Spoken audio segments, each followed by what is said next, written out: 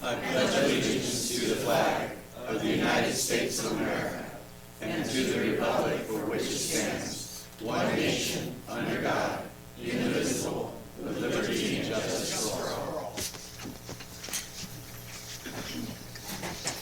Roll call, please.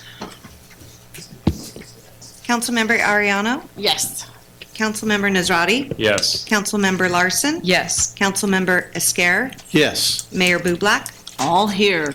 And as a side note, Mr. White is running late, so we have availed ourselves to one of his cohorts, and thank you for coming to Mahalo, and we appreciate that. Declaration of conflicts of interest. Hearing and seeing none. Well, closed session will be occurring after this meeting.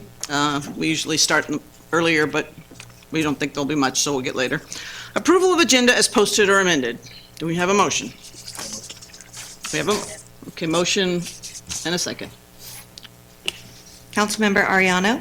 Yes. Councilmember Nazrati? Yes. Councilmember Larson? Yes. Councilmember Esquer? Yes. Mayor Bublak? Yes. 49 years. Holy smokes, come on up here, Hans. I know, right? This is amazing. I can't. Thank you. Phew, is this a record for us? No, you sure? Oh, yeah. That's pretty intense. So this is our employee of the month. This is Hans Visser. Hans began his 49th year employment with the city of Turlock on November 1st. He was hired under the public employment program that helped put veterans to work. Hans served 2 years in the United States Army. He started in maintenance and has been working in maintenance since. Whether it has been in parks, helping out with streets, or one of his primary duties taking care of all spraying, you can see Hans helping out anywhere from parks to street islands. Hans has always had a get-her-done attitude. He is very friendly and easy to get along, and overall a great guy to have in the department. He always stays busy and does a lot for the department and helps out in various areas. He is always on top of the latest laws and regulations when it comes to the pesticide program, and he helps keep others in the department educated. Hans goes the extra mile to help fellow employees to achieve their goals. His personal hobbies: he's been married since 1974, and he has one son. He and his wife enjoy thrift store shopping and taking advantage of the movie program at the local library. We've got somebody here that's going to be happy to hear that. They often have movie nights. Hans likes to tinker and work on his car. He has a 1967 Ford Mustang, my favorite. Wow. Let us all thank him for all his years. Thank you, Mayor.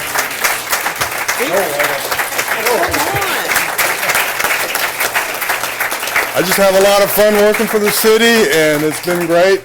And Parks Department, actually, we're more scattered through the whole city than people really realize all the work we do out there and stuff. I want to thank Allison, our boss, for everything. Thank you so And much. the council, thank you. Thank you, That's Mayor. awesome. Thank you. Here's yours. And there goes some. Right. Thank you. Thank you. All right.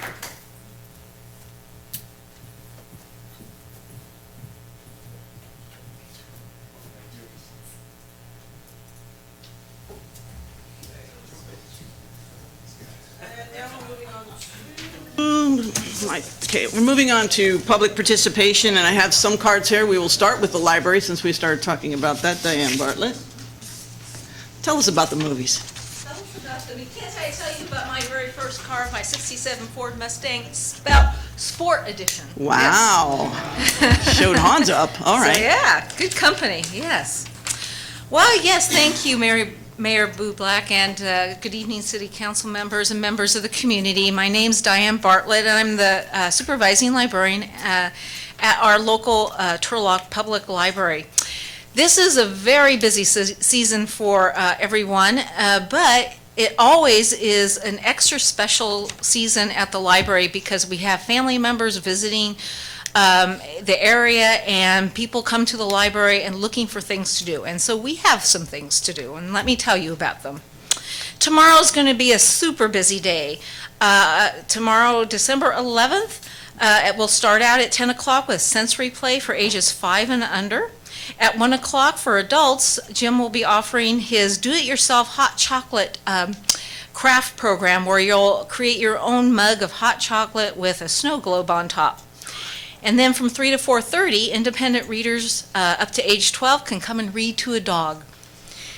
On Tuesday the 17th at 4 o'clock, we are cleaning out our craft cabinet. So please come and help us with our Craftapalooza, and you might even find something gift-worthy in all our craft materials. This is for ages, this is generally for kids. On Wednesday the 18th at 1 o'clock for adults, we invite you to join us for wine and chocolate. That's WHINE and chocolate.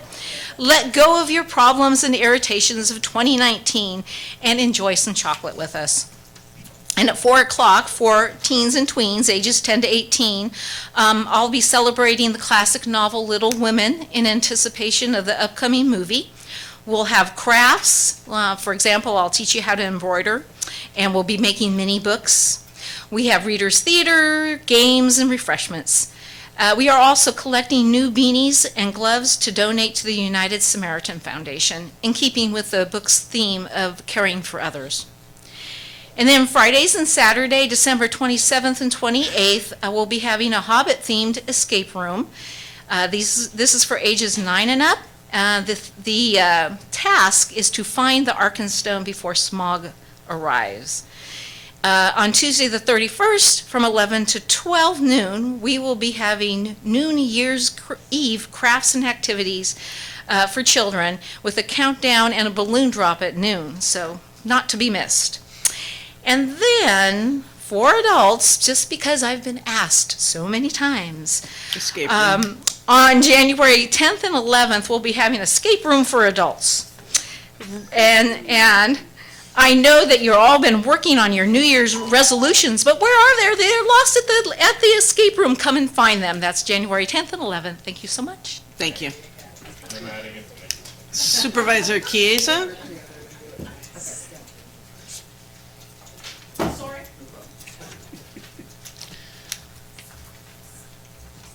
Look at all those smiling faces.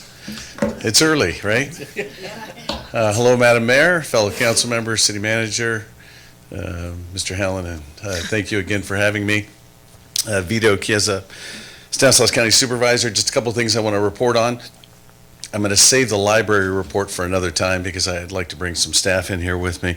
But a couple of things. The Stanislaus County Board of Supervisors had our Truth Act hearing on November 17th. We are under obligation because of the Truth Act and the Trust Act to hold I'm going to read it exactly what it says, but a report on immigrations and custom enforcement access and hold a community forum pursuant to Government Code 7283. We did hold that at our Board of Supervisors, but I had determined that some people thought it would be better if we got out in the community. So tomorrow night at Wakefield School, 400 South Avenue, from 6 o'clock, we're going to have a hearing. It's just going to be the sheriff and myself. We're not bringing the whole board here, and then I'll have translators if necessary. So I invite the public to that. And then this Friday, the California Partnership of the San Joaquin Valley, which is a group that was started through executive order by Governor Schwarzenegger. I currently chair the partnership, but we're having our meeting at Samaritan Village in Houston. It starts at 10 to 3. We typically talk about the big issues of the valley: air quality, water quality. This time we're talking about homelessness, which obviously is a very, very big item. We're also talking about broadband access to the more rural areas, and we talk generally about the 8 Valley counties. So that's at Samaritan Village, which is at the corner of Fox and Euclid, from 10 till 3 o'clock. President Jun currently sits on the board. Didi Diadamo, who's on the water board, but a Turlock resident, sits on the board, and John Eisenhut, who's on the California Air Resources Board, also sits. So we have, again, a broad range of experts, and there's an opportunity for everyone to come in and participate. So I invite all of you and the public to participate. I will talk about libraries, and I also want to talk about ambulance contracts when we have everything settled. Again, I'll bring some staff in here, and I ordered my steak salad over at Hawk's Grill, so I'm headed over there. So, any questions? Thank you for spending your money here. I always do. All right. See you guys. Thank you. Milt Treeweiler.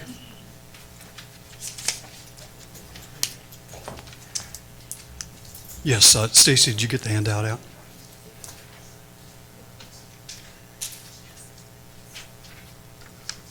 Mayor and Council, yes, Milt Treeweiler, Turlock citizen. Mayor, when you and the council took on the responsibility of being on the council, you became the body that will protect the liberty and justice of all our citizens in Turlock. If you don't exercise this duty, it won't get done. I know you take your duties seriously and that you are focused on all of our Turlock people and their happiness, their well-being, and their quality of life. Don't let yourself be manipulated or rushed into making a decision. Action means nothing unless you make well-thought-out decisions with an open mind that are based on facts, science, and truth. Tonight, and over the next few months, our city will be talking about exploring revenue generation options. You must be open-minded and just in your decision. One thing you don't want to do, I repeat, one thing you don't want to do is have a city income tax on the top 30% of the earners in our city. You could get a lot of money this way, but you know this would not be just. This would be an unfair burden on the top 30% of the citizens in our city. Another thing you don't want to do is have a utility tax on the necessities of life, like water, sewer, phones, electricity, natural gas, and the internet. You could get a lot of money this way, but you know, this would not be just. This would put an unfair burden on the low-income families and citizens living on Social Security in our city. This would force more of our citizens out of their homes and their rentals. What is a fair and just tax for all income levels? This would actually be an increase in our city sales tax rate. A sales tax increase would be an equitable tax on both low and high income earners. Those with more money could buy and have more things that are not necessities in life. Those with less money could afford to live in their homes and rentals and live in dignity. Each time we have our council meetings, we recite the Pledge of Allegiance, which ends with liberty and justice for all. Let all of our Turlock citizens enjoy that liberty and justice and live in dignity. Thank you. And I know you'll be very good about doing this, and that's what we want. Thank you very much. Sister Jan?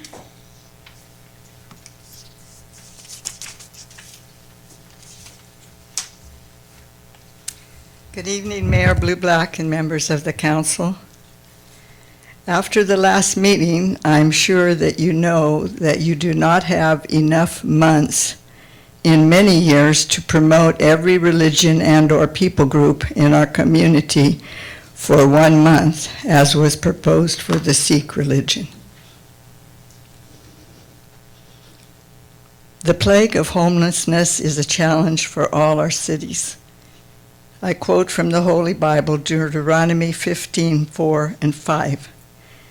When there may be no poor among you, for the Lord will greatly bless you in the land he is giving you, only if you carefully obey the voice of the Lord your God, to observe with care all these commandments which I command you today, then there will be no poor.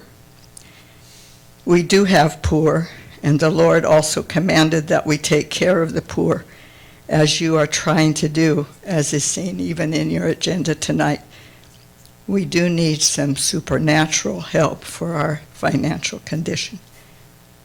The first commandment is, you shall have no other gods before me. You shall not make for yourself a carved image in the likeness of anything. Some time ago, the city council, at great expense, placed a statue of the goddess of California in the downtown a few blocks from here.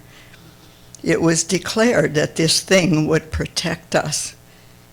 I believe that the greatest thing you can do for the poor and the problem of homelessness is to remove it. Madam Blue Black, I was struck with your observation about the difference in participation in the last meeting and of most of the regular meetings. I don't know how much more I can do, but I am seeking for direction from the Lord for myself and others in this matter. Sincerely, and may the Most High God eternal bless you and enlighten you. Molly Amat? Hi, guys. My name is Molly Mott. I just wanted to come up and speak today as a citizen. I was watching back some city council meetings from the past couple of times that I haven't been able to make it due to planning events for the downtown, our Christmas events that we've been doing. And I came across something that I found to be absolutely appalling as somebody that is a citizen of this town. I was raised that you stick up for what's right. And I thought that I lived in a town that my council members did the same thing.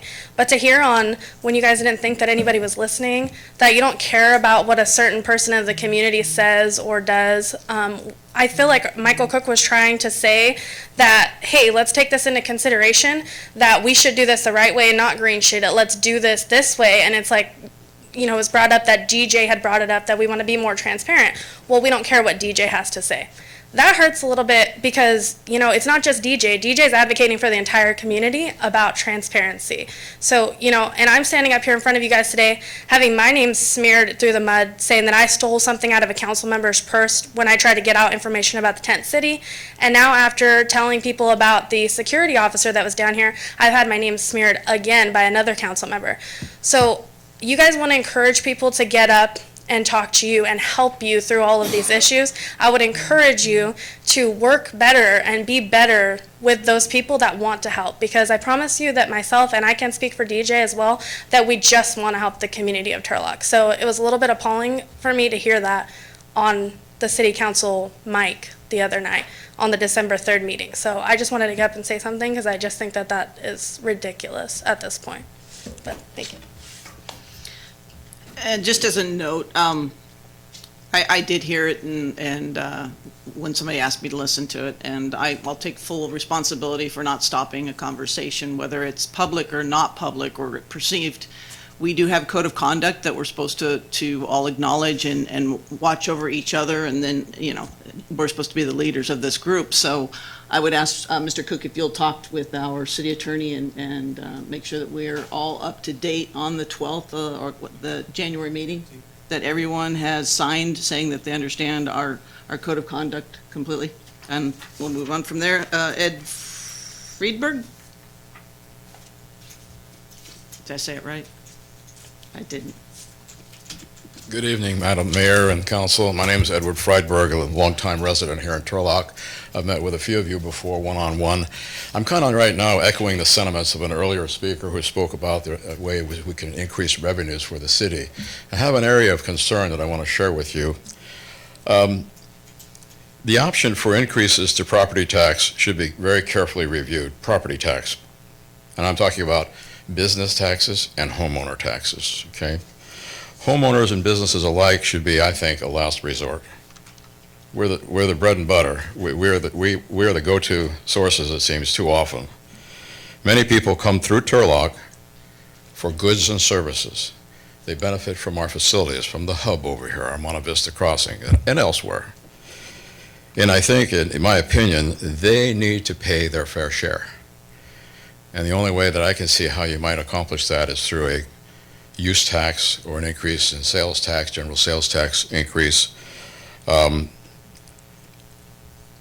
a homeowner and others, I believe we're hit pretty hard already. I can give you an example, a personal example. Our home, a modest home here in Turlock, is assessed add-ons, not the county assessment value, but add-ons, compared to a comparable home assessed value in Modesto. It's costing us about $450 to $500 more per year in add-ons alone in our property taxes. That's a lot compared to Modesto. I think that's a lot. So, and then it becomes even more difficult to swallow for me because unless I'm missing something, most ballots go on, most bonds are voted on at the ballot box.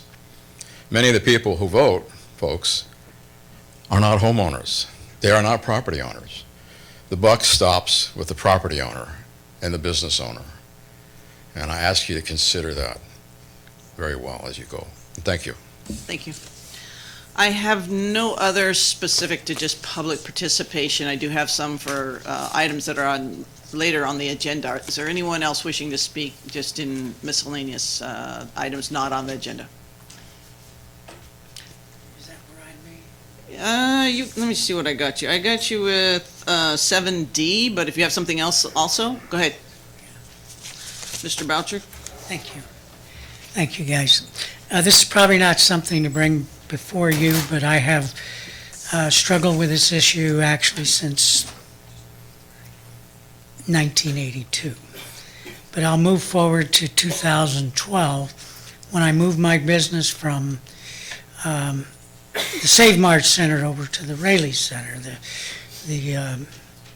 I didn't have a lease on the building at Save Mart. Rayleigh said they were going to move.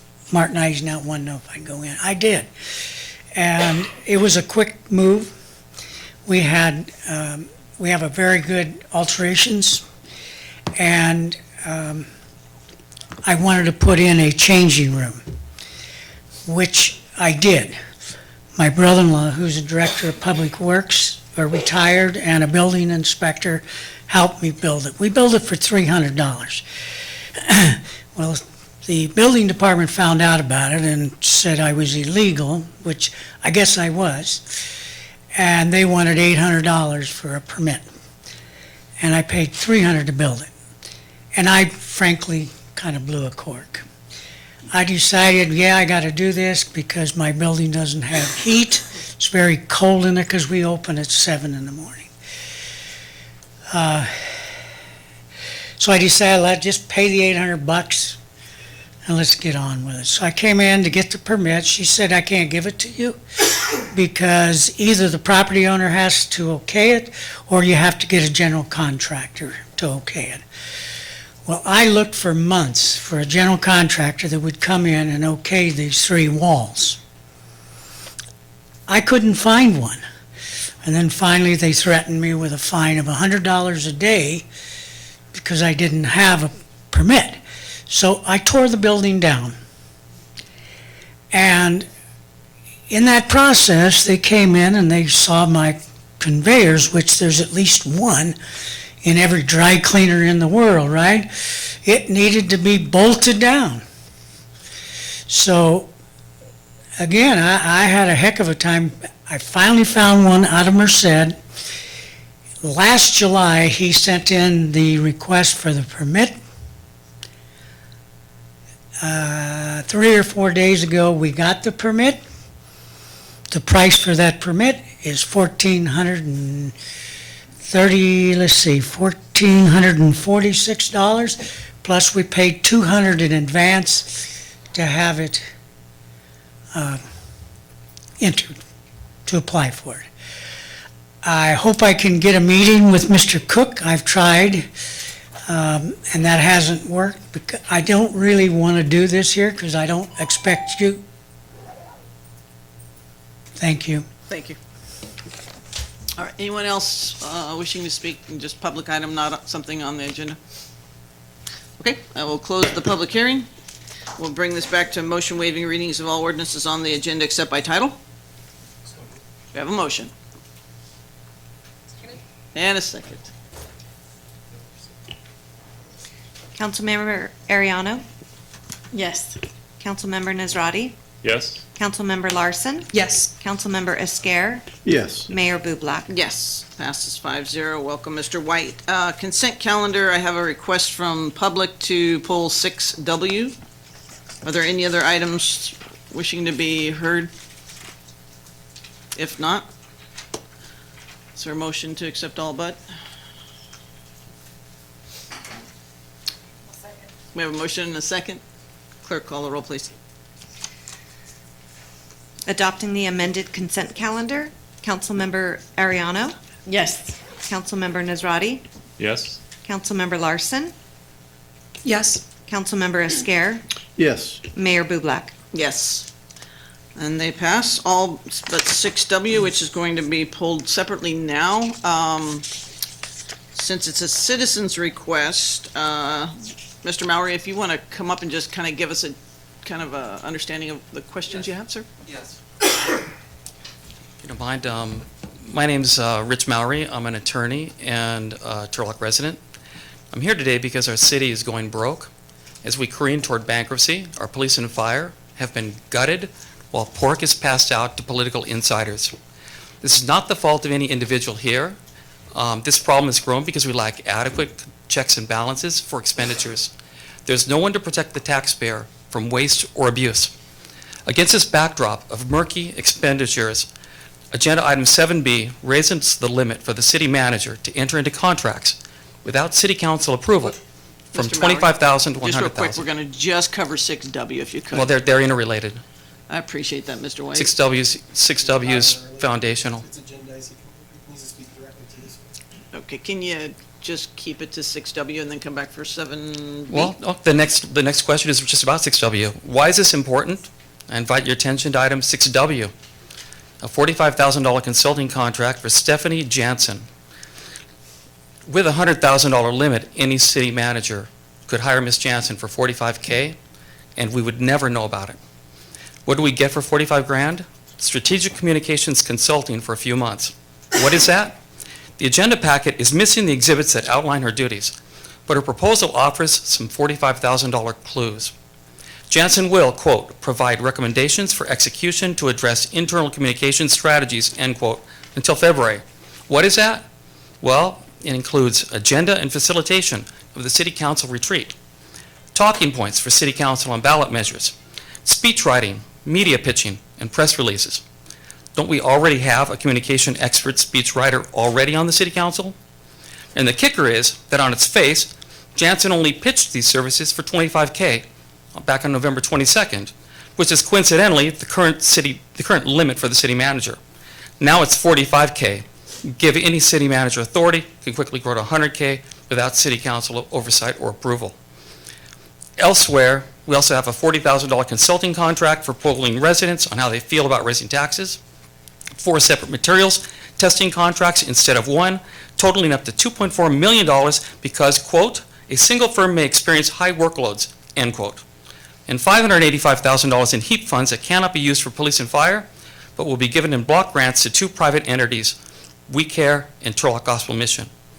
Our fiscal controls are broken, so I propose a solution: the formation of a citizen oversight committee made up of 4 citizens and the mayor, whose purpose will be to monitor city governance and expenditures and make recommendations to the council to eliminate waste and reduce spending until Turlock is solvent. We need to provide the key services that every community requires, starting with police, fire, education, and health. I'm willing to serve on such a committee, and it won't cost you $40,000. I'm sure others will too. We have great financial hurdles, but you've not tapped your most powerful resource, the power of your citizenry. Until then, I urge you to exercise restraint in these expenditures, and we address this another time and date. That's it. Thank you. Mr. Cook, you are working on something in relation to a citizenry budget? Right, not to get too far ahead of ourselves, but there's an item later in the agenda talking about the polling contract. But as part of that, what I learned from our community workshop is we really need to engage our citizenry in developing solutions or getting their input on how we improve our organization to reduce our costs and maximize our revenues.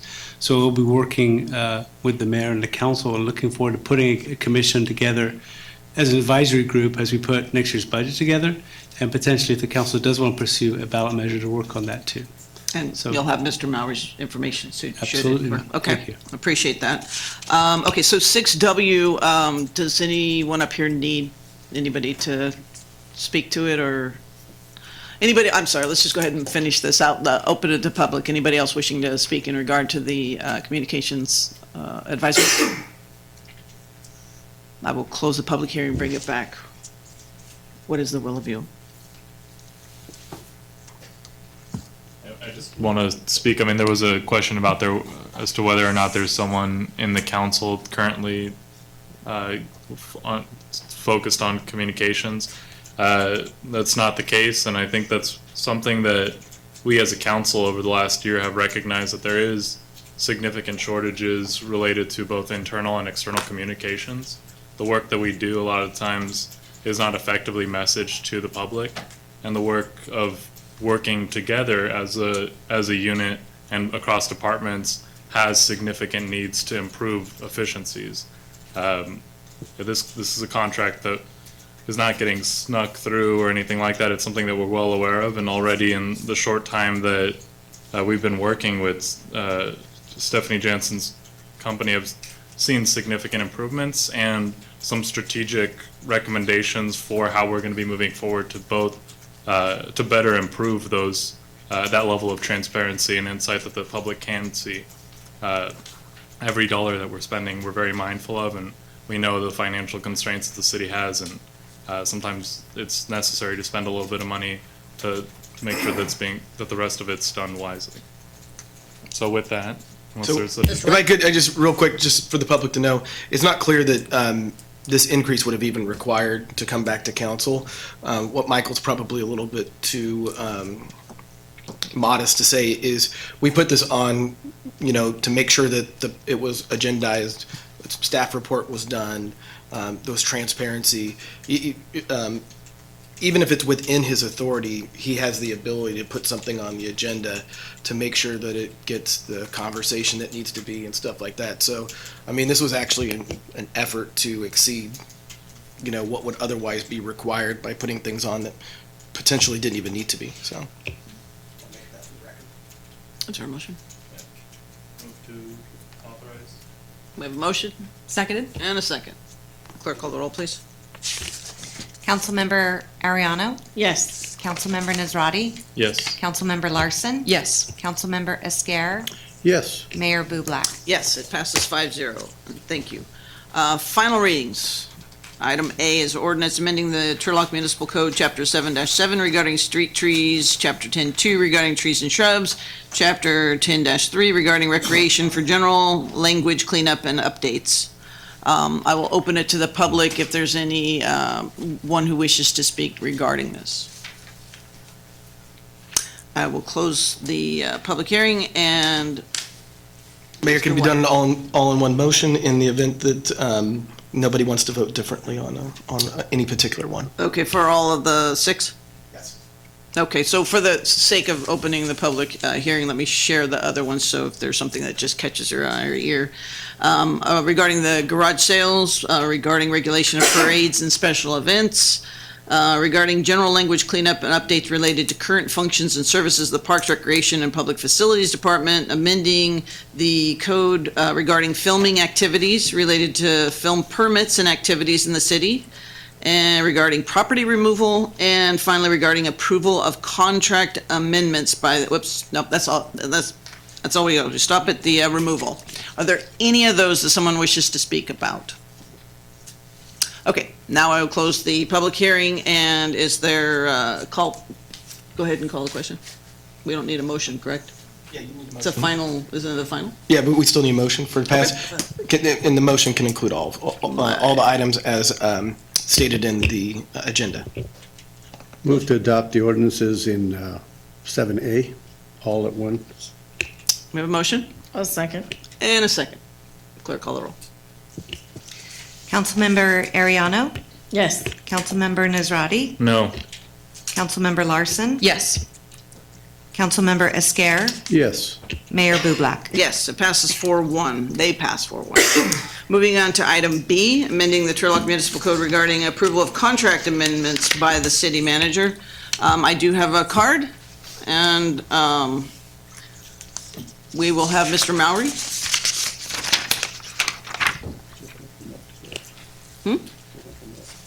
I'll save you guys time. It's already, they're interwoven, so no additional comments. Just what I already said. Okay, thank you. Milt Treeweller.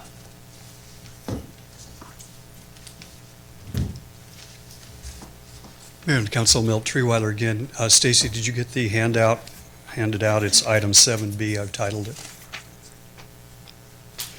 And Mayor, while we're waiting for that, there's a lot of information to cover in here, so I would like to make a request for 2 additional minutes, a 2-minute extension on this matter as per our official handbook, page number 58 and 59, chapter 15, section 1, section C1, so I could have a total of 5 minutes. I can't speak as briefly as the articulated attorney can, but I would like to cover this in a good manner. May I have that extension, please? Is that long? All right, you guys are all right with this? Proceed. You're already half into it. Okay, Mayor and Council, of course, this is about our city municipal code and the purchasing system, and we're talking about Chapter 207. And this is a pretty extensive, or a very extensive revision of our city municipal code. If you've got the handout, you can look at it. It just highlights what's in the agenda. The first section is basically just a change in item E of the 0708 section, and it's increasing the city manager's approval of contracts up to $100,000 from the current $25,000 level. And of course, that goes into that makes it a 200% increase in spending authority. It also adds new words to the section, allowing the city manager the authority to approve in writing any amendment directing an addition, deletion, or revision in such contract, including without limitation. And I'm sorry, this word without limitation is a very disturbing word to me, because there's no checks and balances here. I mean, you've got to have some limitations. You can't just let this go on. But anyway, what I did, I researched 9 or 10 cities around the Central Valley, and we have a general fund of about $41 million. And I compared that with other cities. City of Ceres has a general fund of $21.8 million. They have a $25,000 level for their city council approval. City of Modesto has a general fund budget of $138.4 million. They have a $50,000 level before they need council approval. If you go to the city of Stockton, their general fund budget is $759.6 million. They have a $75,000 level for approval from the city council. Let's go all the way to the city of Sacramento. Their general fund budget is $1.2 billion.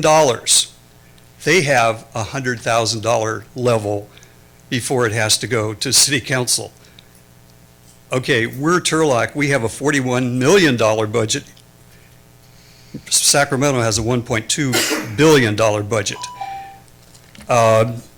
So I would like you also to look at number 0710, and that's on this paper. This is completely new. This was not in our city municipal code before this 2 weeks ago.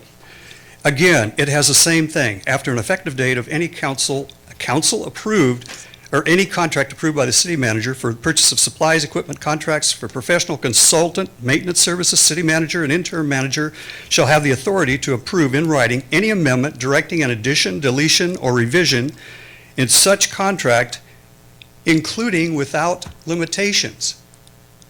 I could not find that word in any other of the 9 or 10 purchasing agreements that I went and looked at. Those words did not exist in any of the others. In other words, if you go to the second part of this and you look at 2, the cumulative dollar value of all such amendments relating to any one contract shall not exceed 10%. So in other words, we're also giving the city manager the right to increase the contract by 10%. I'm not sure if that means in following years or whether that means after the city council has approved it. Keep in mind, without limitations. All go to number 2, any amendment exceeding limitations set forth in subsection number 1. You go back to subsection number 1, it says including without limitations. There are no limitations in section 1. This sounds very unusual. We're asking for something the size of the city, for something that the city of Sacramento has, the same size as them. I think we really need to look at this carefully. I think you need to be careful. We're all human beings. Anyone can make mistakes. We've already have financial problems. I see no balances here. We don't have an administrative service director like Kelly Jacob Hunter anymore. on the staff. This would be a real mistake for our city. So I want you to look at this carefully, city and our mayor and council. Thank you very much. Thank you. Anyone else wishing to speak regarding this contract? Let's see. Purchasing systems, Terry? Might change your mind. Good evening, Mayor, City Council members, and Turlock citizens. Basically, it's all about checks and balances. Without that, things can go terribly and irreparably wrong. Our procedures and guidelines for purchasing have been compared with other cities and their budget sizes. Notice how few of them have a limit of $100,000. More have a limit of $25,000, and that is for a good reason, which is obviously caution and accountability. Without accountability and without constant and regular oversight, money in the wrong hands can be embezzled and contracts can be misused to personal advantage. While I was working in a school office, funds were embezzled by a trusted and clever fellow employee, co-employee. Small amounts were stolen over a period of time, adding up to thousands of dollars. We never saw it coming. When it was finally discovered, we were all in shock. It just sneaked up on us so terribly. Of course, new procedures with checks and balances were then implemented, but the damage was already done and the money was not recoverable. Our city's budget is too important to expose it to this possibility. Good money managers will welcome and appreciate an effective system of checks and balances. We all want power with few limitations, but it's never a good idea. Instead, I believe we need to adopt the policy of trust and verify. It seems unwise and a huge liability to increase to a $100,000 limit, and I believe including without limitation should also be removed from the proposed revision. Thank you. Anyone else who did not fill out a card that wants to speak regarding this? Okay, I will close the public hearing, bring it back to my colleagues with comments. Yes. Yes, this was one of the ones that I did look at over the last few days. And I went back and looked at the video of the last meeting to try to get understanding, because sometimes we do get kind of busy up here. There's so much stuff coming at us, and I'm not sure we all understood exactly what motion we actually voted on at the end, and I couldn't really check until after I saw the agenda. And as I'm reading it here, one of the things I thought that we spoke about was possible oversight, and I know Councilmember Larson had mentioned possible oversight. Even if we had agreed to that, I didn't see anything in here seeing anything about oversight. She also mentioned regular updates. Now, when I went back and reviewed the video, it looked like when the motion was brought back for reconsideration by Councilmember Nazrati, it seemed to me that he was making the motion to mirror what Councilmember Larson had mentioned previously, but I'm not sure we all understood that that's what we were voting on. That's what I thought we were voting on. But as I read the actual, the agenda, I didn't really see that in there.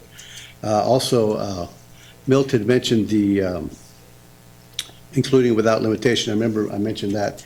And I think we did remove it from one of the paragraphs, but I still see it in paragraph 2-07-10. So I don't know if we just forgot to go get that one also, or because I would like to see that omitted, just because for the same reasons. I think just the term without limitation bothers me a little bit. Not that I have any problem with Michael doing this stuff, but again, this is something we're implementing for future years, and we don't know who'll be in that chair later. So with these thoughts in mind, I would like to bring it back and change it to $50,000 instead of $100,000. And make sure we omit the without limitations. And I think that's all I had on that one. If I could, Mayor, because Yes. one of the statements, and before we kind of go down the road, so I think that we're a little bit selective in which jurisdictions were pulled out. So for instance, City of Patterson has an $18 million budget. They've had this in effect for for over 3 years. City of Oakdale, City of Riverbank are moving in the same direction. We actually pulled this language from other jurisdictions in the Fresno and Madera area. So I don't want to leave that this is some kind of thing. Patterson, which we represented and have actually done, and which has the highest reserve in the county, to my knowledge, of any of the cities, actually has this in the books and has had it on the books for some time. I also want to restate the policy behind why we did this. As most people know, we're going through some really difficult economic times. As you look at your agendas for the last time, when you just even look at just the consent calendar, you basically have the entire alphabet with agenda items having been drafted for them. The council approves the budget or line items in the budget and funds within those budgets, and this only pertains to items that are within those budgets and within those funds. So you've effectively approved those expenditures and contemplated them. And if it goes without, outside of those, it has to be brought back. And as you've seen what Michael did today, those items can be brought back even if it's within his authority. And be placed on the agenda if we think that it's appropriate for Can you speak to the verbiage? public discussion. If you're talking about An amount is an amount, and then the verbiage. well, that's why including without limitation language is in there. $100,000 is $100,000 without limitation. If that is in fact his authorization, he can go up to $100,000, and there's no limitation on it. It's his discretion. Sure. And it is a city manager form of government, so the city manager is responsible for putting together the budget and stuff like that, and then the council votes on it and approves it. And I think one of the things I failed to mention is one of my former council members, every time he looked at the consent items, anything within $100,000 or more, he also wanted to make sure that the council had a chance to talk about it, review it. And I remembered him bringing that up on more than one occasion. I thought, that's actually a pretty decent idea. So that was one of the reasons that prompted me to maybe change the $100,000 to the $50,000 limit. So, Councilmember Mariano? I think from a business perspective, and I understand to move things forward, we need to have, fluidity, especially with things that are already budgeted. Right now, when we don't have a finance director, I do agree with Milt. There's no checks and balances, and I don't know if I'm comfortable with that. And maybe we need to add a second signature to those contracts that are over a certain amount so that we do have that checks and balances. And maybe we don't implement this until we have that finance director in place. That's one of my suggestions. Just for the record, so the finance director never really signs contracts. It I typically totally is understand that, but for right now, I think there needs to be some sort of secondary eyes on things, just because there's so many moving parts that we don't want things to get, we can't afford any slip-ups. Councilmember Larson? I think that it kind of goes back to what Doug started to mention about our form of government, and having a city council, city manager form of government, there's the only positions that we hire and fire directly are the two guys sitting over here at the end of the table, the city manager and the city attorney. That means that the extension of how we administer city services from the dais is through them. They're the extension of that. So in order to give them the tools that they need with our budget of $41 million and having the authority to administer contracts of 100K, I think that's a reasonable number and a reasonable proportion. I think that comparing to other cities, it's a very fair question and it's a very, very fair assessment in a lot of issues that we see at the dais. Within this one, I think we need to be really careful about how we need to assess our current situation as Turlock within how we operate.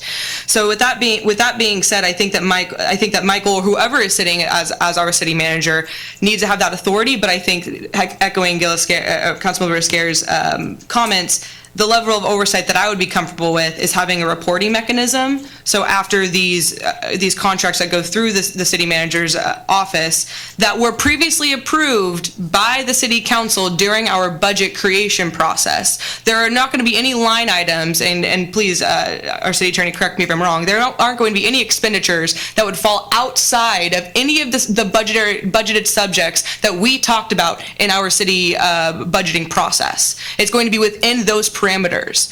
So, and all that would be executed after that would be the signing of the contracts, the administrating of the contracts that would come to us, which is what the city manager, in my opinion, should have the authority to do within our parameters of how our city government is arranged today.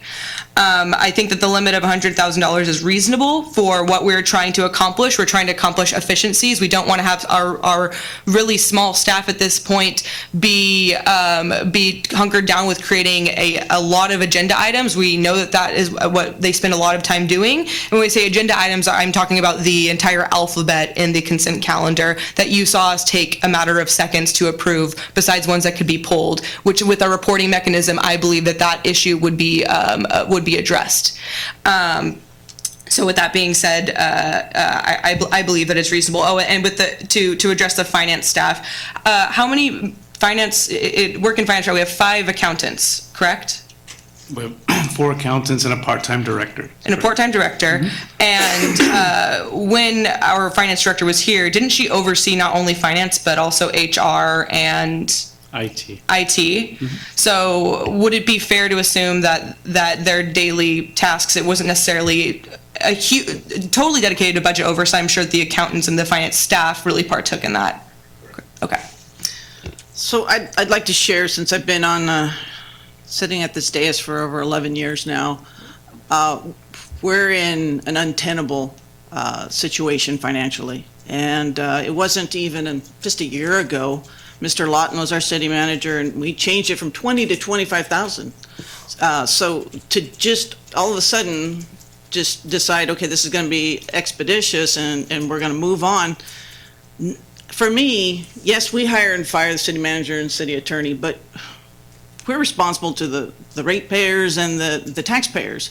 And as I sit here, I think that the accountability of saying, okay, you know what, just because we say we have money in a line item, do we need to do that? Sometimes we have to say, hold on, you guys, that doesn't make sense. Why can't we just hold off on this expenditure? Not that Mr. Cook's not gonna think that way, but it's us that makes that policy. And so for me, I still think we're good at the 25,000, and I hope that it doesn't, it hasn't created any more work than it was for Mr. Lawton or Mr. Taloni. But here we are trying to like, oh, for expeditious sake, we'll do this. I don't think this is what we should be doing during this type of a budget scenario where we're having a crisis, and we need to be accountable, and our checks and balances, our policies, are we helping them to make the right decisions? Not, can we make it so he can just keep signing stuff and we just keep moving? We don't need to do that.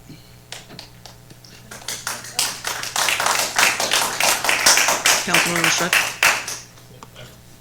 Yeah, I mean, I think what we're looking for is efficiency, but also accountability, and I think maybe the $100,000 is something that right now for a city might be something that's too big of a transition, too big of a change. But I do think we do need to move towards some levels of efficiency. I would be comfortable with the $50,000 authorization for a city manager. These staff reports do take away time from our staff that's already on a skeleton crew. I know that we really do want to make sure that we're overseeing the budget as closely as we can, but we also have to work with very limited staff, and some sort of steps towards efficiency is required. And I know that if we add the language in of the reporting coming back of contracts that are authorized exceeding or within this, it would allow for a situation where no misuse of that new authority is going to be happening more than once. If it does happen once, it's going to be a situation where it's out there in the public, and I don't have any issues related to the trust of what we're going to be signing off on. But I do think it'd be a nice compromise where we are moving towards efficiencies while reducing necessarily our risk at a 50,000 mark. So, Mr. White, for the sake of discussion here, our ordinance is actually, this is a final reading, and that's for 100,000, so we'd have to start over and bring it back again, correct? No, you did. If you're amending it and going through the process, as long as you're consistent, you can just amend it to the 50,000 level on the second reading, because the And that ordinance in itself is the same. Is that You're just reducing the authorization. The motion maker must It has to be included in the motion, yeah, that you would make it.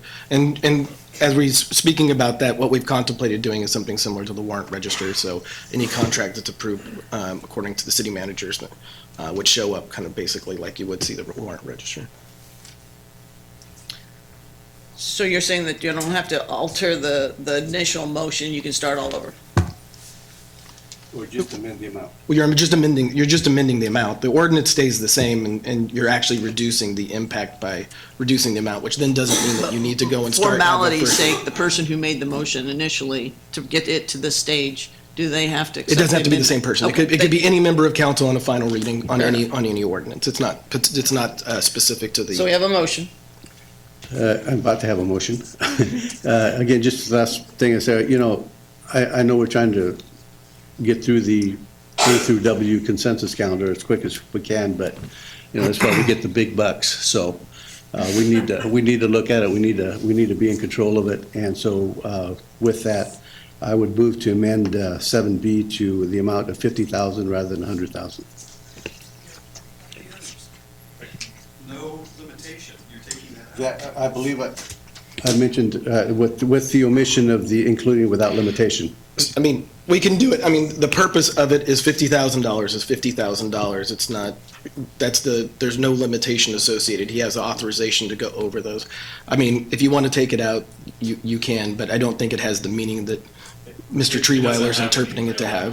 But it makes people feel comfortable. Just words. I'm comfortable if you want to strike without limitation out of there. It has a specific Hang on. Hang on, Mr. Fairweather. it has a specific, legal context, and there's a reason that we had it in there, but if it makes the collective good feel better Councilmember to not have Larson. it, it's fine. Another kind of safety net that we have in this that hasn't been talked about yet is that any of the contract that would be signed by the city manager, it can't be changed within 10%. So if it did exceed, or if it did, let's say we approved something for $100,000 at the budget process. Oh, I'm sorry, I threw a pin at our mayor.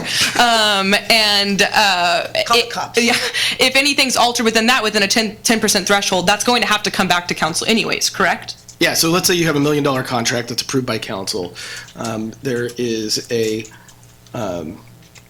Change order? change order, or maybe I should use a change order that would be, less than $100,000. The city manager in that context would have the ability to sign it, but if it was more than $10,000. But for the sake of 10%. argument, the whole point here is that we're gonna do this because it's gonna make us more efficient. And now we're just making all these rules to do the same thing to make it less efficient. So either we stick to we just move from 20 to 25, or we go all the way wherever you wanna go. But all the extra rules are just gonna put back in there the manpower time or womanpower, that we don't have. And I agree with that. I think that if we're going to keep the number at $50,000, or if we're going to keep it at 20, I don't think there's really a huge need for that reporting aspect of it. If that will only increase more of the administrative tasks, if we're not really changing it that much. I think if it's $50,000, I think we can keep that component there if that's the will of council. But I was really wanting that reporting aspect if that dollar amount was going to be increased to $100,000. So with that, I don't want our compromise to end up actually not being able to compromise or not be able to accomplish either goal of accounting oversight or of the efficiencies we're trying to get to. I don't think it affects it. I think that realistically, whether the contract is $1 or it's $99,000, I think it's staff's intention to list all of the contracts that are approved pursuant to the city manager's authority. I mean, candidly, I think for both of our sakes, we both want that out there. There's no So we have desire a to have it motion done on the otherwise. floor to 50,000 and omit the additional verbiage. Is there a second? Second. We have a second. Before we vote, can I have the motion read back, please? Stacy's like, Just want to make sure. I'm gonna retire in another 2 weeks. Stop. Okay, amending the Turlock Municipal Code Title II, Chapter 7, Section 8 regarding bidding requirements, and Section 10 regarding approval of contract amendments by the city manager, omitting the language without limitation throughout, and increasing the, decreasing, from 100,000 to 50,000 by the city manager, as introduced at the November 12th council meeting. All right, that's the motion and the second. Clerk, call the roll, please. Councilmember Ariano, No. Councilmember Nazrati, Yes. Councilmember Larson, Yes. Councilmember Esquer, Yes. Mayor Bublak. No, it passes 3-2. Moving on to public hearings, we have municipal code. Mr. Pishano, welcome.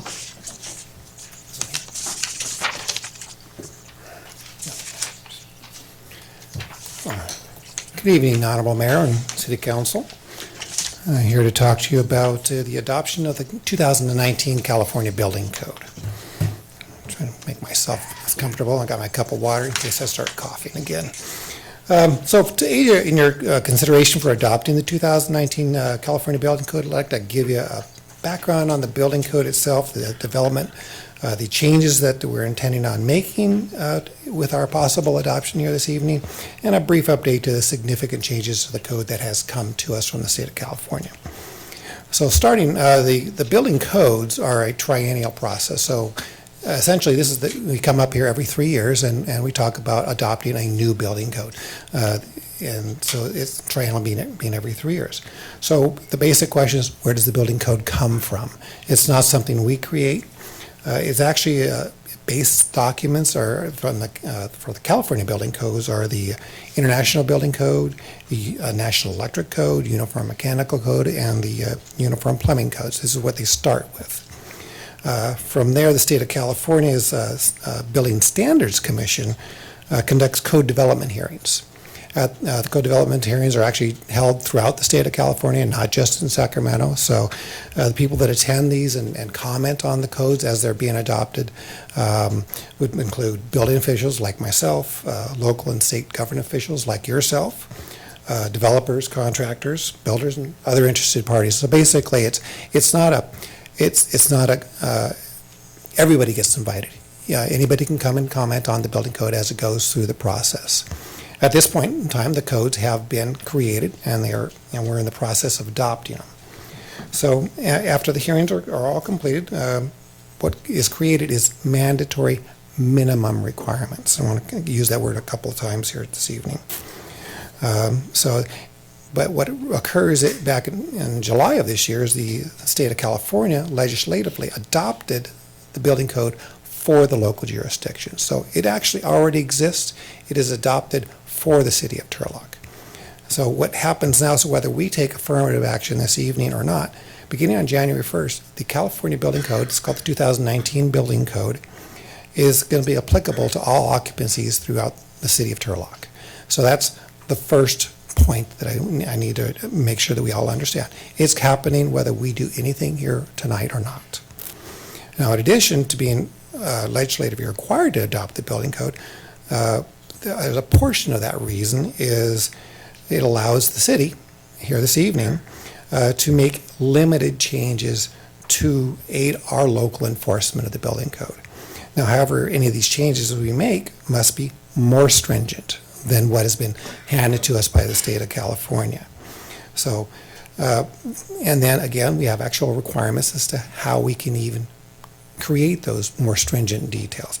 They must be based on local climatic, geological, or topographical conditions. So it's not something that we can come up haphazardly and choose to do. It has to have specific reasons and justifications behind it. So within this adoption, the city of Turlock will have 3 modifications. Otherwise, we're going to only enforce the minimum California Building Code.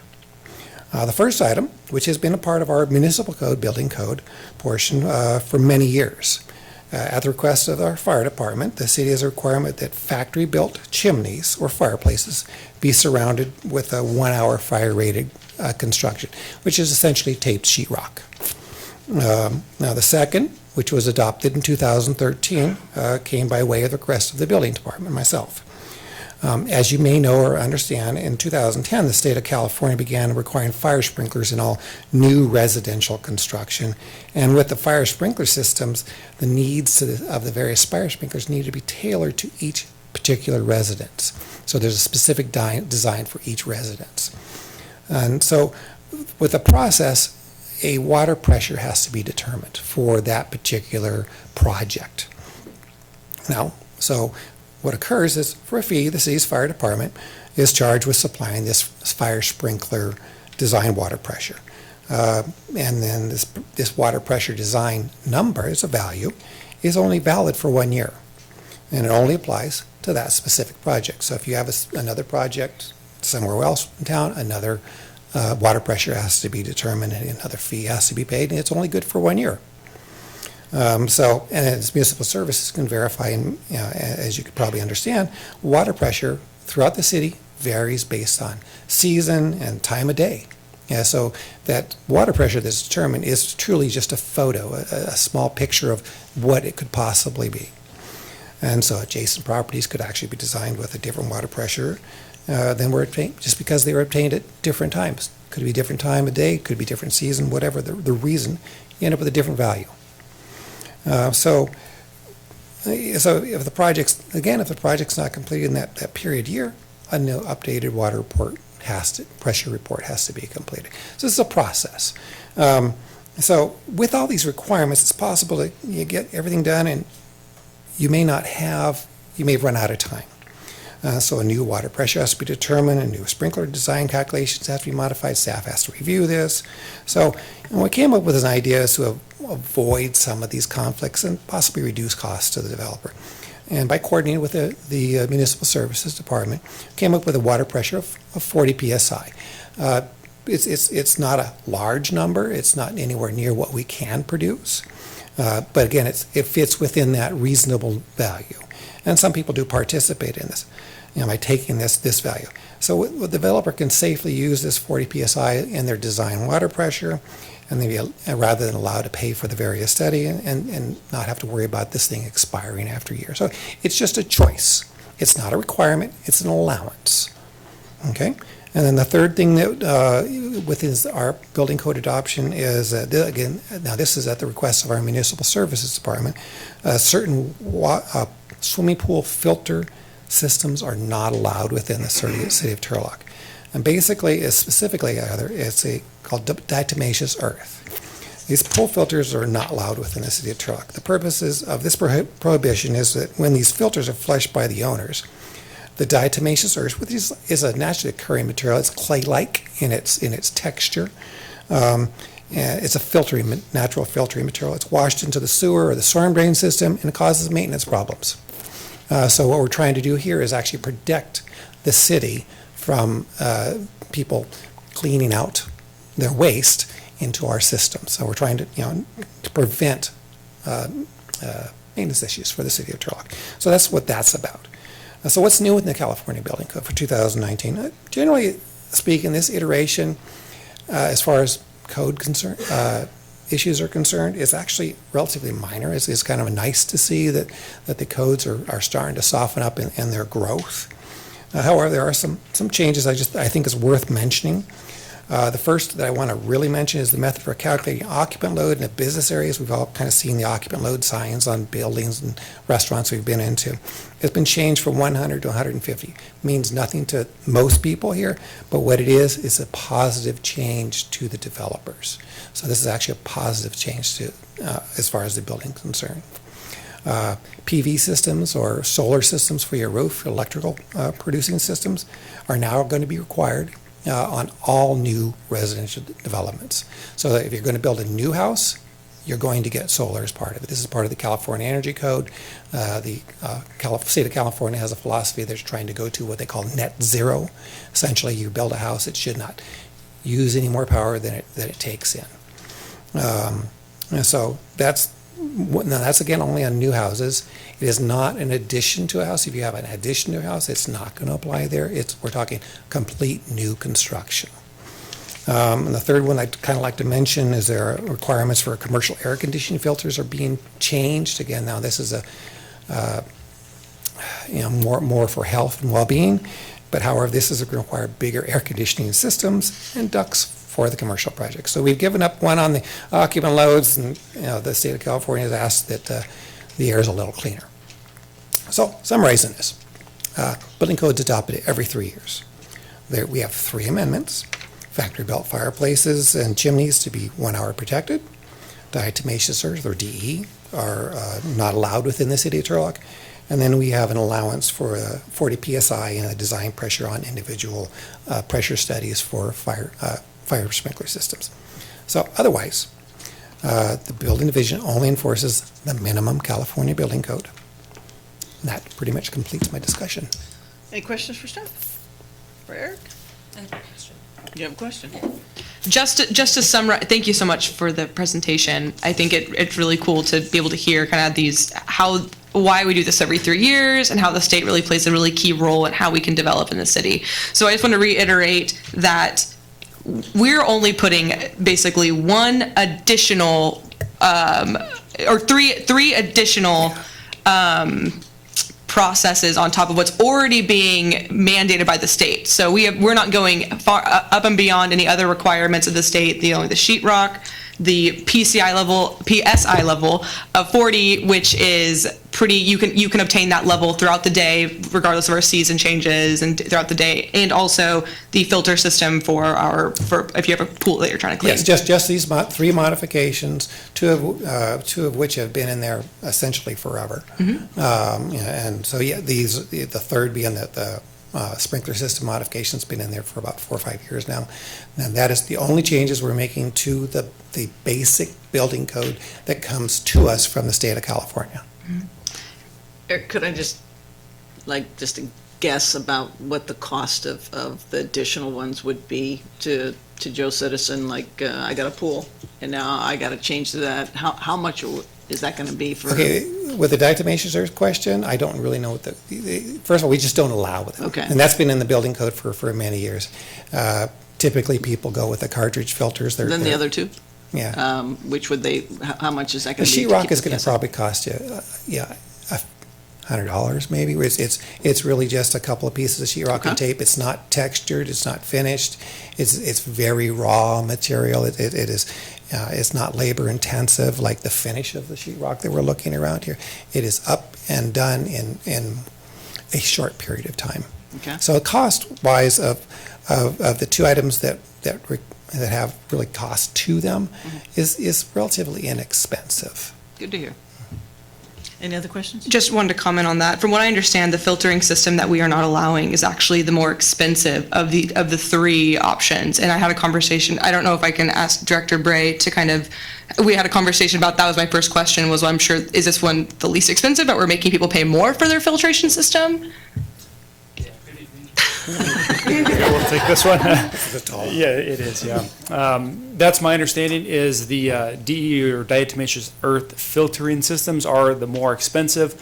You would typically have a diatomaceous earth or a cartridge system or a sand filter. Diatomaceous earth provides a little bit clearer water, better filtration, but it costs a lot more.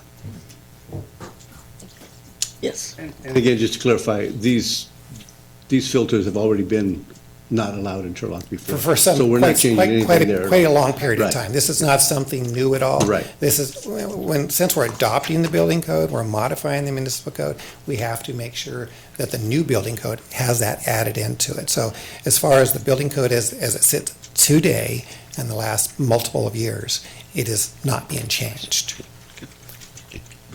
Any other questions? I'll open to the public. Anyone wishing to ask about these? Yeah, I'd like to know Mr. what Boucher, you permits- got to come up to the lectern, sir. I'd like Everybody ask wants to hear. what the permits are going to cost to do this. Permits. For Is that your permits, only question? I'm not sure what you mean by permits the cost to do this. We're adopting a building code. Now, for me to put sheetrock around my stack, what's the building permit going to cost to do that? It would be incorporated in the total cost of the building permit. It's not something that can be individually pulled out. Well, I'm talking about if I have to do it on my house. You would only do that if you were actually building a new fireplace. Good. And what was the third one? The pool. Pool That filters. Pool, good. I don't. You're good. Oh, yeah, sprinklers. Fire sprinklers, again, Yeah. that comes with Yes, new construction. I know, but what's the added permit to do that? That's, the idea here is actually it reduces the permit cost. I doubt that. Well, no, because the idea here is you don't have to pay for the water pressure study. That's why the purpose of that choice is there. Okay, I'd like to have that in writing if you could. Because I've seen how this works. Anybody else wishing to speak? All right, I will close the public hearing then and bring it back to my colleagues. What is the will of council? The air conditioning, yeah. It's broke. I move that we turn the air on. Oh, sorry. I move to accept The ordinance? the ordinance as Second. proposed. Seconded. Okay, we have a motion and a second. Thank you. You're not up for the next one, are you? Right, thank you, no. We don't vote on this, do we? Yeah. We vote? Yeah, I have to call roll. Go ahead. Councilmember Ariano, It's the first reading. No. Councilmember Nazrati, Yes? Councilmember Larson, Yes. Councilmember Esquer, Yes. Mayor Bublak. Yes, it passes 4-1. Okay, moving on to fire codes. Fire marshal in the house. You're wearing a coat? We're all, well, yeah, you take that one. Good evening, Mayor and Council. Eric pretty much set the tone for you. I just follow suit. Same thing, building standards. The fire code is in the building standards. It's part of the mechanism of the mechanical code, electrical code, building code, all that. So we did make a couple amendments into the fire code, which was, one was the right of entry, which allows us to ask permission to enter a building for inspection. They can deny the right of entry. However, then we just go get a inspection warrant. But the purpose for that is first consent for the inspection as well, or complaint. The other is pulling electrical meters on unsafe buildings, which are creating electrical hazards or fire hazards. And the rest of it is basically changing the year, and some of the chapters in the code kind of go back and forth now and then. But for the most part, it's very small changes in the fire code as well. Any questions? Question for the marshal? If I can add one caveat also.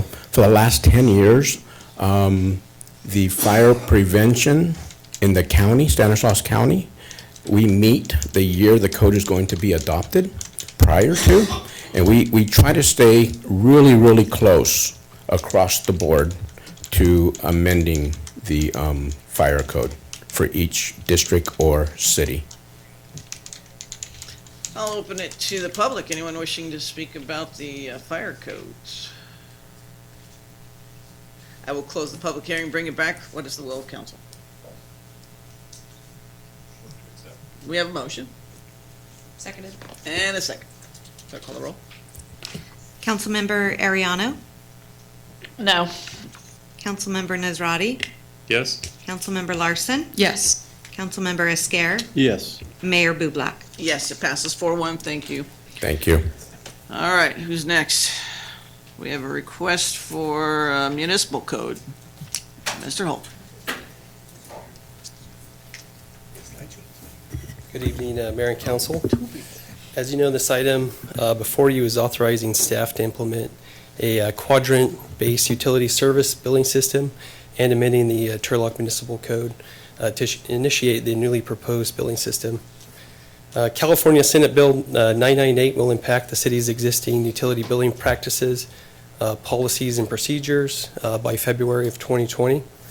Our staff has been working hard over the last few months understanding these impacts, researching the practices of other cities, and have consolidated these ideas to best meet the needs of the city. Not only have they developed a solution to meet the Senate requirements, they have also found a way to incorporate some real interdepartmental efficiencies in which they are here to present tonight. And with that, we'll turn over to our customer service supervisor, Beth Morgan. Okay. Good evening, Mayor, Council, everybody. So quadrant-based billing, you may, as he just said, we've been working towards transitioning to quadrant billing for a few years. And with council approval, we're now ready to make this move. And, well, he kind of also gave away some of my points. But the reason we're doing this change, not only did I think it was beneficial prior to today, but we've got the Senate Bill 998, which is otherwise known as the Water Shutoff Protection Act.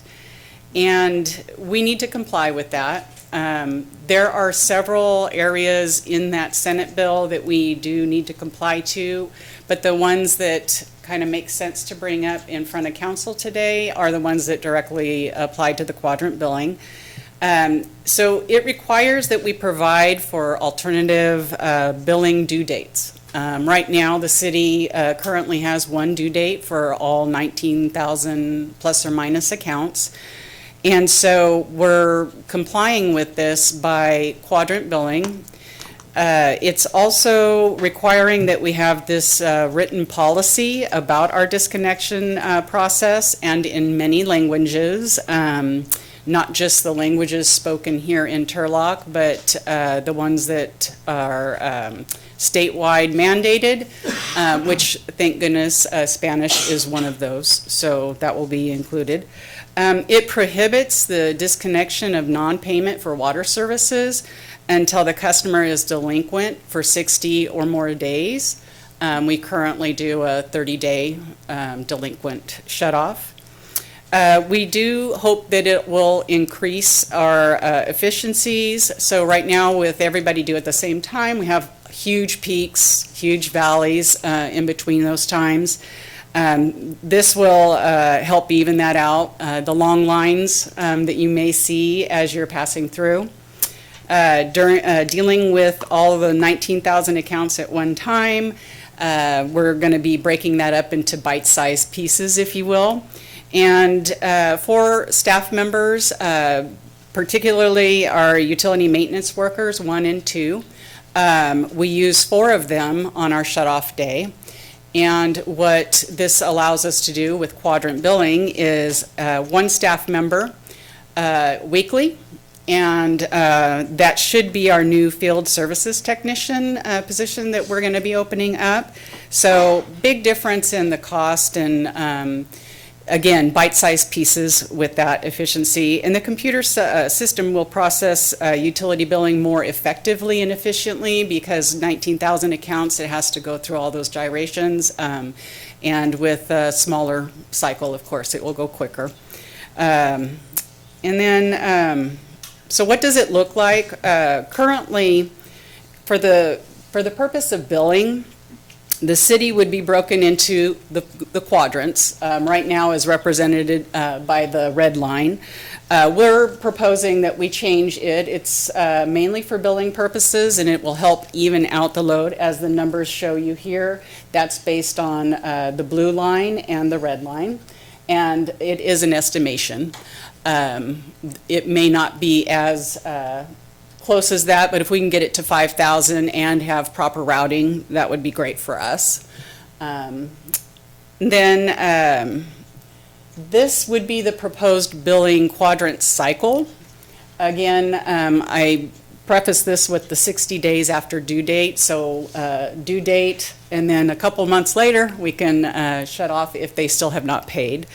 And that's a huge thing for compliance there. This is the timeline I have to deal with. January 10th, if approved by council today, we'll be getting our first notice out to the customers that there will be a change coming and what that change means to them. February 1st, all the rules and regulations that we're going to comply with, the mandated Senate bill has to be in effect by February 1st. We're actually already starting the 60-day program by skipping our December shutoff. So that lines us up perfectly with being kind of ahead of the game on that. And all the policies in all those different languages also have to be available to our citizens online. So we'll make sure that that happens. And then April 17th, if all goes well, that's when our first billing cycle will commence under the change to quadrant. So in closing, not to keep this going too long, but we're trying to amend the municipal code to allow us the flexibility that it's going to need to break into this quadrant billing, and also the flexibility and to maintain the quadrant billing. There's some needs in there that we're going to fulfill with SB 998, and that includes people who have to change their due date within that that allowance. So having, instead of it saying monthly within the billing cycle, that's the means right there. So it gets us in compliance, and I do feel that continuous improvement is a must, especially for our customers, who are the best, I will say. That's all I have for you. Is there any questions? Yes, I know we spoke about this, I think it's a couple of years ago, we started talking about this. And one of the concerns I had at the time was if you're in the correct or incorrect quadrant, depending how you look at it, if I get billed at the end of the month and then I get changed to the first week, am I going to get another bill a week later? How are we going to deal with that? So I do have a work in progress for that. We'll be doing our final statement for the cycle that we currently are on, and then that is already 2 weeks into the next service period. So the next bill will come out for the first quadrant. It'll be a 3-week period, so it will be a little strange. And part of our communication to our customers will explain exactly that. Also going from the monthly wording to the flexible is also allowing for a customer who does, for financial reasons, need to change that due date. So they may get more than one bill a month. And so when they are requesting that change, of course, it will need to get approved. And then we explain to them how their billing cycle is going to be affected if they just received a bill versus when it will be. I would assume also that we would be currently allowed to forego penalties when necessary. What's the procedure look like if I'm on a fixed income and you've given me a quadrant that doesn't correspond? How do I go about doing that to request that it follows suit with when I get my paycheck? So the way I envision it is a simple phone call, and how do I do this?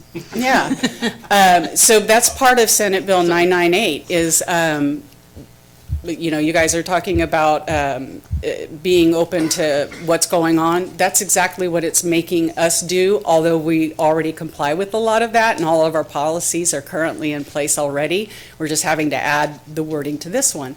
So it does allow for that. And call us, just like today, if you're going to be shut off, call us. Usually we can work with you. We do payment arrangements all the time. Outstanding. Yes. So those people that are on auto pay, which is a lot of our customers, do they Yes. just continue on that, or they have to re-sign up? Because there's a process for doing that. And then late fee schedules, like if you're past that 60 days, and we haven't had that, it's only been 30 days, because there is a supplemental charge after that. Is that higher? So it's staying the same? Okay. Yeah. So auto pay. So auto pay, the wonderful part about auto pay is you pick your date, and the only time that a customer would need to go in and change that is if that auto date does not work for them anymore. They can simply call us, go online, or change it on our brand-new IVR system. That's good. Yeah, guys are so doing you a good shouldn't job. have to change all that, yeah. We do, the majority of our customers have picked the last day of the month for their recurring credit cards because that was one of the 3 days we used to allow. Now we allow from the 15th through the 5th because that works great with our current billing cycle, and it allows for those people who love to pay in advance. Okay, open it to the public. Anyone wishing to speak regarding this? Okay, we will close the public hearing, bring it back. We've got a motion. And a second down on the side. Oh, it's Andrew. Mr. Motion. Councilmember Ariano? Yes. Councilmember Nazrati? Yes. Councilmember Larson? Yes. Councilmember Esquer? Yes. Mayor Bublak? Yes, it passes 5-0. Thank you both for working on this and getting this through. I think it's going to be helpful for our public. All right, what do we got next here? We have got action items. Do you want to start this, Mr. Cook? Yeah, you're going to get your 2017-18 audited financial statements, and I'd like to introduce to you your part-time finance director, Tina Envia. We were co-workers here at the City of Turlock many years ago, and Tina started a family, did some different things, and she's been working part-time for the City of Waterford for a number of years. Asked her to come back and help us as Kelly Jacobs and her transition out of the city. So she's working about 1 day a week, full-time just in finance, overseeing the staff there. I've tasked her initially to, first of all, close out last year, the 18-19 year, as quickly as possible, because we got behind last year, and she's done a great job with that with her staff. And she'll be providing you an overview of the 2017-2018. So that's a couple of years ago now, so it's kind of a snapshot in time that may not represent our current picture, but I think you'll be pleased with Tina's presentation and what she's found out so far. Over to you, Tina. Welcome. Good evening, Mayor Bublak, City Council, members of the public, and staff.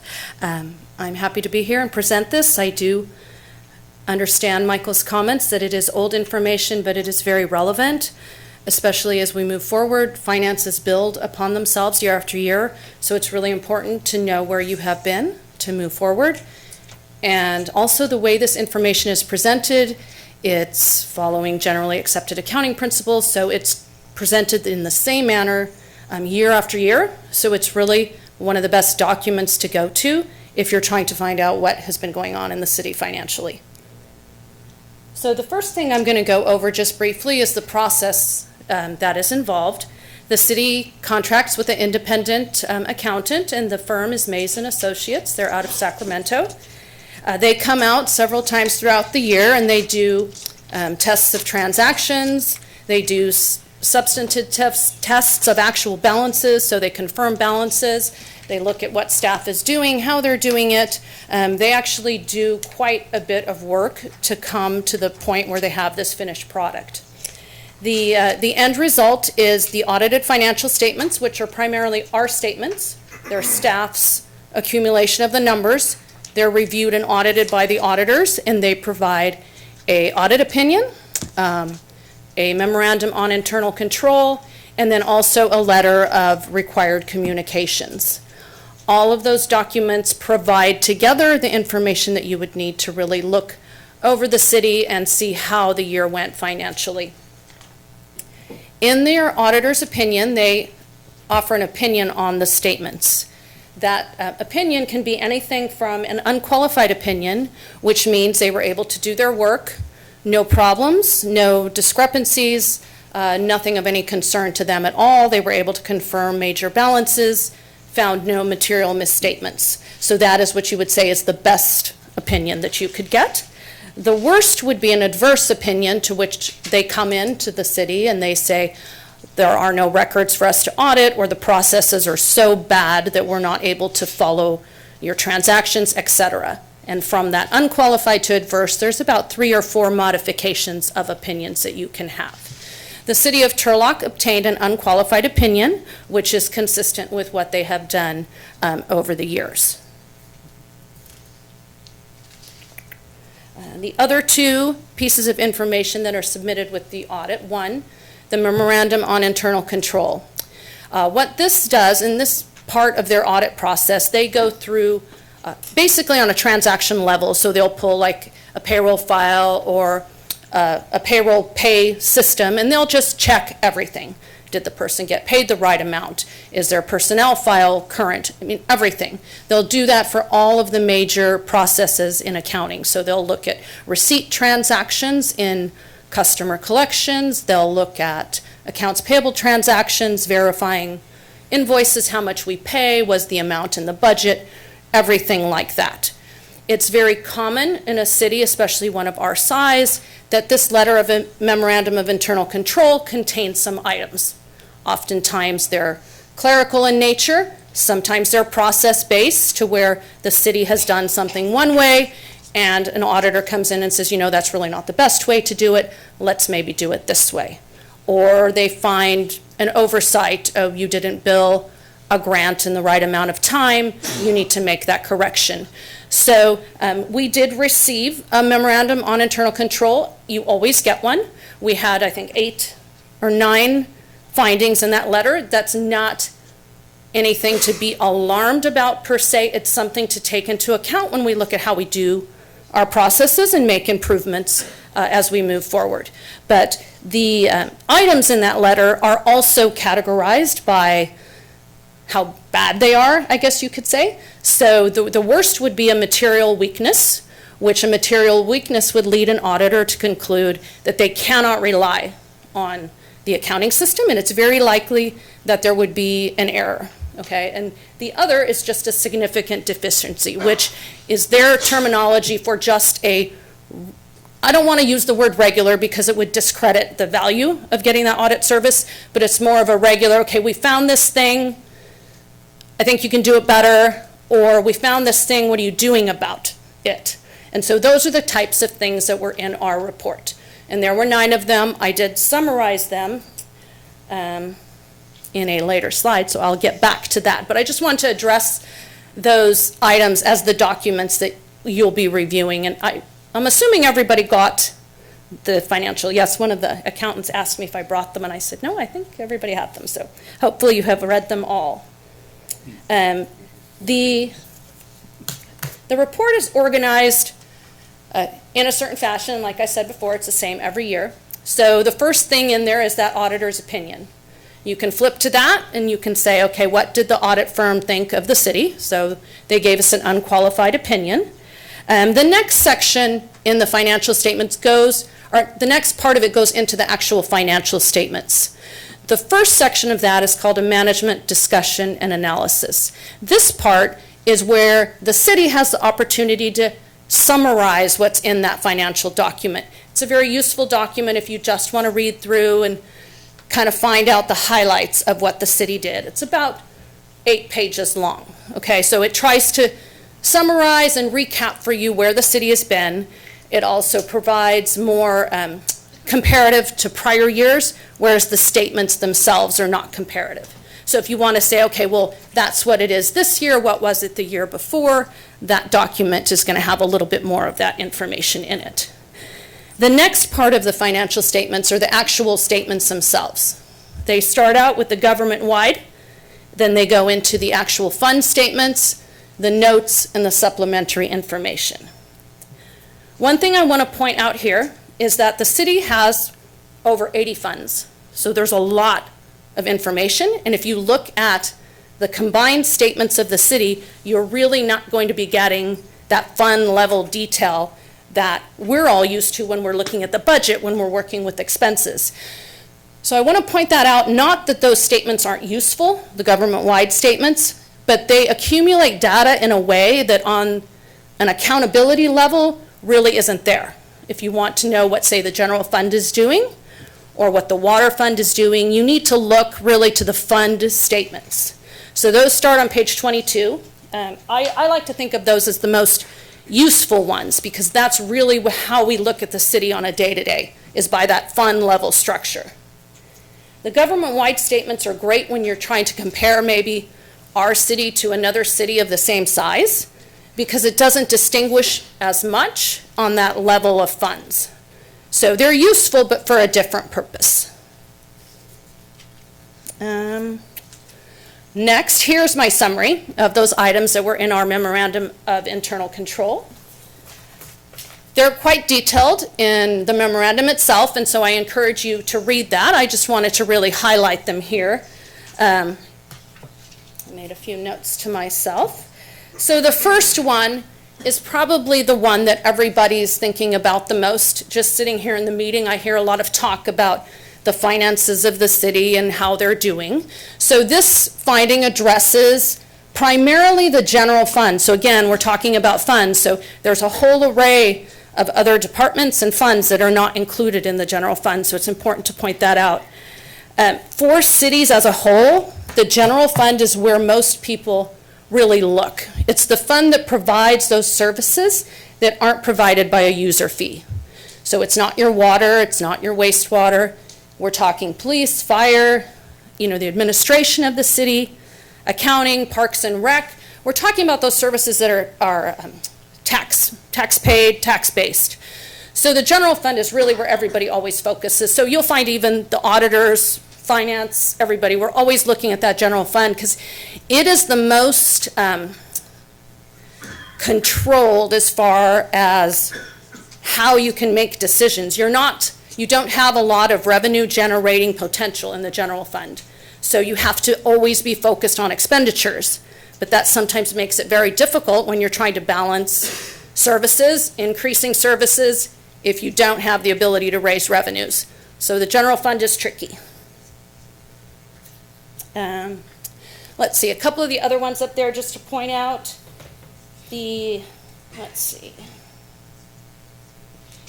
Most of them, like for example, the second one there, that was just again, like I said, clerical type of error, looking through payroll systems. We had a couple of memorandum of internal control items relating to how we handle our grant awards, billing of those awards. Again, I think this is just going to take a little unity between finance and those outside departments to make sure those things are getting done on time. Another mention of the engineering internal service fund that's running at a deficit. Again, this is something that I think has been brought up many times, so nothing new there. We've developed a plan for that. Monitoring the improvement districts, that again is something that staff is working on already. And the rest of them are relatively administrative there. So going to move on really quick to a couple slides with some numbers. And again, like I said, we're focusing on the general fund, though there are, like I said, over 80 funds in the city that I could talk about up here, but I won't. So the first slide here, we're going to take a look at general fund revenues for fiscal 2018. And I do have some updated numbers looking at 18, 19, and 19, 20 right at the end, because again, I know this is 18 months in our financial history, so everybody wants to know where we are today. But anyway, taking a look at how the general fund stacks up, it's just nice information to kind of see where the revenues come in, where you get most of your revenues from. So you can see 62% of the revenues in the general fund are tax-based revenues. So you're talking about property taxes, sales taxes, transient occupancy taxes, those taxes. And taxes are, like I said, they're fixed. We generally don't have a lot of ability to raise taxes without ballot measures and so forth. Intergovernmental revenues are represented by grants and a variety of other things. They are the second piece of the pie of our revenues at 19%, and then it goes down from there. So total revenues in fiscal 2018 are $36 million. On the expenditure side for June 30, 2018, we had a total of $37 million in expenses.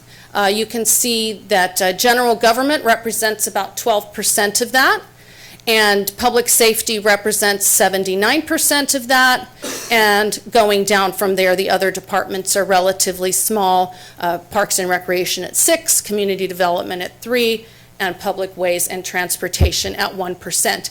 And these categories are consistent year to year in the audited financial statement.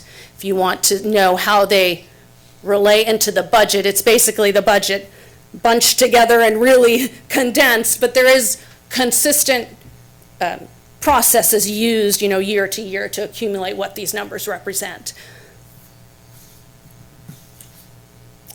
Just for reference, let me go back really quick. Let me see, how do I go back like this? If we look at the revenues, 36 million for 2018. Estimated for 2019, we're looking at right about 41 million.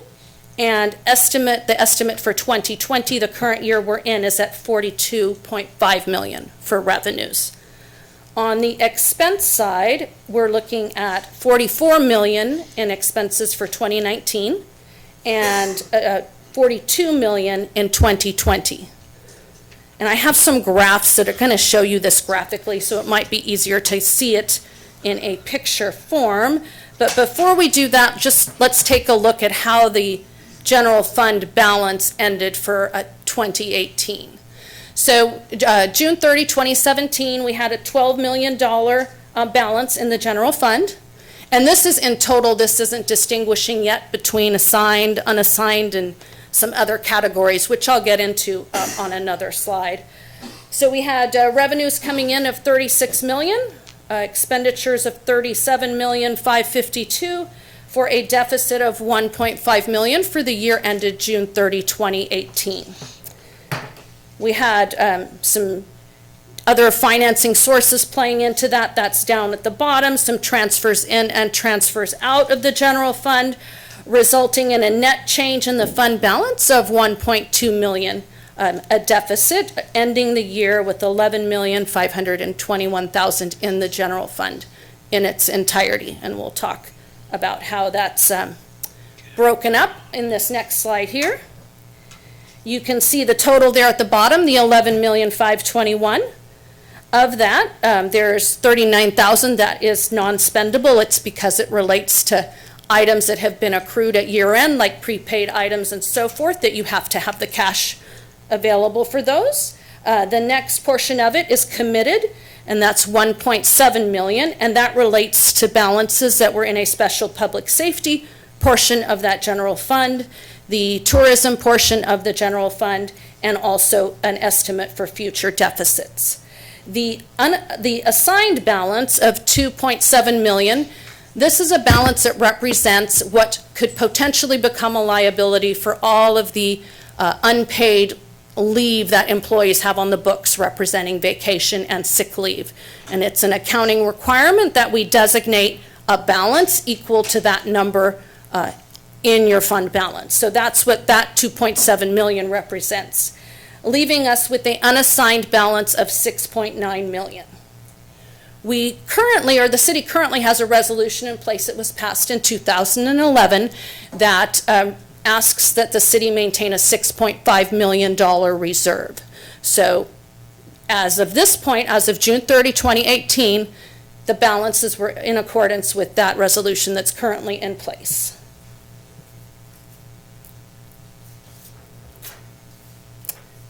Here we can take a look just graphically at how the numbers played out that I just went over with you. So you can see I've put up here several years of data starting in 2013, all the way through what we're currently estimating for 2020. So the green line is the revenues, and honestly, it's nothing surprising there with revenues as far as local government finance goes. You just see a steady, small, upward climb. Okay, if we were in economic crisis, like bad recession or something, you might see that dip, but in a stable economy, that's just going to kind of float along, going up a little bit.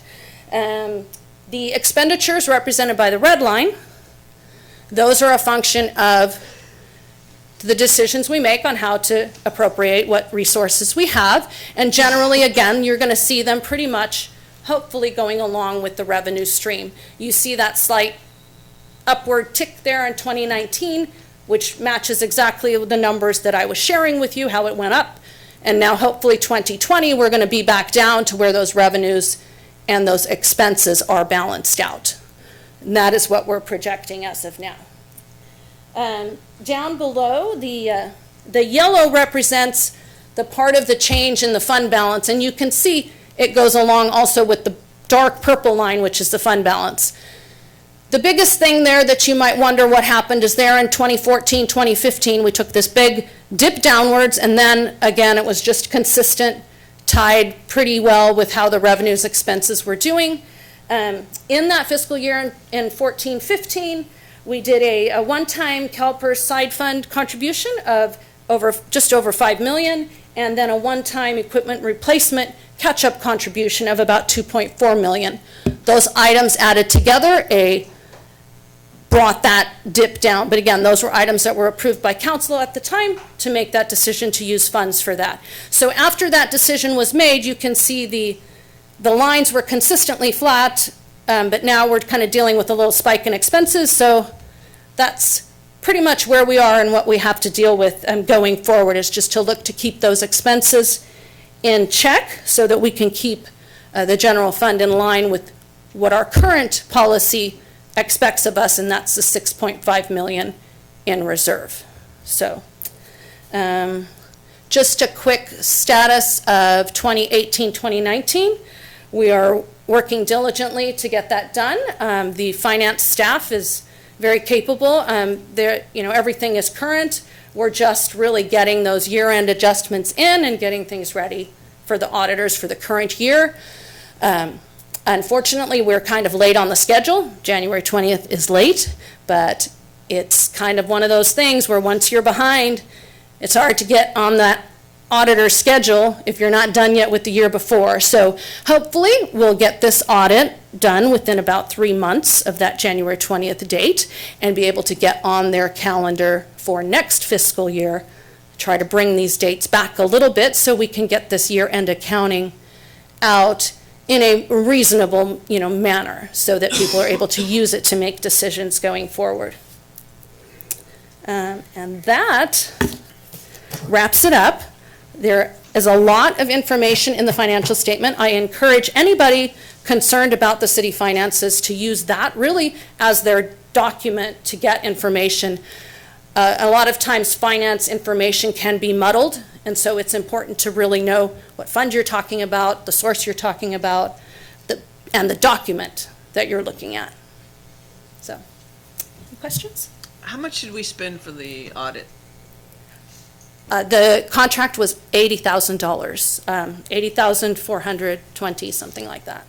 And is it typical for you, because I think that in the past, they've come in on occasion, spoken and presented, so I'm not dissuading what you've done, I'm just curious I'm not sure about that. I personally didn't ask them to come, and in the other city where I'm the finance manager on a part-time basis, I do the presentation myself. It's totally up to you. I could see for that amount of money, you may be interested in them coming and sharing. So. You're right. Yes. I just want to thank you for all of your hard work and dedication. I know it's been a huge task to get us back to where we needed to be and get some. Really, it was the staff that's here. And I was going to say that the staff Thank you. the staff has really stepped up to the challenge and making sure that things are correct and we're given the right numbers so that we can make the best decisions possible. So. We're going to go through these and look at them, and I'm sure if we have questions, we can, call you and your staff can let us know, how that's facilitated. But I just wanted to thank you, and it was a very clear presentation, and I think we all needed that. I had a question. My COP hearing, you said that the general fund as of June of 2018 or July of 2018 was within, the implication being that it's not now? I can't tell you for certain. It's likely it's going to be very, very close. Very, very close to that 6.5 or below, right? It will depend. I'm hesitant to give you an estimate. I am a fact person. I'm a historical numbers person. No, you kept it to the specificity there. I heard that. Let me open it to the public. Anybody wishing to make a statement or ask any questions, know that just ask the question, she'll answer it after you've sat back down. So Do what you do, Mr. Bowery. No, just one quick question for you. When it comes to city expenditures and contracts and things like that, are you cross-referencing every single contract and the purpose of the contract with the expenditures in your accounting records? In other words, are you sampling, or are you looking at every single thing the city does and auditing it and looking for potential misallocation I of funds? personally am not looking at every single thing. No, that is not in my scope of work. But now, for example, our accounts payable clerk who pays the bills, that is in her scope of work to make sure that every bill that she pays has the proper backup. If it's a contract, that would be a contract. If it's an invoice, it would be an invoice. From there, it moves up to the senior accountant who reviews her work, and from there, it then goes to the audit firm who comes in and samples the work.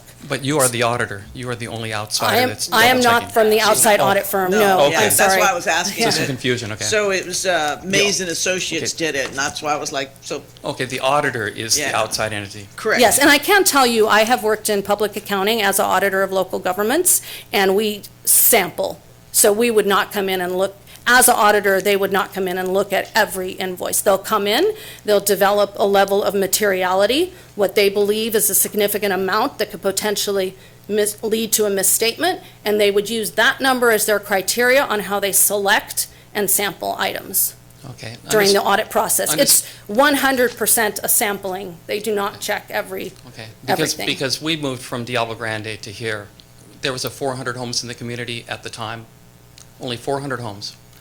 The homeowner association was audited properly, an accountant, good accountant. They didn't catch the $250,000 that was embezzled. They did not catch by the chief financial officer of the local management company. They did not catch the misconduct and all the self-dealing that went on up there. We came to Turlock to get away from that. And so you can understand with the current situation with the budget and with the finances, we're concerned. And so thank you for answering the question. Welcome. Anyone else wishing to speak regarding this? Mr. Puffer, Senior? Hi, Bob Puffer, Turlock. Does the state have any criteria of when your audit is supposed to be completed and presented to the city council? I believe that it does. I'm not an expert on Do we knowing know the what date, that but the date city would be? attorney may know that date. I would guess to say that we are definitely beyond that date. Is there a penalty for being beyond that date? No, not that we're aware of.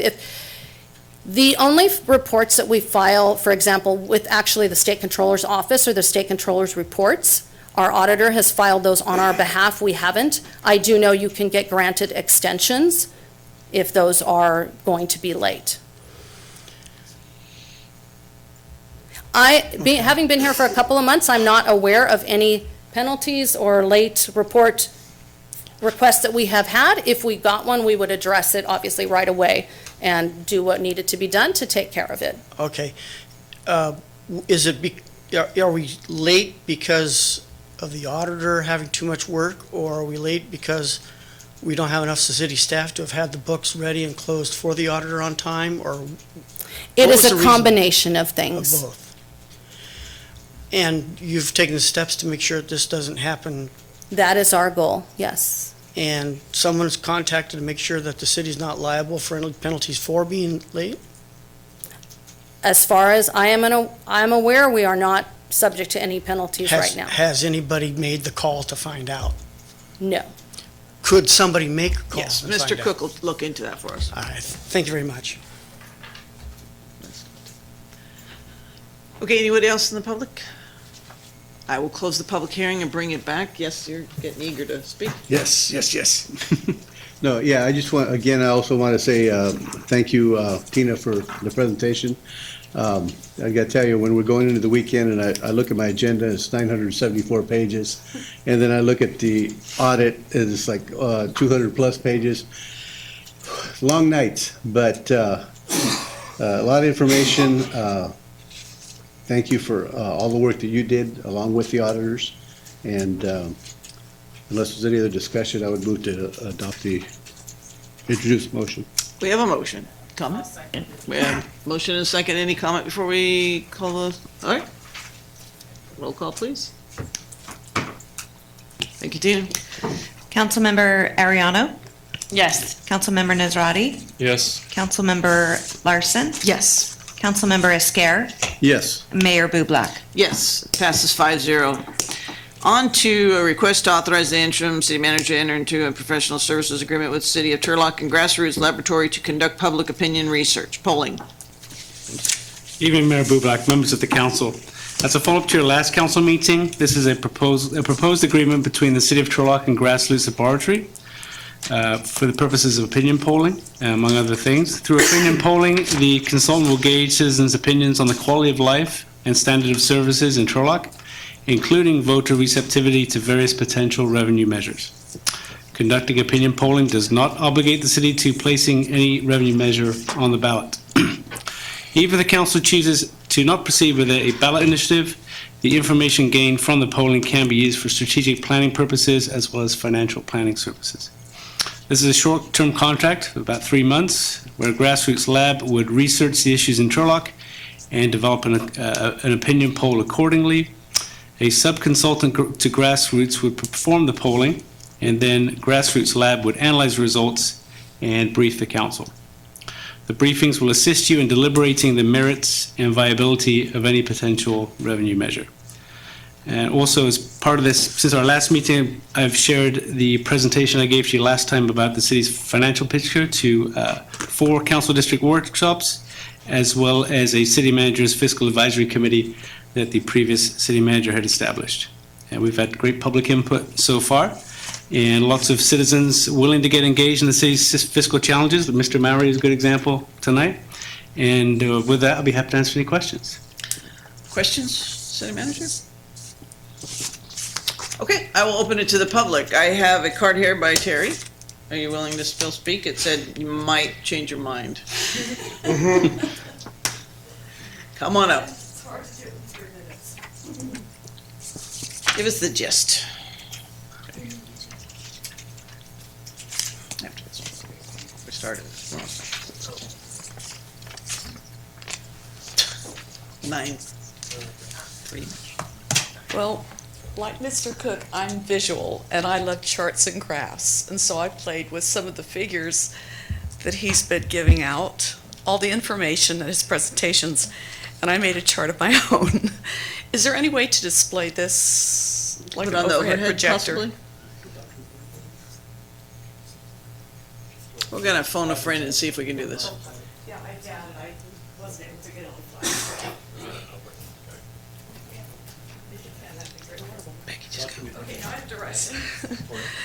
Okay, budget decisions are not fun, but they are important, and we need to clearly understand the need for Turlock to support our city government as we deal with budget needs and implement additional adequate continuous revenue sources. If we do not, the city will continue a downward spiral and not be able to bounce back.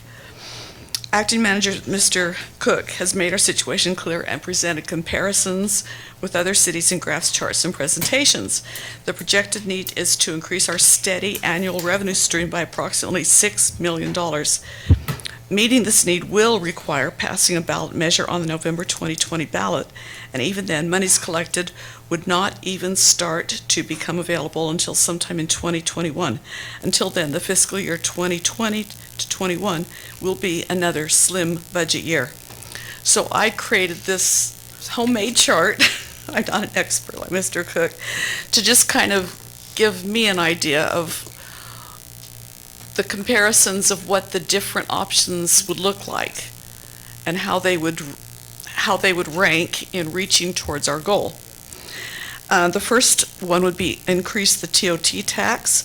Turlock is 9%, the same as Modesto. Ceres and Merced are 10%. So raising our TOT tax by 1% would increase revenue by $178,000. That's the far right one, I think.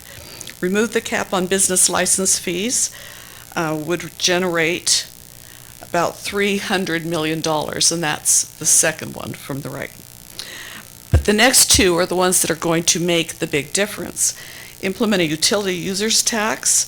There's a lot of speculation about that. Modesto has a population of 214,000 plus, and since 1970, they have charged a 6% utilities user tax on water, telephone, natural gas, and electric services, generating $21,120,000 per fiscal year.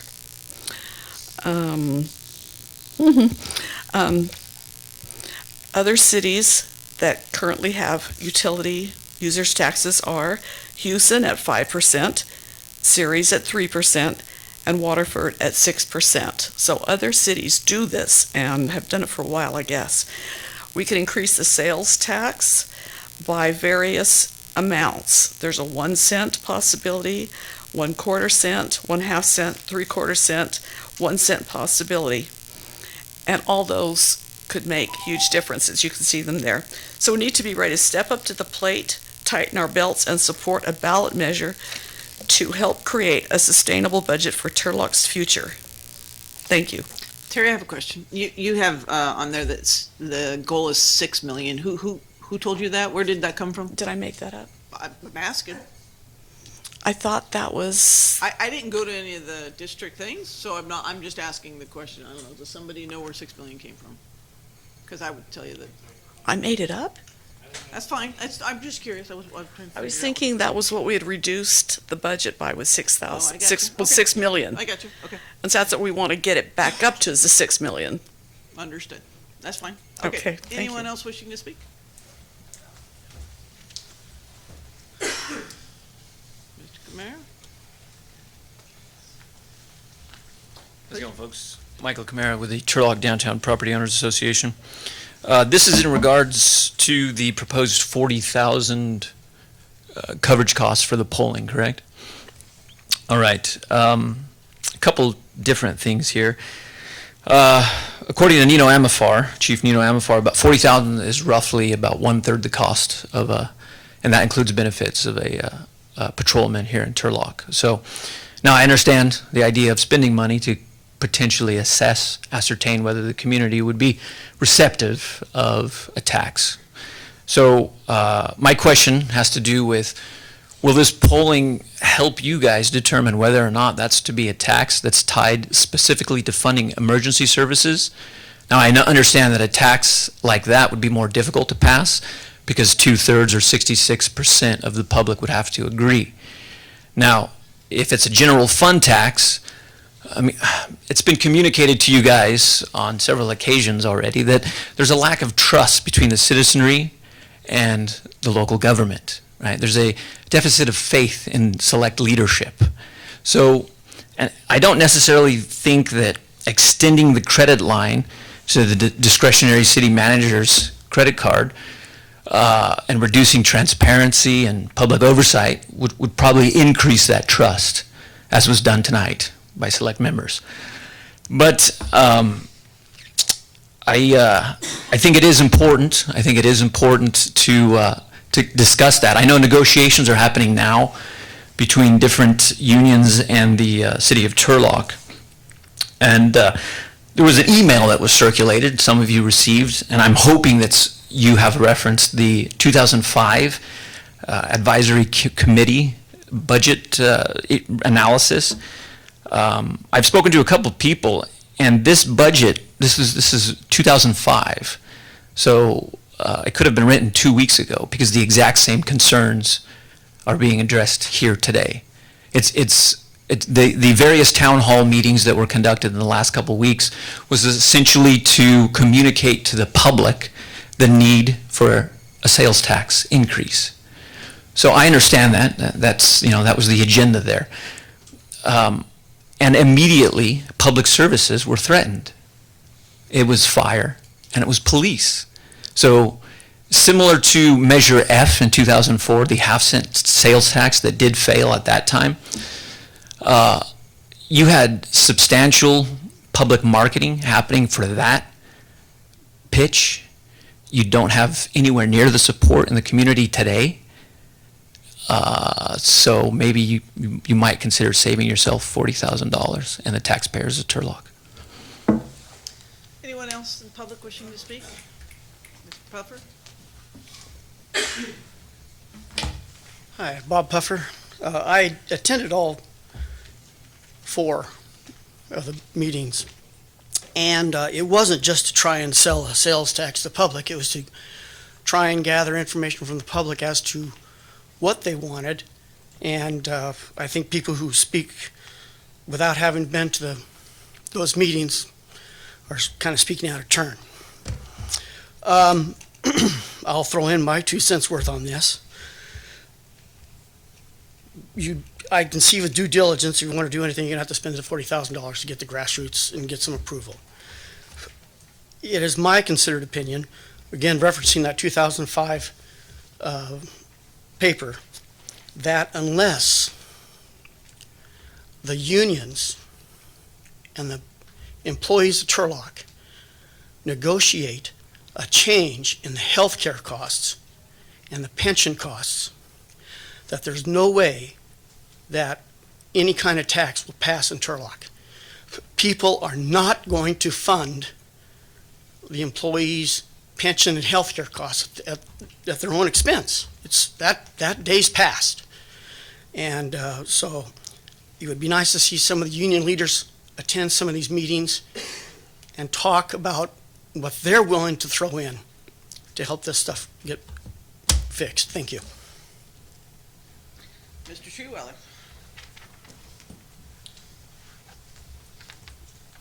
Mayor and Council, at public participation, I brought to you your attention on revenue generation. And I just cannot understand why we're attacking sales tax. You're punishing people, the necessities of life, like water. You're going to put an additional tax on water, sewer, phone, electricity, natural gas, and the internet. I can't get along without those things. I've got to have them. Every citizen in this room has to have them. With the sales tax, I go to Food Max, I buy my groceries, and I only pay taxes on Kleenex, toilet paper. All of my food items are non-taxable. There's no sales tax on food items. That's a necessity of life. Once again, how come we're picking on, and this is the way I perceive it, we're picking on the low income part of our population?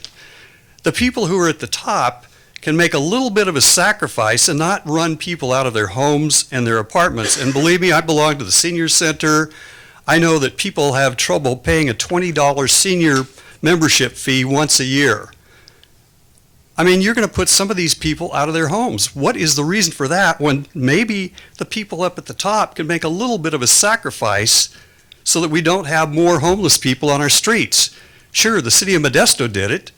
They have more homeless people on their streets. Why are we always looking at this from such a narrow perspective? We've got to understand that people are not going to work. There are people, I have a friend who works for Walmart. He's not making enough money to stay in his place. I mean, this is not, you don't get the wages at the lower end.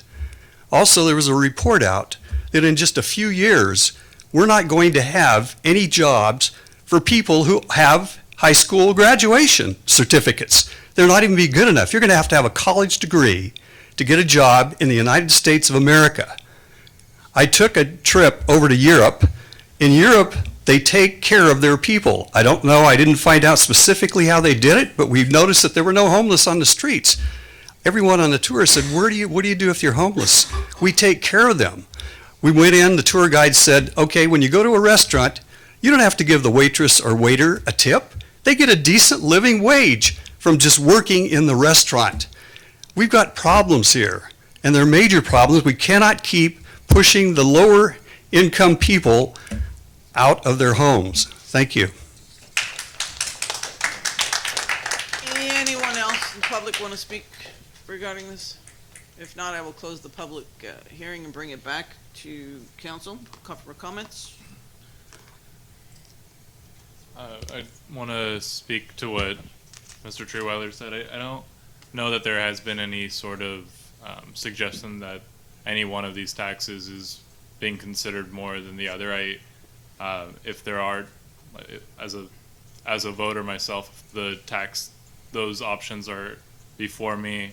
I think a sales tax is the most reasonable solution to what we're looking for. It's not really a matter of whether or not we need it at this point.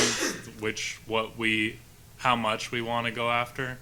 I know that there's some within the audience today that say that we'd be wasting our money looking at that $40,000, but to invest to poll our people. But I talk to a lot of people, and a majority of the people I talk to recognize that there is a revenue problem.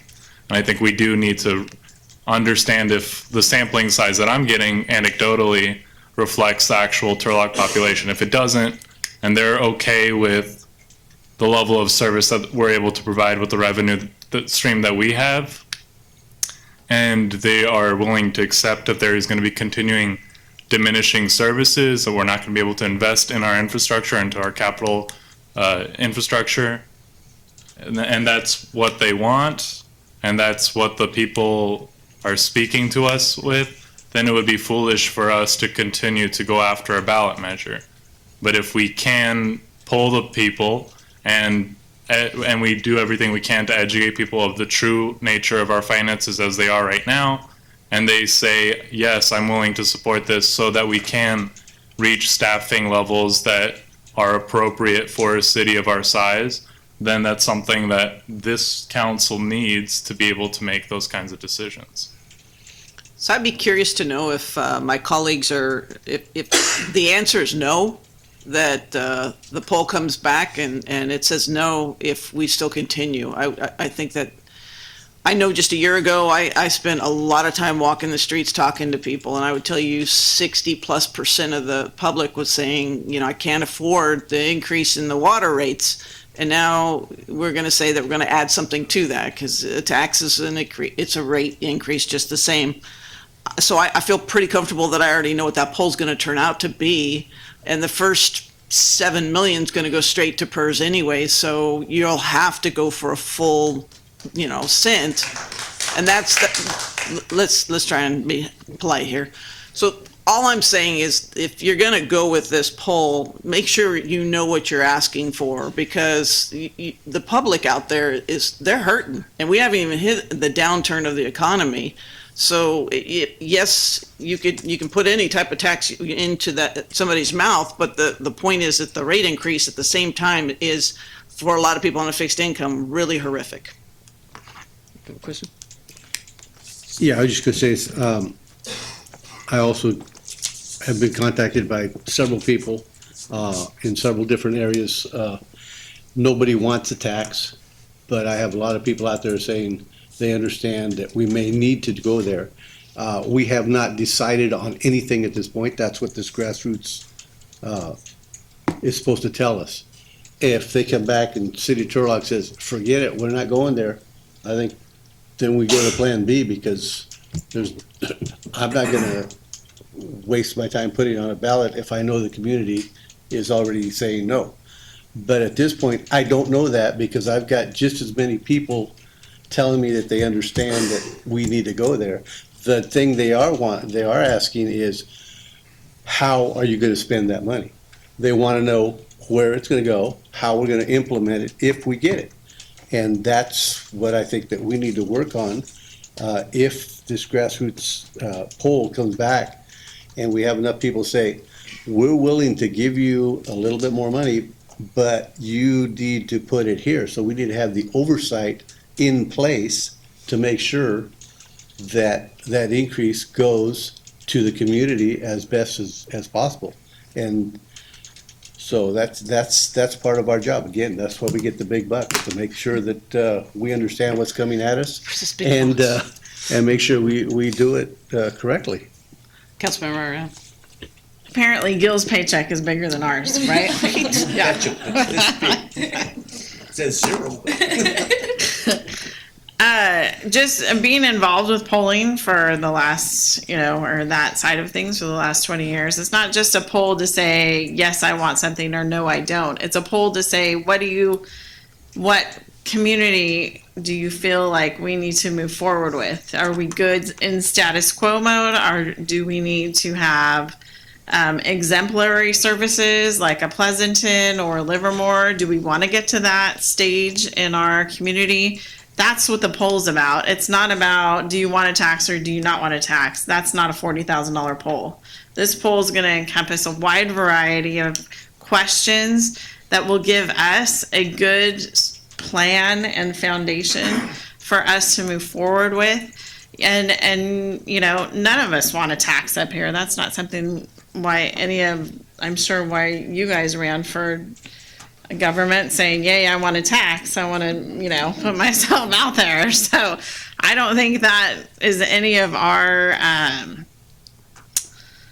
you know, yeah, I mean, we need some information to make the best possible, or draw the best conclusions on how we need to move Turlock forward. And I think I can speak for all of my colleagues when I can say that each of us has the city of Turlock at heart, not politics. So I really feel comfortable with the people that are sitting up here that will make the best integrity-filled decisions when it comes to the time where we're going to have to do that. A sales tax would be, and I agree with Andrew, encompass more individuals and have people would have more control over that than any other tax that we could present. And I don't think any of us has made a really clear-cut decision on what we need to do. And this poll will help us gain the knowledge that we need to make sure, you know, maybe the community. And during my meeting, and I want to thank everyone for coming, we had about 40 to 50 people in attendance.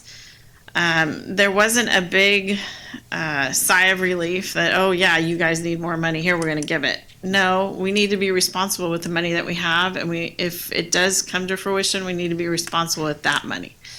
So I think moving forward, we need the information. We don't have it now. So What is the will of council? I move that for the motion. Can we Can have you a read the whole thing? No. You can just make as reference to, as stated in the agenda. And I again, move that we approve the motion stated in the agenda. Seconded. We have a motion and a second. Clerk, call the roll, please. Councilmember Ariano, Yes. Councilmember Nazrati, Yes. Councilmember Larson. Yes. Councilmember Esquer, Yes. Mayor Bublak. No, it passes 4-1. We're going to take a 5-minute break real quick and powder our nose.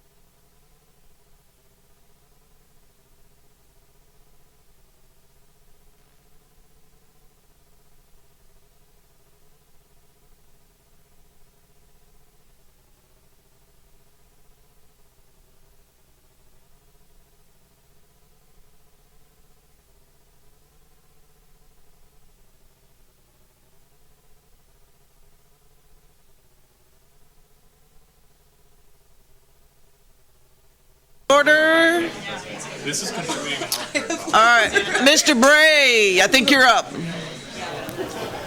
Mr. Bray, we're doing this.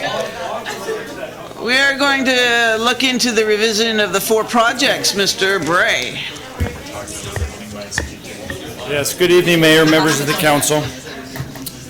I will try and be brief as any road project has come before you tonight. The action before you tonight really are 2 separate actions, but they're all kind of tied together. The first action is revising project number 4 that was established at the October 22nd council meeting. At that time, council directed the reestablishment or the redirection of project funds to closely align with the 60-20-20 split. So 60% of the funds would be spent on residential roads, 20% of the funds would be spent on arterials, and 20% of the funds would be spent on collectors. In the council report and the action that was taken, project number 4 included work along Golden State, but mainly on the northern part of Golden State, with a small section on Golden State from Gear to Canal. When I was looking at all of the work that we have done, the projects that we have shelf ready, or shovel ready, and in order to expedite these funds, I felt that it's the best decision to still keep the project number 4 on Golden State, but shift that focus to the southern part. So the project number 4 that I'm recommending council switch out for the first project that was identified is on Golden State, starting from Crane, heading north, up into a point of which we would equal the same amount of funds that we had identified with project number 4. So we're not looking at increasing or decreasing the amount of funds that were already previously approved on the October 22nd meeting. The main reason for this is the first Measure L list. The first year, it had 3 projects. It had West Main, it had Golden State, and it had East Avenue. West Main was done with the first Measure L project list for the first 2 years' worth of funds. In order to make sure that we don't have a lull in construction, we started on the design of Golden State from Crane to Folkerth. So in doing that, we set ourselves up to have a shovel-ready project. This project will utilize federal funds that need to be expended or encumbered this federal fiscal year, of which the deadline to apply for those funds is June 30th. 6 months sounds like a lot of time, but in the federal world process, that's not a lot of time at all. There's a lot of hoops and steps that we need to go through. If we were to switch out the projects to a shovel-ready project, one, we can start construction on that segment a lot sooner because we don't have to go through the design and the topo and the data collection for the project. But then also, we're able to take advantage of those federal funds that are available to us. So the first motion really relates to switching out the projects on Golden State, but really just the limits from the northern section to the area between Crane and probably about Almond. It just depends on how the bids come in. The meeting on, our last meeting on October 22nd, council also wanted staff to follow up on a couple other items as well. I've included them in the staff report, but for the sake of everyone, I'll just kind of go over them briefly. The first was how do the costs for the most frequently or the top 10 list of where we have identified we spend our pothole time on, how do the cost of repairing those segments of streets compare? So in the staff report, I noticed that the first one, I have a price per square foot, and so I apologize for that.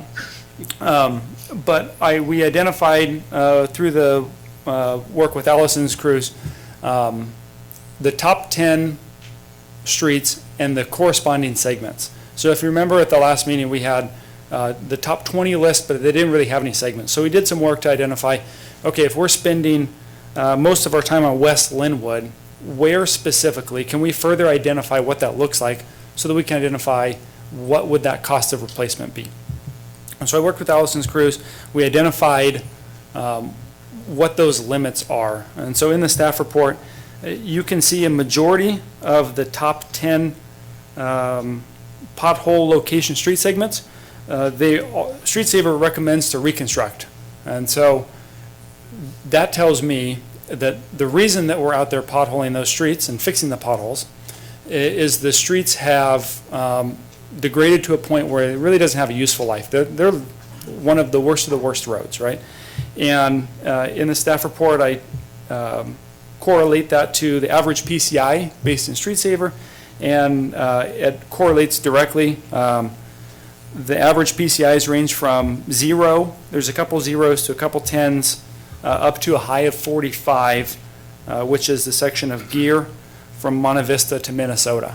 So not even that really great of a street, but that's the highest rated section, street segment within that list. And it made me, going through this process, it didn't make me realize, but it helped me identify there's really two different reasons that we perform pothole maintenance. And not that it's first or second, but the first reason is we fix potholes so that we can prevent further degradation of the street. And so in a road that you have that's in a good, decent shape, that has a high PCI level, the pothole, if not fixed, will further degrade the road and will make the road so that you have to spend a lot more money to fix the road ultimately down the road. So the first item for pothole maintenance is to look at roads where we can address those instances from occurring. The second, which is more closely related to the items here, or the street segments here, is really to assess and maintain our liabilities from a risk standpoint. The roads that we spend our most amount of time on have some of the lowest PCIs. And so what that tells me is that we are out there more as a risk measure rather than a prevention measure, and that's why we're performing these potholes. Staff knows that this is not, it's not, the roads aren't going to get better because we put a pothole fix in there, but what it's going to do is it's either going to preserve the life a little bit longer, or it's going to reduce our risk and liabilities. And so correlating the top 10 pothole list with the PCI values further just identifies that. The next item was information on bonding, and specifically bonding against Measure L. And so Michael and I did a little bit of research, and bonding is available against Measure L. However, the City of Turlock cannot bond for Measure L dollars, as the City of Turlock is not the taxing authority. STANCOG, or Stanislaus Council of Governments, is the taxing authority. The local ordinance that STANCOG passed, known as Measure L, has the ability to bond, but they would need to be the bonding authority. And so if it is something that this council wishes us to further evaluate, it's something we can do as time goes on. But there is that availability. There are costs associated with bonds, as I'm sure everyone's aware, and until we start to dive into that a little bit more, we'll know what those are. But there's the initial cost to finance the bonds, and there's ongoing costs for the interest of carrying those bonds through. So we have the ability, if that is council's desire. And the last item is a trench repair update. Unfortunately, I wasn't able to get it in the staff report, so it's more of a verbal update. With the recent instances of the city hall equipment that has failed, as it relates to the servers and the leak in the roof. Coordination with our IT staff on identifying a link on our webpage has not occurred yet. And not to say that that's all on our IT staff, that's on the coordination of us together. But I have identified a list from our utilities crews that have performed the trenches that will ultimately be repaired to our city standards, right? This was This was in question or regards to, we see our crews out there cutting up the streets, and they're not being repaired to how we thought they were going to be repaired. Do we have a way of tracking that, and how do we communicate that? So we've worked with our utility crews. We've identified there's 23 locations since we've adopted this new standard that kind of range all throughout town that will be listed in tabular form, an address, the type of facility, as well as the expected length of trench, so that we could communicate, okay, these are the trenches that will ultimately be repaired to the new standard when we hire a contractor on board. Being that we have 23 trenches to date, it's December. If we were to advertise for a contractor to come in and repair those, we're looking at probably around March or April, which would be a good time to start that work. And so I would anticipate putting a project out to bid to get those under construction in the spring. So right now we're looking at roughly 23 trenches. And then last is the second motion, which deals with directing staff for future project development. And really that is in regards to staff, as part of the budget process, we will start working on the CIP, which is a 5-year capital improvement project and a 5-year equipment replacement project. What I would like to do is keep consistent with the funding direction, the 60-20-20, and propose projects that fit within those limits and fit within the data that we've collected through the pothole. Basically use a lot of that information to kind of analyze and recommend these are the projects that we probably should be doing over the next 5 years. And so if the direction is to move forward with that same 60-20-20 split, that's something that would be brought back to council in the spring. With that, I'd be happy to answer any questions. Questions for Nathan? Yes? Yeah, Nathan, I just had a quick question on the bonding. I know the bonding issue came up. Just hypothetically, if we were to receive $100 million tomorrow for streets, can we fix our streets, $100 million for the streets? It would take a long time. Yes. Thank you.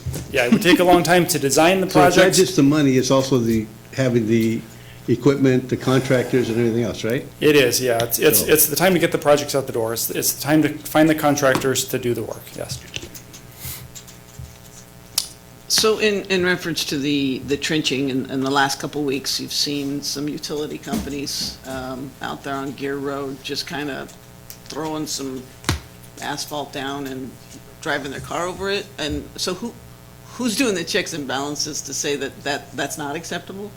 And then are those on your list? Because I mean, those are fairly fresh. Yeah.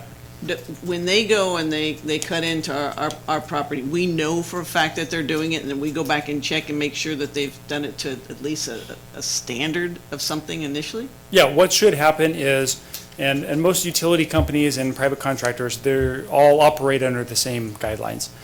They would pull an encroachment permit with the city of Turlock. The city would then assign an inspector to that project. The inspector would then enforce the standards.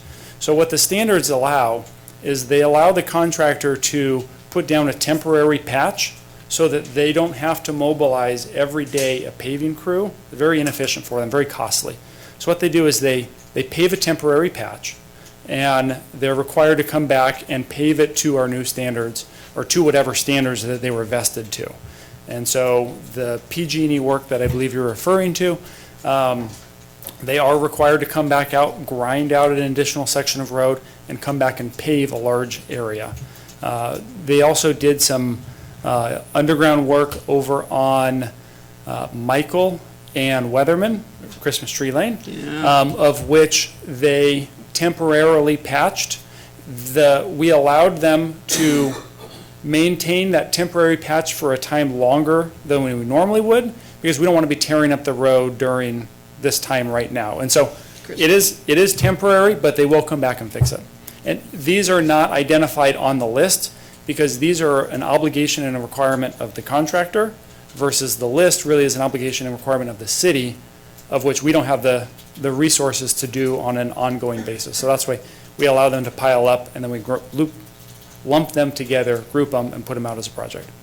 But how does Joe Public know which is which when they drive over Colorado and Penn or something right there? And it's like, well, shoot, I thought you guys made a new vote. What's going on? And we don't have it on that list per se. I don't know your list. I haven't seen it. But how do they know, okay, Regis and Gear, that it's not going to be on there? Well, it's ripped up.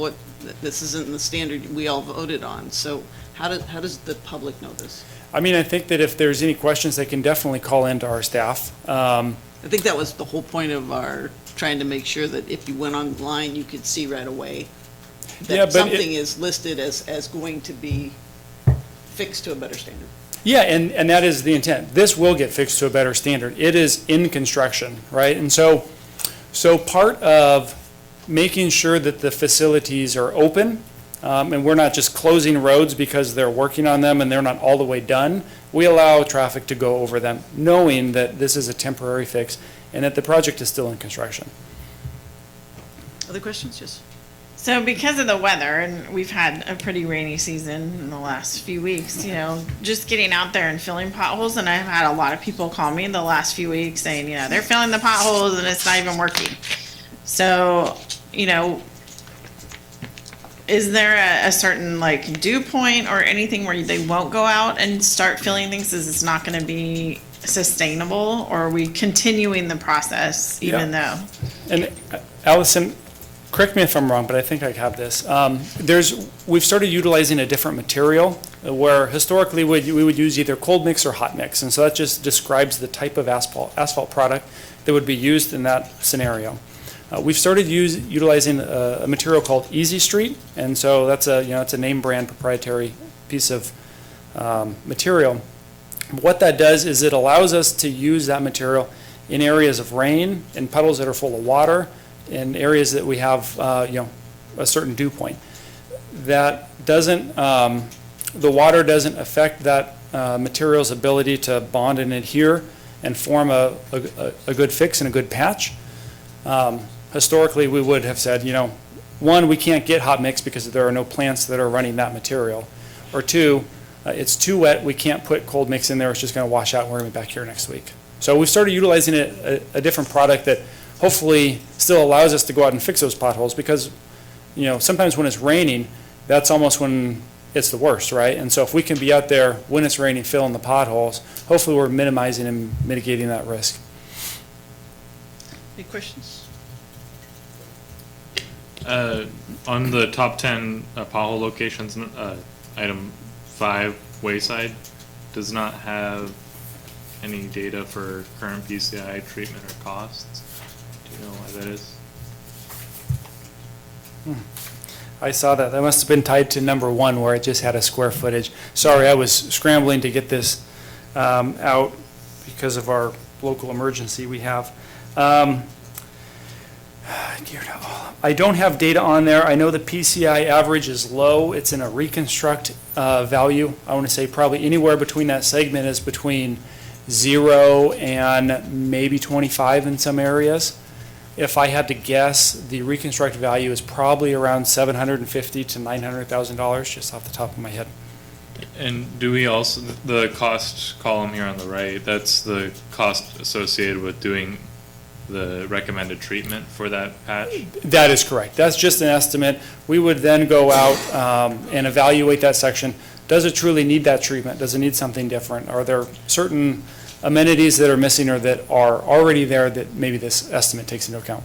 Do we have estimates as to how much operational costs have been dedicated to these patches, over the last year? Not that I'm aware of. We have data to where staff has allocated time that they've spent in certain areas. We could probably provide how that correlates to a rough estimate of cost, but off the top of my head, I'm not sure. Yeah, the number 7, Gear Road, Monte Vista to Minnesota, that's the only one on the list where it's currently a recommended overlay versus the other ones being reconstructions, and it's a very significant strategic road for the city. Would it make sense for that to be one of the projects? It's a collector, Gear is a local collector road, classification, correct? It is, yes. And 45 is that near that point where if we don't do treatment on it soon, it's going to start getting really expensive. Yeah, sorry. You probably have a couple years on that section. So really your treatment change, again, everything has to be observed visually just to make sure that, one, the PCI values are degrading in a manner that is recognized by the system, right? But typically your cutoff point is 25. So anywhere between 50 and 25 within that range, you would do some sort of overlay, whether it's a 3-inch overlay or a 2-inch overlay, depending on the type of road it is. But being that it's a 45, you're near the upper end, you probably have a couple more years before you have to switch the type of construction that you're doing. Okay, I will open it to the public. Anyone wishing to speak regarding the road suggestions we're on here? Mr. Camara. How can you be wearing a coat? I'm sweating. It conceals the Kevlar pretty well. Oh, okay. Real quick question for Nathan. That Easy Street, a product, sounds pretty versatile. It can be used with various moisture contents applications. Could something like that be used but to potentially backfill holes in like financial budgets as well? Okay, I just have to bring some levity to the That was room. nice. It's so late. I just, Thank you for that. It was rhetorical, and the answer is yes. Uh-oh, Mr. Boucher, now we go. I'm just curious, what is your process of patching a hole? Well, I can tell you. I'm a professional now. I've gone out 4 times patching, so we go out Okay. there and we have to make sure that we designate the area, put the tar around it, blow off all the extra loose stuff, put some tar down. You got to get all that heated up, and then put on the other stuff, roll it over with some water. I'm good. Yeah. You know, we had a chuck hole behind. I'll go get it tomorrow. No, we fixed it, in the alley. And we would fill it with asphalt, and it would last maybe a month or 2, and then the hole was coming back. We got better stuff. Huh? Well, we put gravel down in that hole, and filled it the rest with. It's been a year. Total difference. So we will sign you up for our road crew. Okay, I can All do right. that. Yeah, Appreciate it. what happens is a lot of the times, when the potholes form, not to get too technical, Thank you. but the sub base or the structure that supports the asphalt is also failed. And so if you just put more asphalt in there without really addressing a lot of that, you're just going to continue to exacerbate the problem. Right. It's going to keep popping out, right? That's why we put the gravel in the hole first. You have to have something in there that the asphalt can support on. So asphalt's a flexible material. That's why it works great with roads. Okay, well, It's flexible. I'm just Chewing telling gum. you my experience. It works very well. Yeah, okay, thank you. Outstanding. Okay, so we're going to close the public hearing, bring it back to council. He did ask a question of us in regard to looking towards the future, and so I would hope that we would incorporate some sweat equity of the pothole scenarios into actually, I know you really love that street saver, but I think that in my estimations, we got to do some of both, because there are people who have lived on the street for 40 years, and street savers given up on them. So I don't know how you guys feel. I just want to say, and Mr.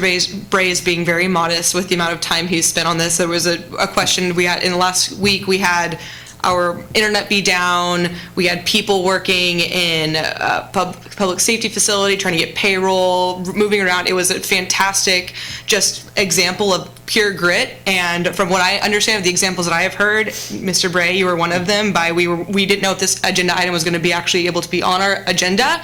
And it was on our agenda, and I called him saying, how is this on the agenda? And he's like, just a couple late nights. So thank you so much for bringing this back. This was a clear item that had a lot of interest from the public.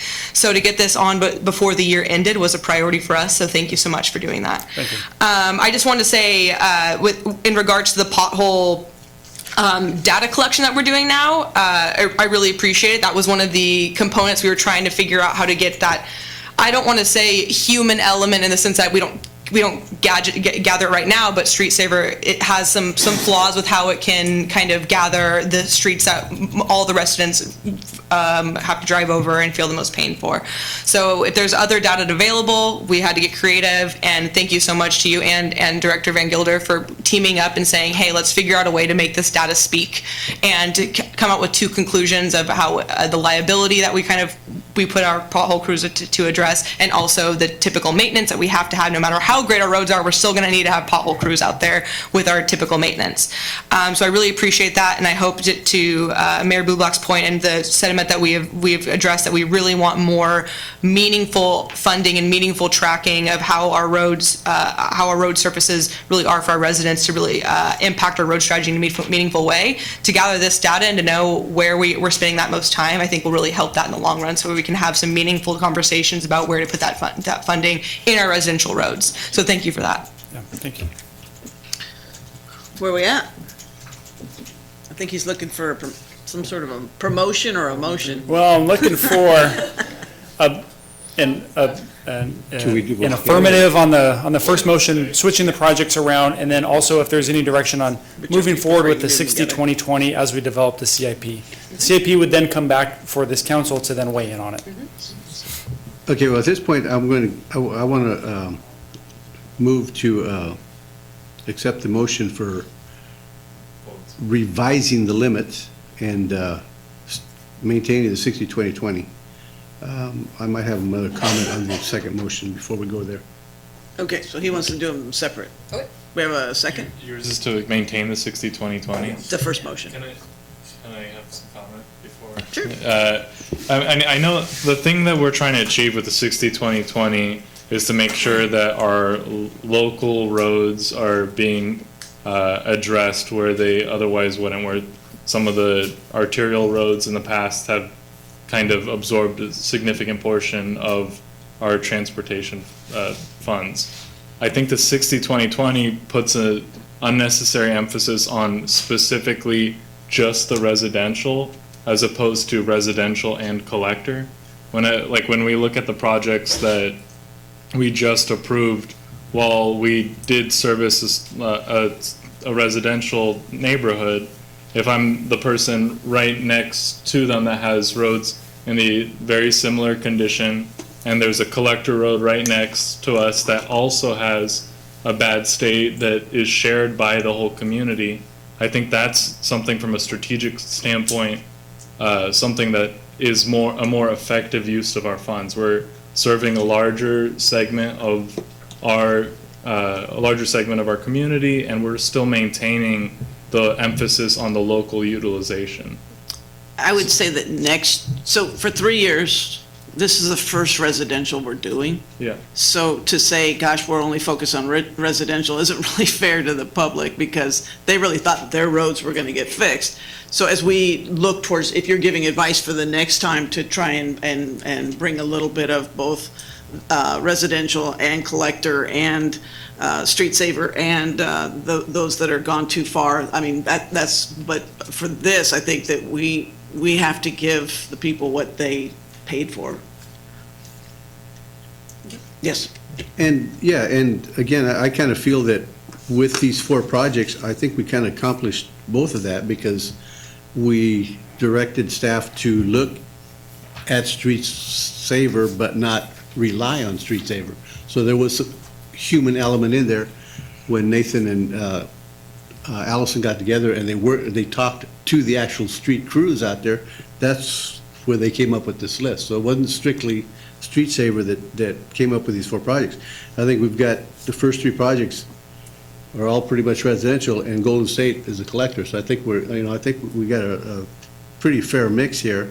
So I think we continue on that route. I think, we're gonna get someplace. And I think too that the CIP is for the next 5 years, correct? Correct. And every year there's only really one season to construct and get all of these things. So you're talking about maybe a handful of projects every year for the next 5 years that would fall under the 60-20-20. That is correct. So with that being said, and I totally understand the idea of, hey, we need to make sure we're at least paying attention to the roads that we know through Street Saver and through our levels. Now we know the traffic levels that really do factually serve the most residents. I totally understand that argument, and I totally agree with that. And that's why I'm comforted by the 20% that's going to keep those that's going to continue to go to arterials and to collectors. And I think that we have to start thinking about road construction as a city, because we're never going to have enough money to fix everything in one CIP process. We were never going to have enough. So we have to start thinking about these road reconstructions as cycles. And if this cycle we're focusing on residential roads, that we are just coming off of a ballot measure where residents did have a list of roads that they thought were going to get done, I think that that's the level of focus we need to have. But I don't think that means that we're going to ignore those arterial and highly trafficked roads. So is it safe to say that if Mr. Bray took everything that we've said and brought us back a kind of an additional 4 more year kind of segue, and then we can kind of put in our own little twist from that, can you work with that? Oh, yeah, definitely, yes, Okay. yeah. And that would be kind of the plan and the intent of the CIP. Really, the direction is a 60-20-20 model, maybe not exactly those numbers, but is that model the adequate model that we should at least start the budgeting process? Let's start looking at, for the next 5 years, what streets would that look like, right? And without having any sort of policy level direction on how do we come up with those, it's hard to really present streets for the next 5 years when we don't know. So this is just kind of establishing the cart, and then establishing the horse, and the cart will come afterwards. Can I have a question about these? So the 10 that we have here for top 10 potholes, street locations: Linwood, Golden State, Quincy, Spruce, Wayside, D Street, Gear, Hawkeye, Lander, and Taylor. How many of those are residential? Probably Spruce would probably be the only residential street.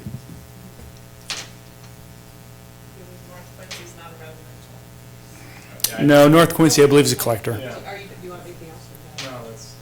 So I had the same understanding that most of these roads are not, even the ones that are top 10 for potholes. After spending some time with Director Van Gilder's crews and having some conversations with Nathan, now because we have some SB1 funding, we're able to have actually 2 pothole crews. The data that we're looking at right now is the past year of 2018. This pothole crew of 4 people had for every pothole you ever call on. So that calls for prioritization. Yeah. So for prioritization, Director Van Gilder, please step up if I misunderstand. It will obviously fall into these roads that are absolutely the worst condition because of the liability component. So I can really safely predict that I think over the next year, 2019, even 2020, since we're going to have 2 pothole crews, one kind of attending to our most troubled roads, and the other one rotating around in districts and attending to potholes that are on residential roads, collectors, things like that. We're going to have such a holistic picture of where those pain points are within our residential roads. I agree with you. This list right now does not necessarily tend to the point that we were trying to make with potholes. Totally understand. But now with our additional funding, our additional pothole crews, we're going to be able to have paint a much more holistic picture when we start talking about the CIP plan, when we start talking about the next 10 years. I think we'll have a really great system now with how we can talk about and how we can really measure our pothole time we spend. Yeah, and just to kind of jumping on the tailcoats of that, I'm excited. This is the most amount of federal or road funds that we've had since I've been employed here. This has been 13 years. By far, this is the most amount of money that this city council gets to spend on fixing roads, right? And so regardless of what direction we go, we're going to improve roads at a faster rate than we have before. So I'm excited. So we have a motion on the table without a second. Seconded. We have a second. We have 2 seconds. Clerk, call the roll, please. Councilmember Ariano? Yes. Councilmember Nazrati? No. Councilmember Larson? Yes. Councilmember Esquer? Yes. Mayor Bublak? Yes, it passes 4-1. Thank you, Nathan, for all your work there. That was just the first motion, right? Right. Move to accept the Golden State one, right? Yes. That's what we're doing now? Yes, Yes. yeah, move to accept the revised project 4 plan. No, again, just clarification on this one. As far as the projects that we had listed, everything is remaining the same. The only thing that changes is project 4. The area of Golden State Boulevard is changing from That is- northern Golden State to central, pretty much. Exactly. That's what I just want Do to you think clarify. it can get to Dell's by chance, or it's not going to go that far? I don't think it'll go that far. I think if you go all the way to Folkerth, you're looking at probably closer to 2.5 million. I think we've identified just closer to 1 million as this project costs. Yeah, 1,030,000, so, Okay. yeah, I think you're getting about halfway there. Okay. Yeah, with my big check, yeah. Yeah. Where we at? Second. Becky seconded. Gil seconded. Oh, Gil seconded. Somebody second. What would you like to do? Oh, Andrew. Andrew made the motion, and Becky seconded. Yes, yes. Councilmember Ariano? Yes. Councilmember Nazrati? Yes. Councilmember Larson? Yes. Councilmember Esquer? Yes. Mayor Bublak? Yes, it passes 5-0. Thank you for all your work. Okay. I think Ms. Pitt's ready. Request to approve a memorandum of understanding with the city of Turlock and the county of Stanislaus program and expend homeless emergency aid HEAP funds in the amount of almost $600,000.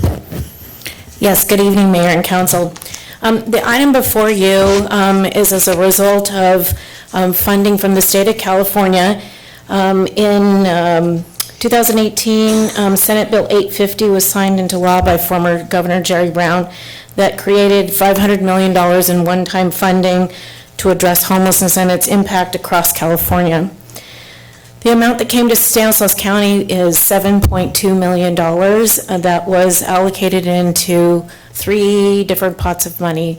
The first pot was $5 million for infrastructure and pilot projects. The second pot of money was $1 million relative to building out the youth, that's the 18 to 24 segment of a homeless continuum of care, and then about $800,000 or $600,000 in flexible funding to deal with things like motel vouchers, rent assistance, and it could be used for a whole variety of items.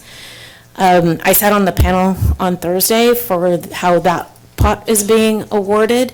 And then out of the $5 million for infrastructure, Modesto took $4 million, and then the balance $1 million was divided up between Turlock, Patterson, and Oakdale. Our share of that is $585,000.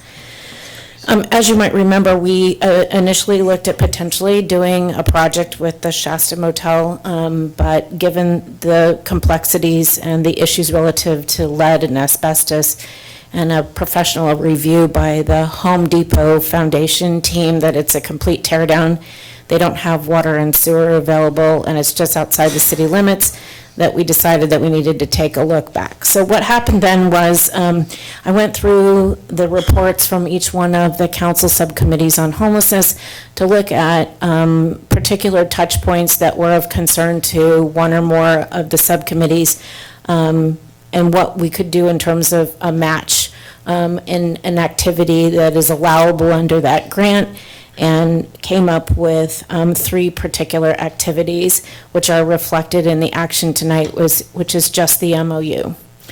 The 3 activities would help. The first one would be to assist Turlock Gospel Mission in some upgrades, roofing, ADA compliant bathrooms, and to get the day center fully functional again. The second activity, which would be to, then the day center, we would also put in fire sprinklers so that we had the option for overflow in terms of beds, cots, but to have people in there overnight if we had cold weather issues that we had no other place to put people. The second component or activity would be to assist We Care. Using CDBG, we're assisting We Care with the kitchen facilities. That is 2 modular buildings they glued together, and they've got significant dry rot, and a bunch of other health and safety issues that we need to address. So we would be using a little CDBG, but the rest of it would be from this funding source, which allows for things like purchase of equipment and things that are not allowable in CDBG, to assist also in, with fire sprinklers and such, in terms of recreating that building, which right now, based on our bids, is looking like a reconstruction.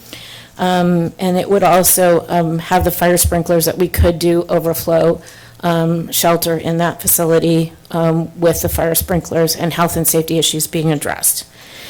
The last component was to basically look at an option for personal storage. That's something that came up numerous times in the subcommittees, and about what that might look like.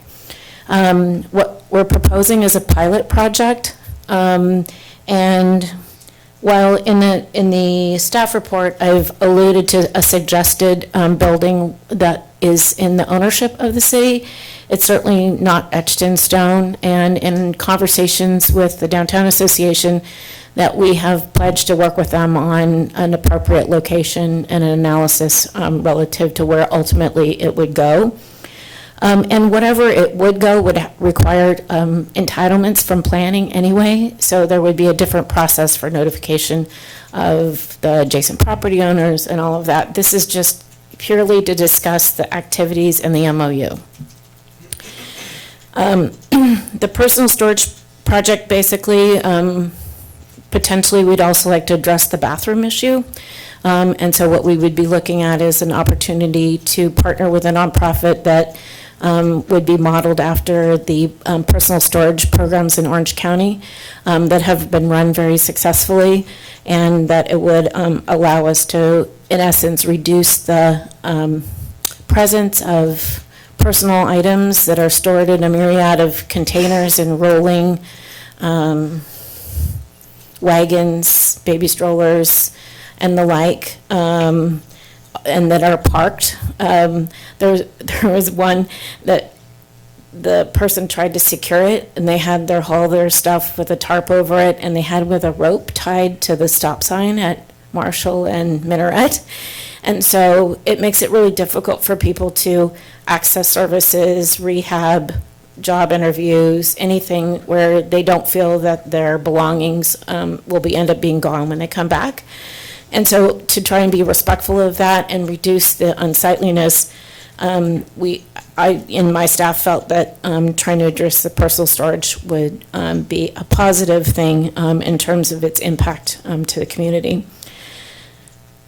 So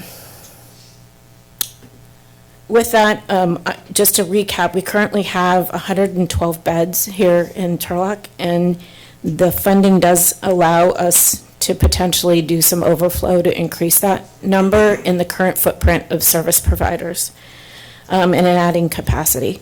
And then, obviously, the personal storage would be a new, to address a different kind of issue that we're dealing with. And as I said, it's a pilot program based on sort of a proven model, but it's based on the information we got with the subcommittees that it's a concern with people having to look at that and deal with that, and that we were trying to come up with an appropriate strategy with a funding source that we would be allowed to execute that.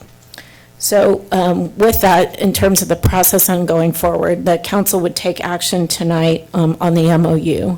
As you noted in the MOU, there is no addresses associated with, filled in with either of any of the three activities. But we would go ahead, once we got council direction, and execute the MOU. We have all the cost estimates relative to Turlock Gospel Mission and that work, and we'll get started on that. And then we'll also be working and moving forward with We Care. And then as a process, once we work with the Downtown Association and identify a location for the personal storage, we would go through the entitlement process with planning. So the money has to be expended by April 2021. So this is not a lollygagging around kind of process. And so with that, I'd be happy to answer any questions. Yeah, Mayor, okay. I just want to again clarify the action we're considering is accepting the memorandum of understanding with the county, correct? Correct, And then authorizing the acceptance of the grant funds. correct. And as far as the actual storage facility, that's not set in stone, that's not part of what the action that we're, It's listed in the activities, yes. as activity, but it's not part of the action that we're about to approve. You're approving the MOU and the activity is listed in the MOU. Okay, so if we have, okay, I guess in a couple other questions, the amounts that were going to We Care and Turlock Gospel, you said those have already been set, is that $240,000 or is that, how did we come up with $240,000? $240,000, that came from the estimates relative to what Gospel Mission thought that they had gotten a contractor to come up with cost estimates for what to get that back up and running. In fairness, we would give the same amount to We Care, and we would reduce the CDBG component in the cost of that particular project. Yes. Oh, with these storage programs that are happening, like in down south that you suggested, how do they address a public health component? Because I know that we're taking personal belongings, we're kind of handling them, we're keeping them here, we're taking them out. How do those programs address that? So the programs typically are at a particular site. They utilize containers much like what people have for their recycling or yard waste, although they use a different color to not be confused. What that looks like is then usually the location is open for a couple hours in the morning and a couple hours in the evening for people to come and get into their stuff. Both Gospel Mission and We Care allow people to bring kind of a tote size of stuff in, and then the rest of it gets left someplace. And that's kind of where we are right now. But this would allow them to get one of those like big yard waste containers. Everything else, that's it. We can't make an accommodation for that. We're trying to reduce sort of the propensity for hoarding and all of that, providing a place for them to dispose of that. So the program would have the dumpster, like pick and choose what you want. You put your stuff in, no firearms, no knives, no explosive liquids, no, the normal kind of TSA. Although we'll let you bring more than 4 ounces of shampoo if you want. But in essence, it's basically to try and contain it. They can check in their stuff, and then go about their way to go access services, job interview, rehab, whatever it may be, and not have to worry about it, that it's been safe. We would like to include a bathroom component with whatever location we had, so that it addresses some of the issue about access to bathrooms. And so if they brought their stuff, they could use the restroom facilities. Their stuff would get locked in a combination lock, basically. It's stored. Once the place is open for a couple hours, then it's closed. And then in the evening, the nonprofit provider will come back, open it up. They have the opportunity to once again use the restroom, get whatever stuff that they want, and be on their way. So, and then there would be provisions that if the stuff was left for more than, I don't know, whatever, pick a time, 2-3 weeks, whatever, then it gets disposed of, but that at least we don't have either volunteers or nonprofits or city staff dealing with picking through all of it, that it's in a container that can be dealt with scavenger, that they just come in and pick it up and dump it, and then it's re-sterilized to allow somebody else to use it. So the money for the property bathroom thing would also cover scavenger? Yeah, we would cover scavenger with it. And you said that within this MOU, it doesn't cover a address, but would it come back to us before you choose to do that? You said planning commission, but I would guess that it's going to probably be something that we should The be. planning entitlement, and so it would depend on where ultimately we ended up, whether it would require a conditional use permit or an MDP. The subrecipient agreements will all come back to you. Okay, let's open it to the public. I do have some cards here. Harry Boucher. Yeah, there's an organization in Modesto that has mobile showers, mobile washrooms. Can that money be used for that? Create that or contract with them? So this infrastructure money isn't really for services and operations. It's not an eligible activity. Currently, there are showers available for anyone staying either at We Care or Gospel Mission, and then United Samaritan Foundations also has showers. And so the showering aspect is currently being provided in Turlock by 3 different organizations. So, but this money, it doesn't allow for like operational, we're getting to do it because it's a pilot and it's attached to some like bathroom infrastructure kind of improvements. I just ask you to keep it as far away from downtown as you can. I understand. One of the hallmarks that the Orange County found it successful is that it needs to be somewhere located near services and transportation. So we try and work with a model that works. Molly? Hi, so I am here to talk a little bit about, I just wanted to come and, I know that Maren and I had a meeting yesterday as well as with our president and vice president of the Downtown Association, because this is a huge concern for us downtown. As you guys know, we've been to plenty of these meetings about different issues that are going to be coming into the downtown or near the downtown. And, Maren said that this doesn't have to do with the location, but I just wanted to make sure that we came here.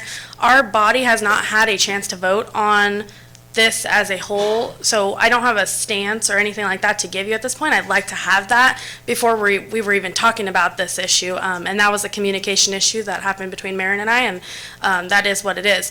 But I went downtown. I've talked to the people that are surrounding those businesses, and it's also my job to make sure that I stay up to date on what the businesses want. And those businesses, people can't all be here, but they are, with the exception of one business, all very against this location.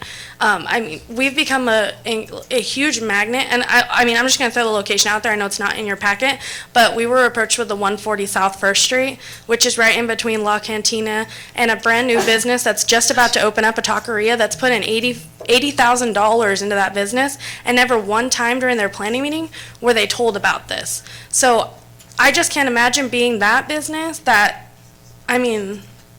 and also to bring up, Orange County is shipping containers. It's not a building. So they take it to shipping containers. So we asked, can we put shipping containers at the Gospel Mission and do the same thing? They're already there. They can check out of their place that they're staying, check in their stuff, go do whatever they're doing. Case management, if they're going to a job or NAAA, they can drop their stuff off there before and it's monitored. And if that money is up for grabs, I would assume that they could staff it because that's part of that money. But just to keep saying like, we're gonna put it in the downtown, the downtown has been dealing with tons of issues and because of this issue as a whole. So just to say we're going to put it in the downtown, I don't think that is fair.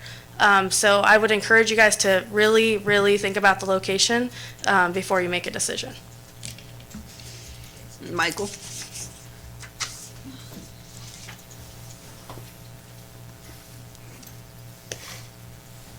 All right, there's no need for me to rehash, obviously, what Molly has already stressed. How shall I say, informally have assessed where we're at with the board of the Turlock Downtown Property Owners Association, as well as owners of buildings downtown and merchants. It's, besides one that Molly mentioned, one anomaly, it is universally opposed. This idea of, and we met with Mike as well as Maren over these last couple of weeks, and I appreciate the lines of communication there for clarity. So my understanding is it was stressed to us that the footprint of homeless services was not to be expanded, right? So assuming that it's not going into the First Street location, because by definition, that is the expansion of homeless services and here in Turlock. So we have issues particularly with that site. That said, I did some research on my own on this issue. There was a ABC or CBS News affiliate out of San Diego that ran a news article on a facility similar to this. It was about a year ago. It opened up in Logan Heights community of San Diego. So now I reached out to the principal of a school. It was Our Lady of Miracles, I believe, is a parochial school. Noel Bishop was the principal. I got him on the phone and I asked him, what were the consequences, the impact of having a storage facility like this in your immediate vicinity?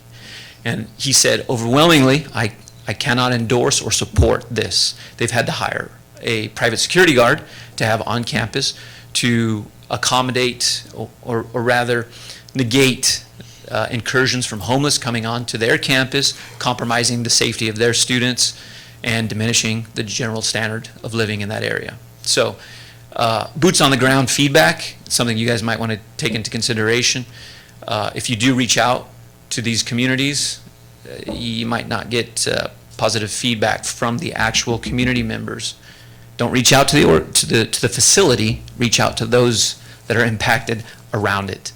And lastly, the Orange County facility that Marin had looked at, they do use shipping containers. And late Saturday night, Sunday morning, some of you younger folks still might be up watching SNL. I don't even know if people do that anymore. But so about 1 o'clock in the morning, you received an email from Mr. Ron Bridegroom, all of you, including Mike Cook, Marin, and the mayor. And he suggested taking a look at alternatives because that First Street building, not popular. Thanks. Mr. Kirby? Yep. First one here, last one, please. Thank you, Madam Mayor, council members. Mayor, and thank you for the motion and the report.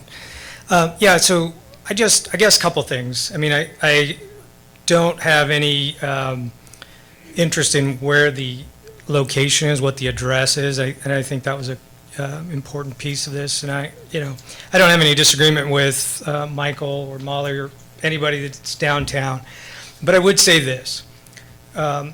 Remember that the job of the city council, the job of nonprofits, the citizenry of this town, we are not here just to simply consider what's important to the business owners, as important as they are, as important as homeowners are, as important as all of those citizens are to the life of this community. The job here is not just to consider their needs. The job is to consider the needs of every citizen, every resident of this town, including those who are without a home. The reality is that these folks need a place to store their things for all the reasons that Marin said. But the additional is, remember that everything that we're talking about here has lifestyle impact or way of life impact on the rest of the community. So we're talking about all of those committees that came together to say, hey, how can we improve the quality of life in Turlock by not having to see this anymore? This is one of those kinds of solutions. The other thing that's powerful about this storage solution is when we have an opportunity to say, hey, this is the space that you have to implement for storage. When that space is full, we also have an opportunity to have a conversation about why you need to have so much stuff. What is the need for all this stuff, and what impact does it have on your life? So that gives us an opportunity to speak into some other sort of lifestyle issues that the folks that we're working with are dealing with. So again, no question that the location may be problematic for the downtown property, but the activity and the concept is important and critical to our community. Additionally, since I have a moment left, the remodel of the day center will also address some of the issues that the committees had in terms of bathrooms, in terms of more opportunity for people to be inside and not downtown, et cetera, et cetera. So we are thankful for that part of the MOU as well. Thank you. Anybody else wishing to speak? Mr. Puffer and then Mr. Mowry. Hold on.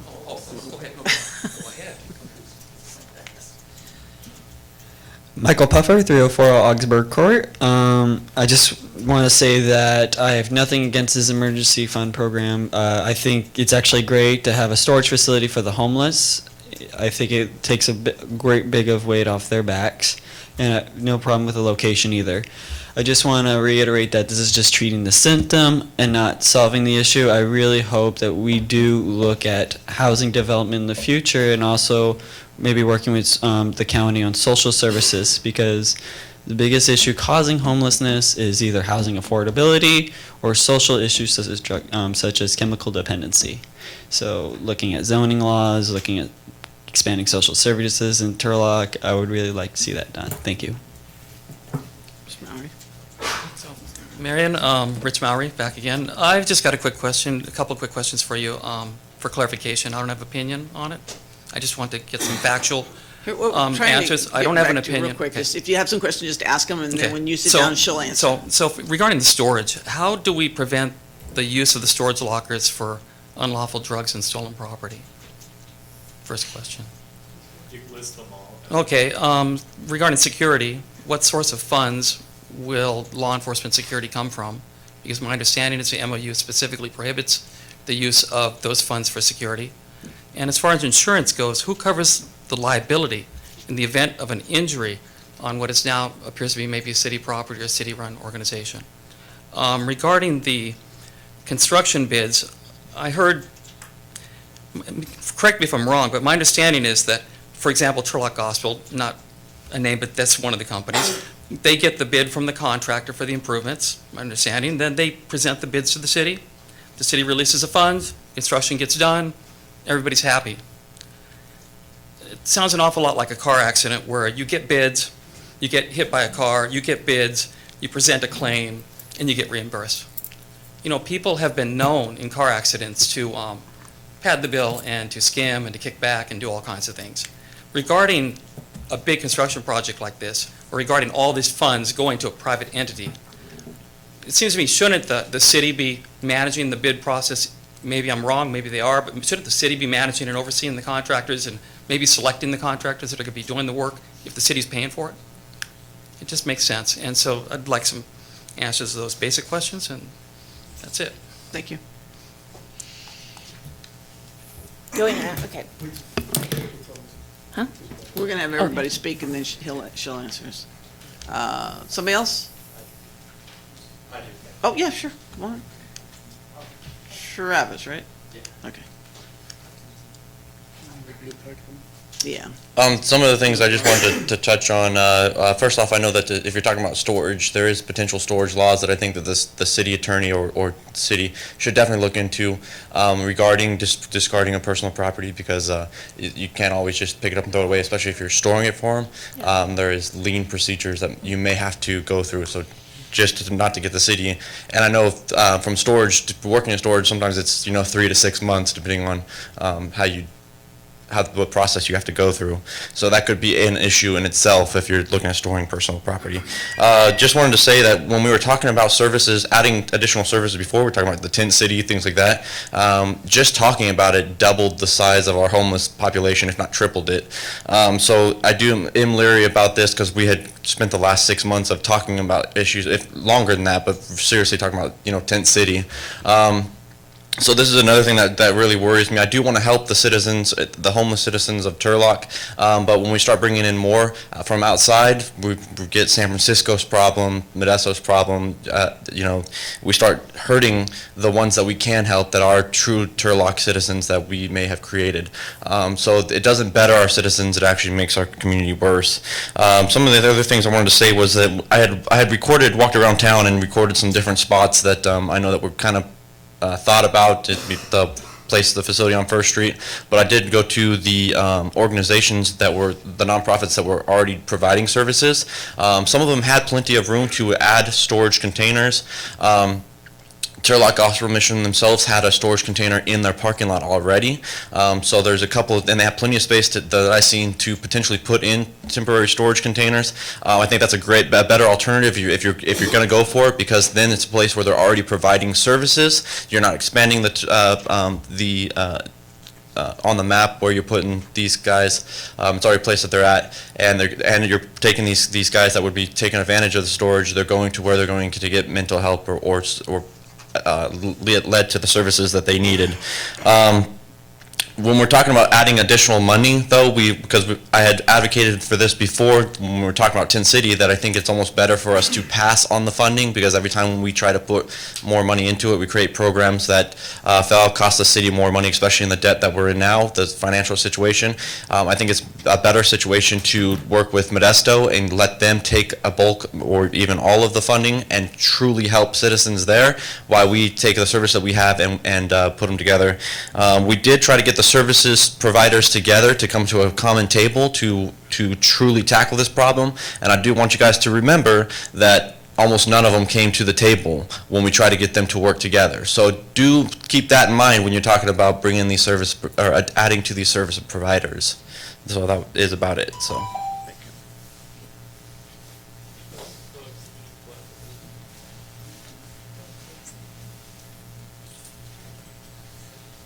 Batting cleanup. Hi, Mayor Bublak, how are you? Hi, Council. Couple things that I'm just curious about on all of this is, and Marin, maybe perhaps you can answer some questions. I was listening to this at home, and some of the funds were talking about going to Turlock Gospel Mission. I know one of the things that's been being bannered around for several months is trying to find out of the money that Turlock Gospel Mission pulls in every year, how much of the money goes to him and his wife. And I just think that if we're going to give a sizable amount of money to this organization, it would be nice to know how the money is spent, especially on salaries. Several of the things that I'm thinking about here would be is, again, what this gentleman was talking about is we're talking about taking people's possessions, and what liability does that put the city in if you guys are having to you're harboring stolen goods? Does the public get a chance to come in and look through all this shit and see what's theirs and take it back? Is that gonna be policed? The question is, it's all being lugged around in shopping carts. Those are all from the businesses who help contribute to our tax base here. You're gonna be harboring their couple $100 carts. I don't think they would really appreciate that, nor should we be doing that. There was also talk about putting a bathroom in this facility. If you've ever been to San Francisco and seen some of the public bathrooms that they tried to do, I suggest you avoid the ones that have blue light while you're in there. They have blue light so you can't see a vein while you're shooting up. So, in case you didn't know that. But my question is who's going to clean this bathroom? Who's going to monitor this bathroom? Who's going to police it? In a time when we're talking about a city that's talking about approaching bankruptcy, I've come to how many of these meetings and I've heard all of these people screaming as if city council members are, you guys magically, they just need jobs, like you people create jobs. My question is, so we're gonna house their stuff for free? When at some point do they have to do something to get something? Why in the world aren't we getting something out of this as a resident and taxpayer in this community? Why aren't they cleaning up the parks they're sleeping in? Why aren't they cleaning up our streets? I'd be happy to provide some service to them if they did something in exchange for it. Everyone in this room who's got a job, everyone who's got a home, we realize we have to do something to keep that home. This is the only group of people that I'm aware of that seems to keep getting everything for nothing. And as the city's approaching bankruptcy, we continue to keep wanting to do that. At some point, folks, this makes no sense, and you guys are the ones who control this. And the last thing I wanted to say is, if I understand right, the building that we're talking about is the building at the end of, by the bars over right off of Main Street. This stuff has been sitting on the side of freeways, in the dirt, God knows where. Lice, roaches, fleas. Are you going to be the one, who's going to make sure that all those businesses that are right down the, one or two businesses away from that, who's going to clean this up? Okay, well, I'll let you clean it up. Thank you. Thank you. Anybody else want to speak? Come on up. Oh, Kristen, let him, this young lady first. Yeah, they need to say their name for the record. Okay. My name is Esmeralda Gutierrez. So, good evening. I know we've been sitting here waiting for this opportunity. So I do appreciate somebody bringing up the business that's going to open up fairly soon on that street. We're the owners of that business. So we actually chose that location because we do see the opportunities that downtown is bringing. So from a business perspective, we do see the potential there.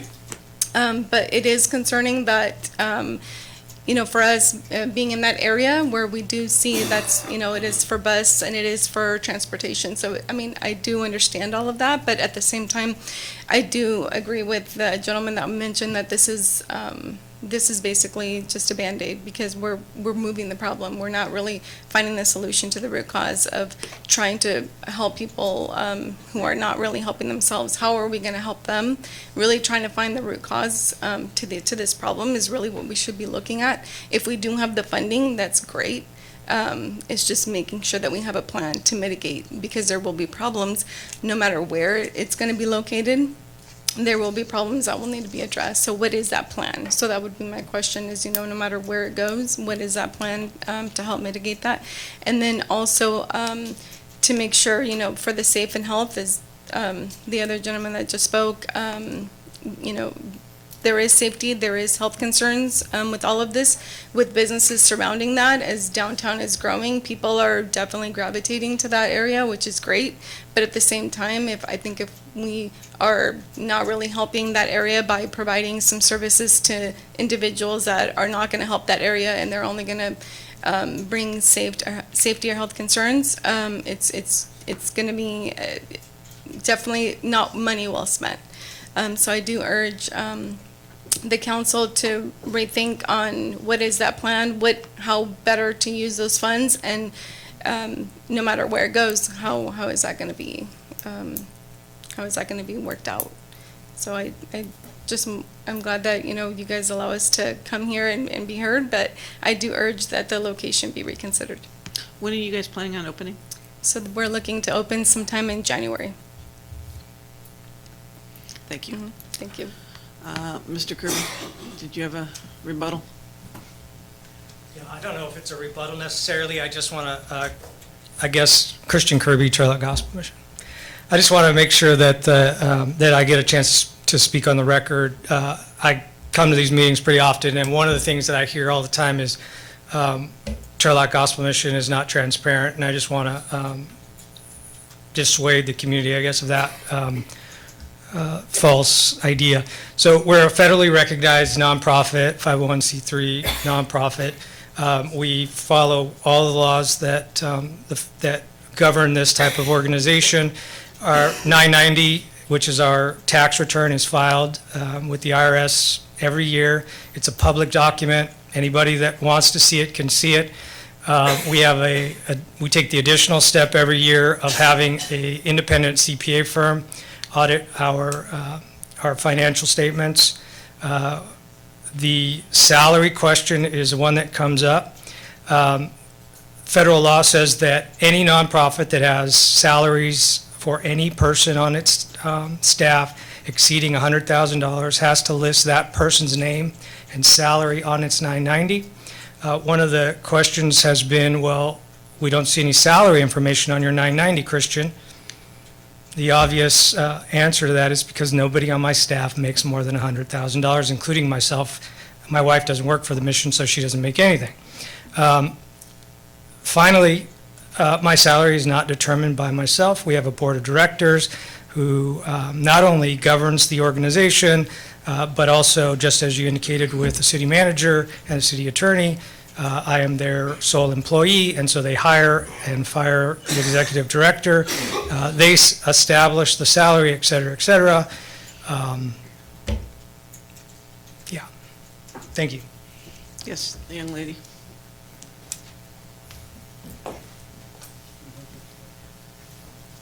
Hi, thanks.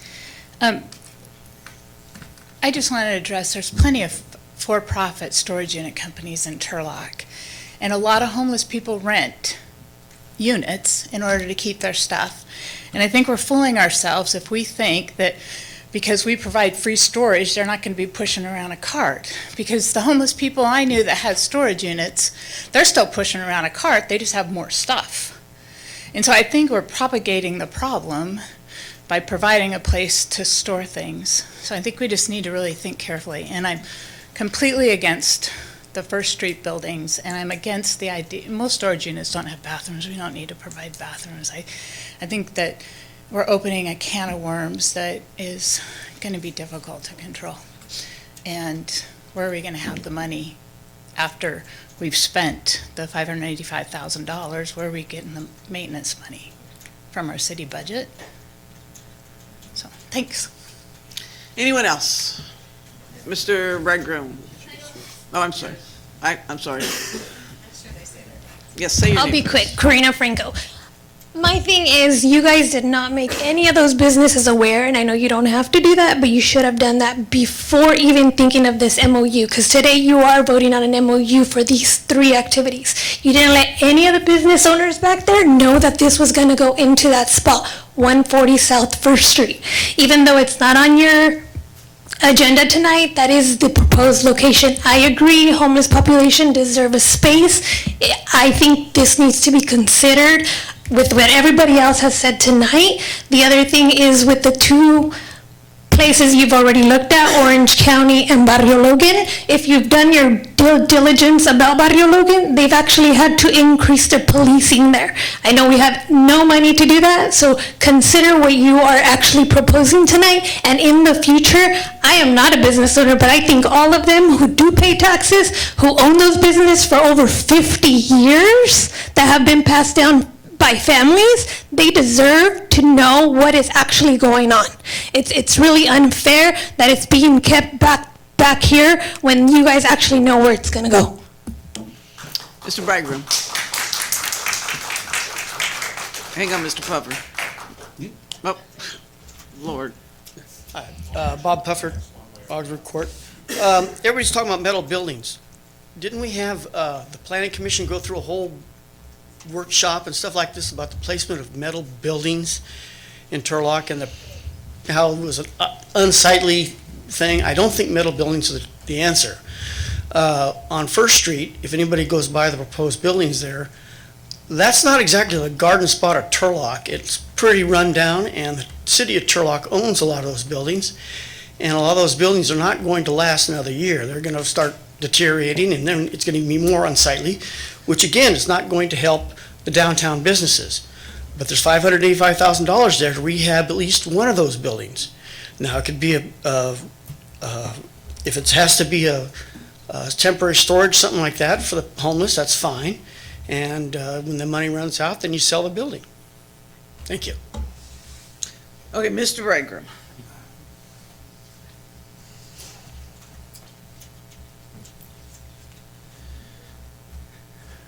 Mayor and council and staff. So you probably got hopefully you looked at the email I sent you on Sunday. And on Monday, I also went again to Legacy Health Endowment. I always want to say foundation instead of endowment. And they brought up a couple other potential locations. At We Care, I may be getting this incorrectly, but they have the dining hall, they have the shelter, and then they have another building to where the second floor is being used for administration, but the first floor is not currently being used, so that is a possibility. And they also talked about United Samaritans Foundation.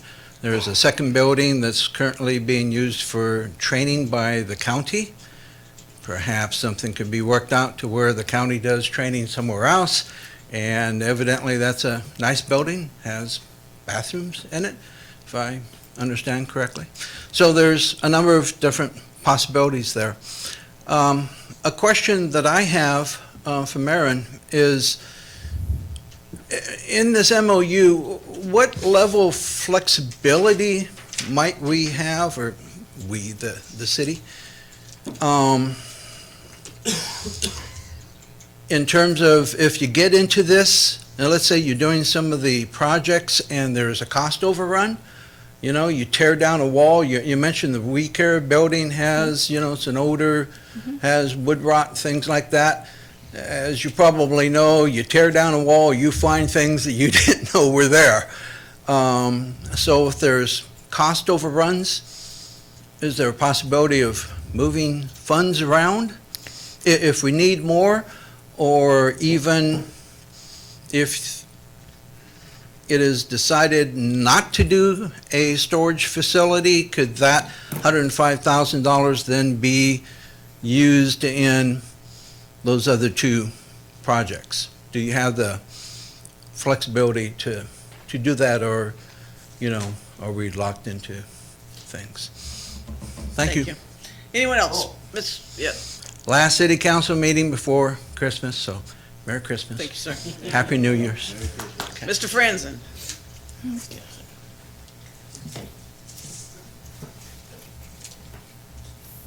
Yes, good evening, Mayor, City Council members. I just wanted to bring up some, I believe, root cause principal issues with the homeless service providers and the services being offered. All that we've done, this looks like status quo. We keep saying we're helping and we're adding services to help people, and I haven't seen it help people. There may be a few individual cases, but I haven't seen it here in Turlock helping homelessness in our city. We have not decreased the homelessness population here, no matter what we do, how much money we've spent. And it's not just the money coming from city governments or state or county. We also donate. We also helped. There was a few of us that tried to do a work program here, and people actually took part in that, some homeless people. They actually got help. They got jobs, and they actually moved on. Some weren't even from Turlock. We helped them, and they're gone. And they still even come back, though, to actually try to help other people out. We saw real results in a quick time. We couldn't even get the city to work with us. We couldn't even get the city to drive a truck next to us to throw garbage bags out. We had them all. I was using my personal car to throw garbage in it. I don't understand how come that is not received, and all the time spent to help that. Instead, we keep doing the status quo help. And it looks like it sustains people in the homelessness. It literally looks like you're trying to keep like customers, like for homeless service providers, like government programs. And it's really weird because we keep spending a lot of time, and I'm all for trying to help out everyone because I was literally part of that work program that helped people. We donate our own money. We didn't even have anything from the government. But you got to put it in proportion. We're in a crisis. And we have spent we would spend all of these people's hours times all the ad hoc committees. We spent thousands of human resource hours on this just in the last year and a half. How many hours have we spent on economic development that would produce jobs for people, that would actually, without trying to lower rent and value, actually afford people more money to make rent more affordable? This is totally going backwards here. You're spending all the time trying to do something that has not added up to amount, but you're talking 250 people, when really we're not helping those people. We're talking about service providers, a couple handful of people. We're talking about city government and bureaucratic programs, and maybe a few special interests. I don't see where you're helping the 74,000 citizens that constantly all over social media are talking about related issues. It's not just homelessness. We're all trying to help that. There are related issues. There's crime that actually targets homeless people. We're also caught up in that. We have not been helped out with homelessness. You haven't spent time on economic development, being business friendly, and this is totally counterproductive to downtown, which is a major business district and an investment. So I'd ask that you consider that strategy and go away from this strategy. Thanks. Thank you. Anybody else? Okay. Last time, and just state your name for everybody, please. No more repeat. We're gonna. Hi there, Jim Cordero again. Couple things that it just came to mind. I work my profession is I'm a pharmaceutical drug rep, and one of the things, if you carried samples, is that by federal law you have to have a storage unit. And I used to have my storage unit over at Master Storage at 1325 Paulson. Elizabeth was the manager at the time. I don't know if she still is now, since I don't sample any longer. But what was important, and what I'm getting to on that, was there were several times when I was there, and I'd noticed that she was starting to keep the office door locked, and I said, well, why are you locked in here nowadays? And there was at that time, there was quite a number of homeless who actually did have a storage shed there, And these things are just, there is no sense of organization to this whatsoever. These people are like damn near living in them during the day, because you can't make them leave. You can make them leave after hours, but you can't make them leave during the day.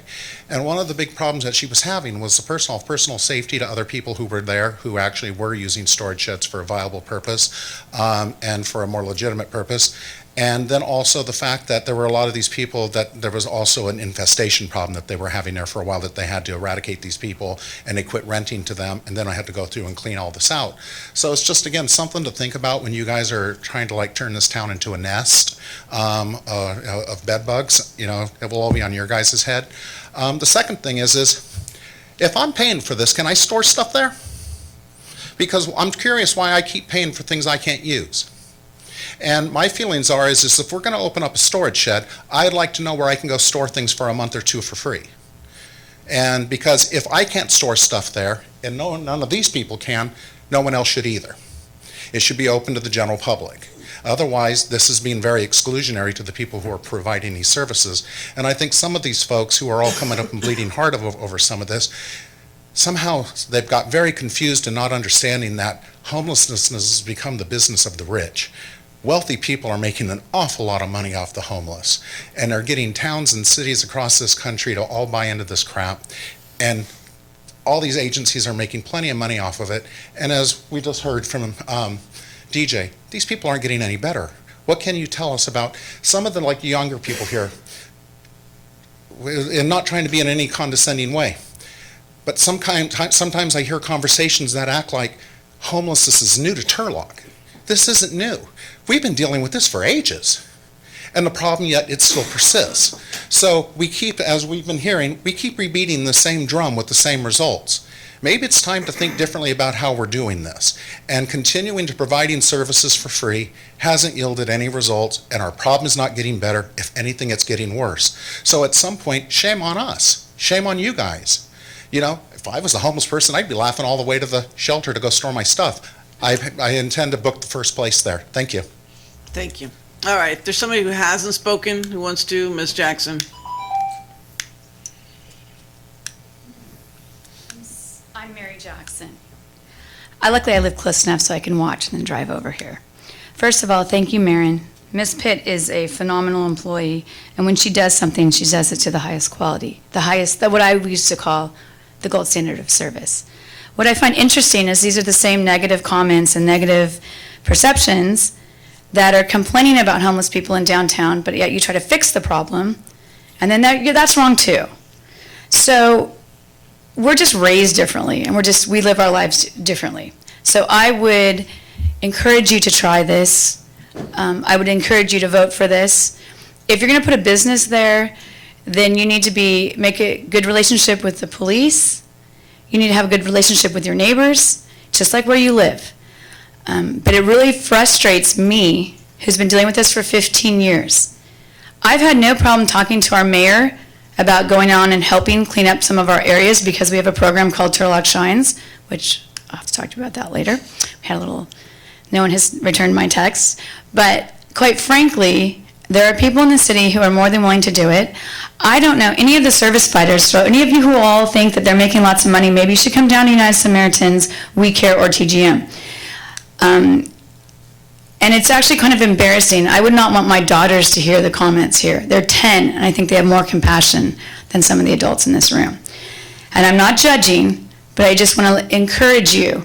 The same people who are complaining about where they are, let's try to do something to give them. We have not added beds in the last 12 years, except for TGM. We have not added any beds for single men at We Care. We're doing the same things that we have done for the last probably 15 years. So let's try to do something else. And the thing is, there are people who get off the streets. If you feed once a month at We Care, you will see who's there and who's not. So it does change, and there are people. And we've actually helped one couple get out of living in a car. And several people on the city staff have helped tremendously to do that, including, and also a local real estate agent. So quite frankly, I think I commend you, and I hope you support this. Thank you. Okay. Anybody who hasn't spoken yet? This young lady first, Miss Inslee, real quick, let this young lady know, or not. I think we've heard some really great ideas here tonight. I really particularly like the idea of the city of Turlock managing the remodeling situation going on versus just leaving it to someone else. I like that idea. I really like the idea of perhaps the homeless getting credits for things that they've done for our community and then using that to get their places. There must be a way that that can be accomplished compassionately. Most important is we have a problem that's not going to go away. It's a growing problem. And it's not just Turlock's problem, it's everybody's problem, especially in California with climate change. It's a really nice place to live in the winter. Not too bad, no snow, a little bit of rain, but mostly we're in drought cycles, so we're going to be having more homeless. Let's just face it, it's not going to happen, it's not going to go away. It's probably the most difficult issue with almost no solutions that are easily come up with. You just can't just fix it. You're going to have to think outside the box. And I think you guys are doing a great job. I'm really proud of the effort you've put in. Mr. Nasrati, I know, worked on this for a long time, and I think what I heard from you was great. Keep working. Think about the people. I wish we could put them all in warm, cozy shelters right now. Let's think about them first, think about us second, okay? Thanks. Okay, where's the young lady?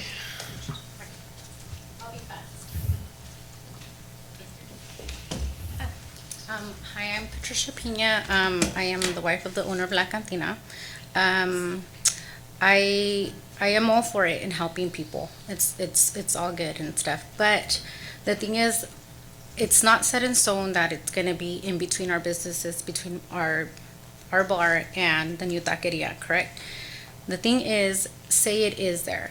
There's going to be open in the morning, it's going to be open at night. So is there a certain amount of people that are going to be able to put stuff in there? Is there going to be a big line waiting outside?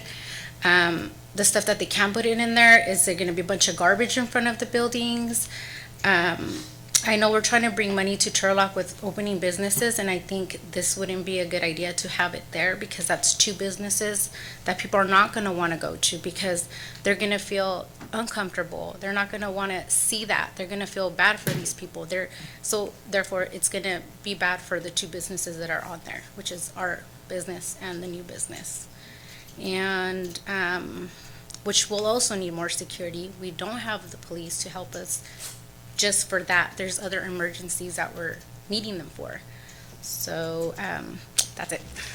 Thank you. Anyone who hasn't spoken that wishes to? Okay, let's close the public hearing and bring it back. There are some questions to be answered, if you would, please. Sure, let's see if I can get them all. Let's see where to start on my list here. Yes, if anybody wanted a store, so if Mr. Cordero, as long as he can get it in a large garbage size, recycling size bin, he's more than welcome to come and store. We don't discriminate in terms of anybody. There was the question about tripling the homeless population, which is not true. We do the annual point in time count every year with a established methodology. It is illegal for communities to bus, transport, whatever. We're still trying to work on the issue relative to the Modesto Gospel Mission has limits about how long people can stay. Once they reach that limit, sometimes there's a few of them that'll get on, buy a START ticket and ride down here, which is where that whole busing sort of urban myth comes from. But once they can go back, they would prefer to be in Modesto, so they pack up their stuff and back to they go. The idea of how this funding works is the city is the recipient of the funding, and then we will do agreements and sub-recipient agreements with each of the nonprofits to carry out the terms of the program. There's requirements for the funding source in terms of how it works. Our programs through HUD and everything else are subject to the public contract code, and with that there is an engineer's estimate or a construction estimate. There's bids, there's construction contracts with provisions, much like one of Mr. Bray's road construction projects or one of Municipal Services construction projects on the wastewater treatment plant. It all works the same. All of our funds on construction, whether we're assisting a homeowner or it's one of another project, are all done on a reimbursement basis based on actual expenses with backup. The site selection, the city of Turlock has owned 140 First Street for almost 14 years.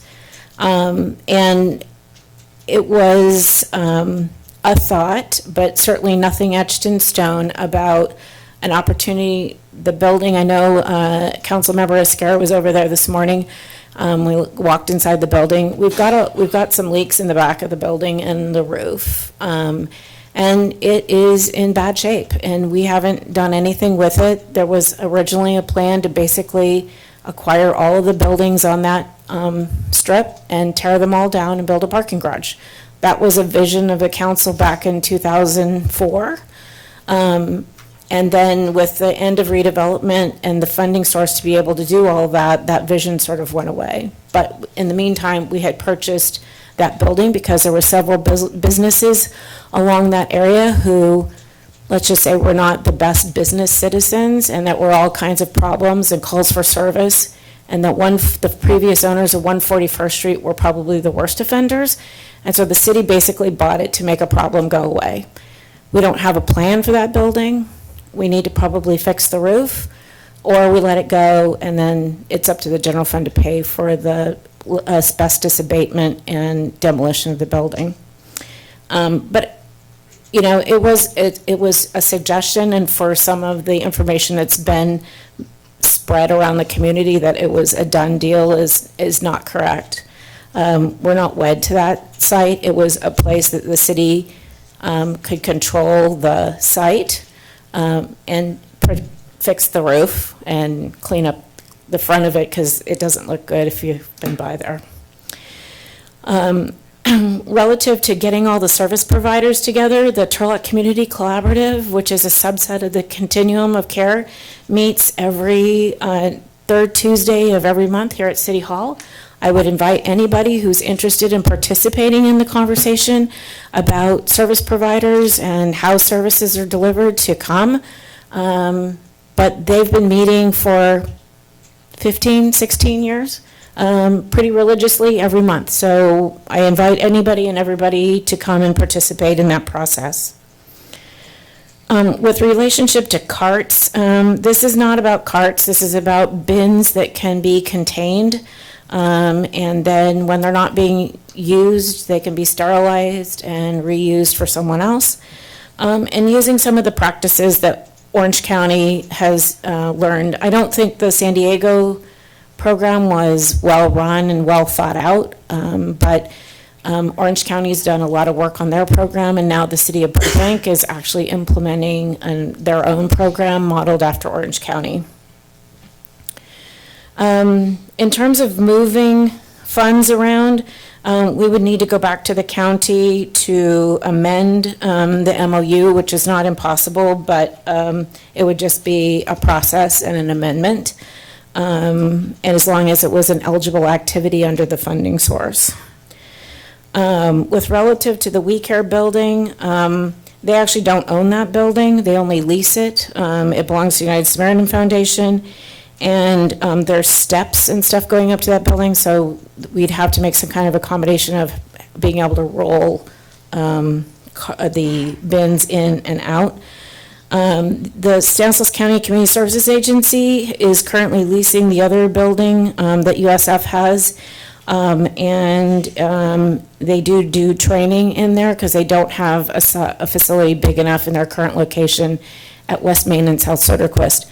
We were very integrally involved in getting that South County Service Center here in Turlock.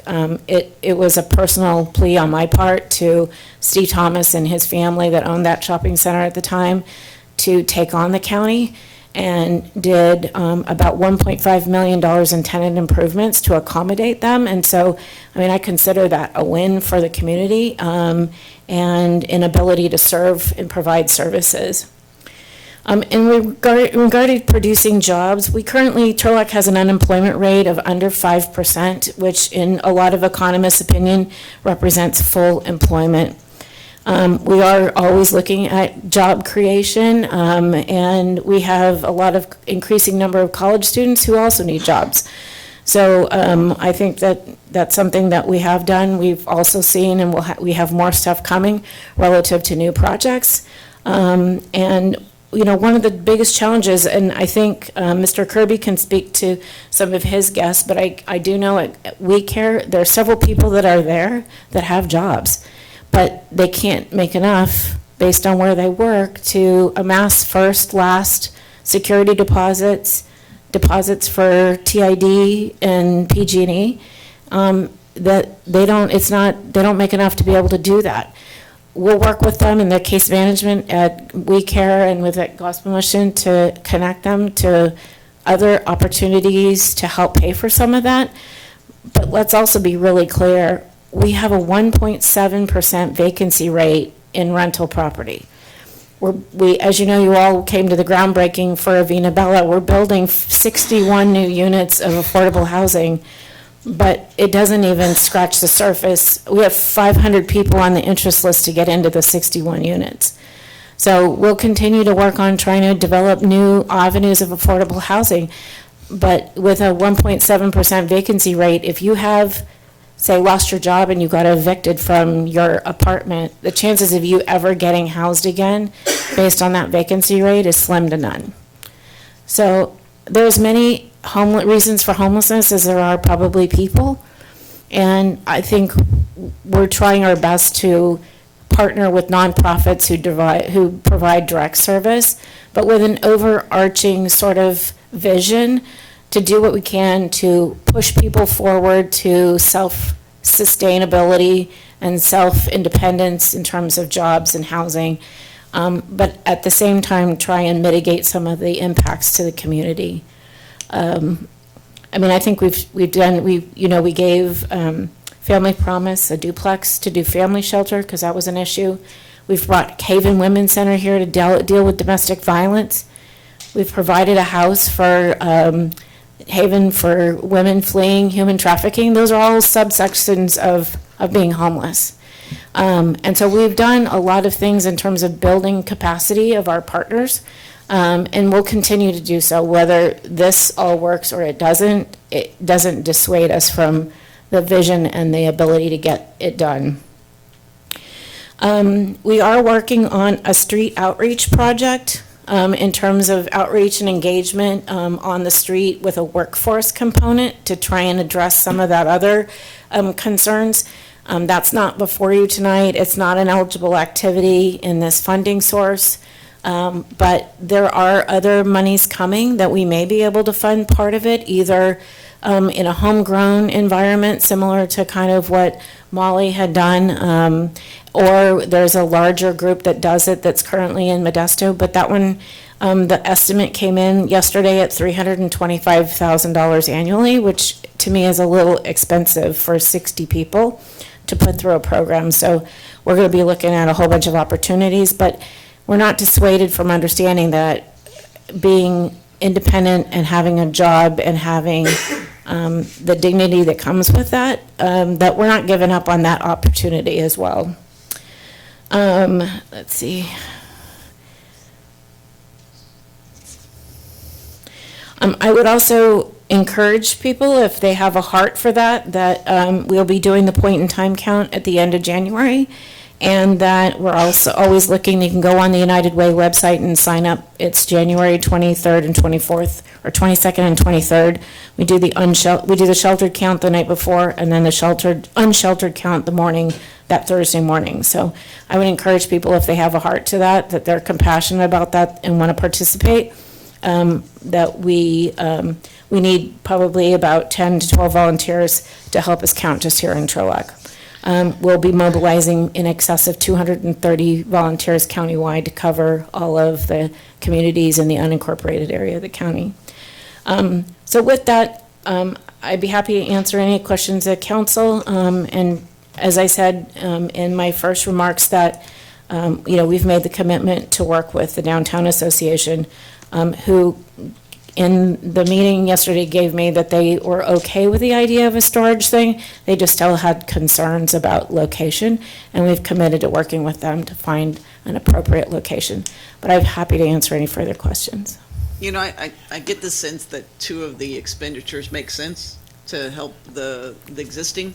What I did get from tonight was that saying that we don't have an address and kind of just, we'll get to it, it'll be somewhere else, is probably not, I don't think it's fair to this group. I think that you said there'll be more funding later. I would suggest that we let that conversation about the property and it take place in a different time and have the other two take place tonight. I just think that there's too much controversy about our businesses and where, and to say, yes, it's going to be an MOU, but it's not really going to come back to us, but it might come back to us, makes the room a little bit cautious, if you will. It would come back to you. No matter what? Okay. It's a contract. The subrecipient agreement is a contract. Okay, because you had said probably planning commission, that's why I got a little confused. That's a different process. That's the entitlement for the use of the building. It has nothing to do with the contract. The Fair. contract is the contract. Yes. I appreciate all your hard work on this, and, we are moving forward with some projects, and that's one-time money that we're not gonna get back, and if we don't use it, we're gonna lose it. I appreciate all the comments, and there's some good suggestions that came from the public tonight. We need to make sure that we can, monitor those contracts, and I know that the service providers are work very closely with you, and you've done this for years and years, so I'm fully confident that those contracts would be executed within the money and the time allotted. I do agree with the mayor that maybe we come back with just a set of different locations or alternative locations, but it needs to be for the next meeting so we can move forward with your MOU for the county, because we're under a time constraint. So, I don't know, when's our next meeting? January So 12th, if we I could believe. come back with some alternate locations, meeting with, some other particular groups that might have some interest in, helping with finding some other locations. I'm sure the business next door, finding that out and putting all that money in, I would be upset about that myself. So, we definitely want our downtown to flourish, and I don't want any more people sending me pictures of feces everywhere. We have to figure it out, so. First off, Marin, I want to thank you for working on an impossible project, and I know you have to deal with the brunt of a lot of negativity with any and all efforts that we try and make. It's, endlessly appreciated on my part, and I think the majority of the community really does appreciate what you're really doing for the city. I do want to talk a bit about the deadline you're talking about, the need for this money to be spent. I think you said by April 2021. Is that correct? Yes. Okay. I think that all of the items that are included in here address some of the specific needs that were identified within the four subcommittees. And while I think that they could potentially be positive contributions towards addressing the homeless issue that we have in our community, I think what the community would best serve our community in working on this together is by creating a process in which we are allowing proposals of any and all solutions, because this money is money that I think can be spent towards fixing people's lives. There's close to about $600,000 here that can take someone off the street, can take multiple people off, and really change someone's life, and something that we do want to figure out ways to best use that funding. I do, however, think that it would best come through a process in which we're allowing anyone out here that maybe has criticisms about what we're putting forward to give us their best recommendations, create a proposal process where any programs that exist out there, whether it's the street team that can put their forward their best proposal.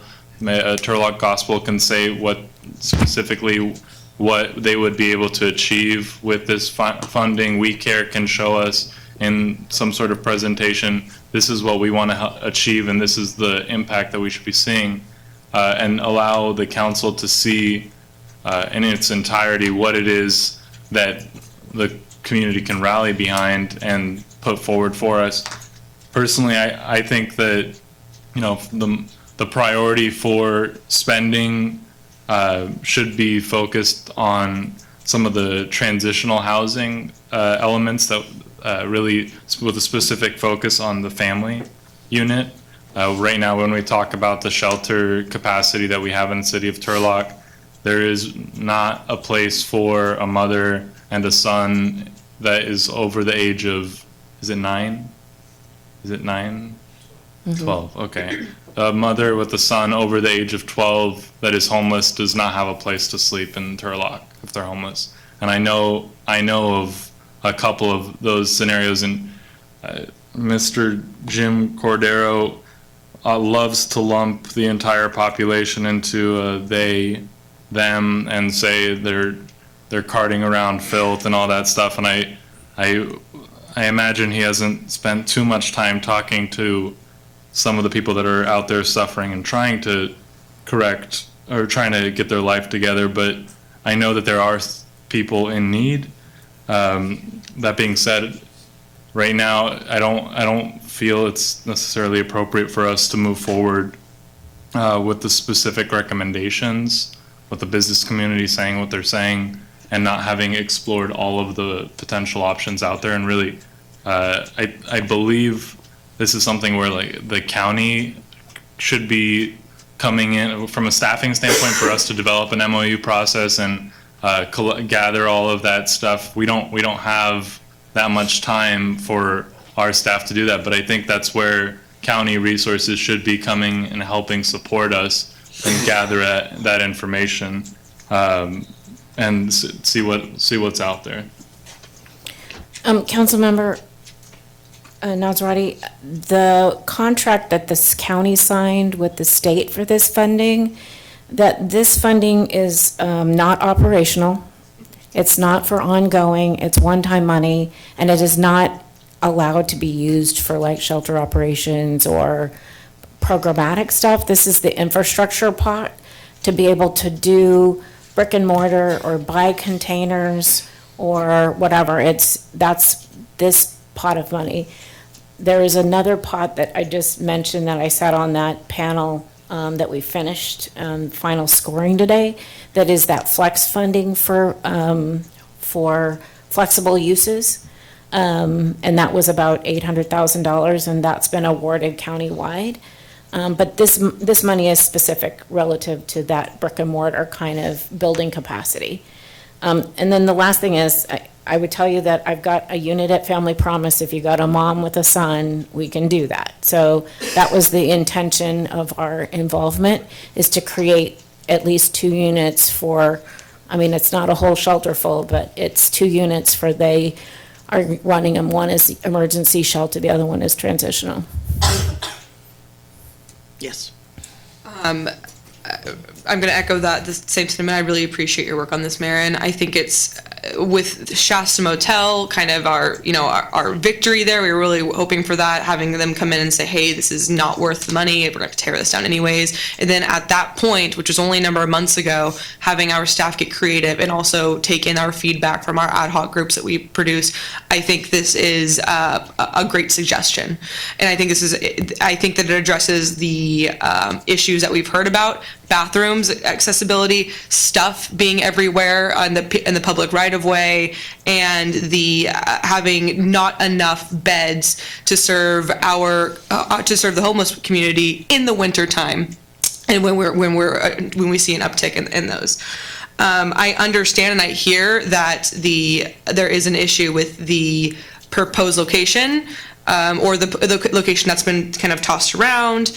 I understand that and I hear that, and I really appreciate Molly's suggestion, or Molly identifying that there is a potential to have an official stance from the Downtown Association and have that be an official conversation, and also the fact that this is something that we have some time to work with to identify that potential location where we can all, at least, if it's not something where we're all happy about it, it's at least something where we all had an official conversation about it, and with an official stance from the entire Downtown Association. I think that would be really, really helpful.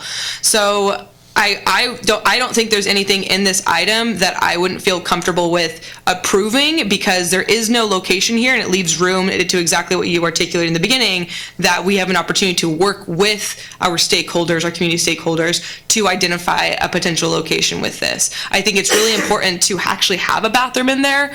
One of the biggest takeaways from my ad hoc was that there's a need for public restrooms in downtown, because the alternative is people defecating in planter box outside.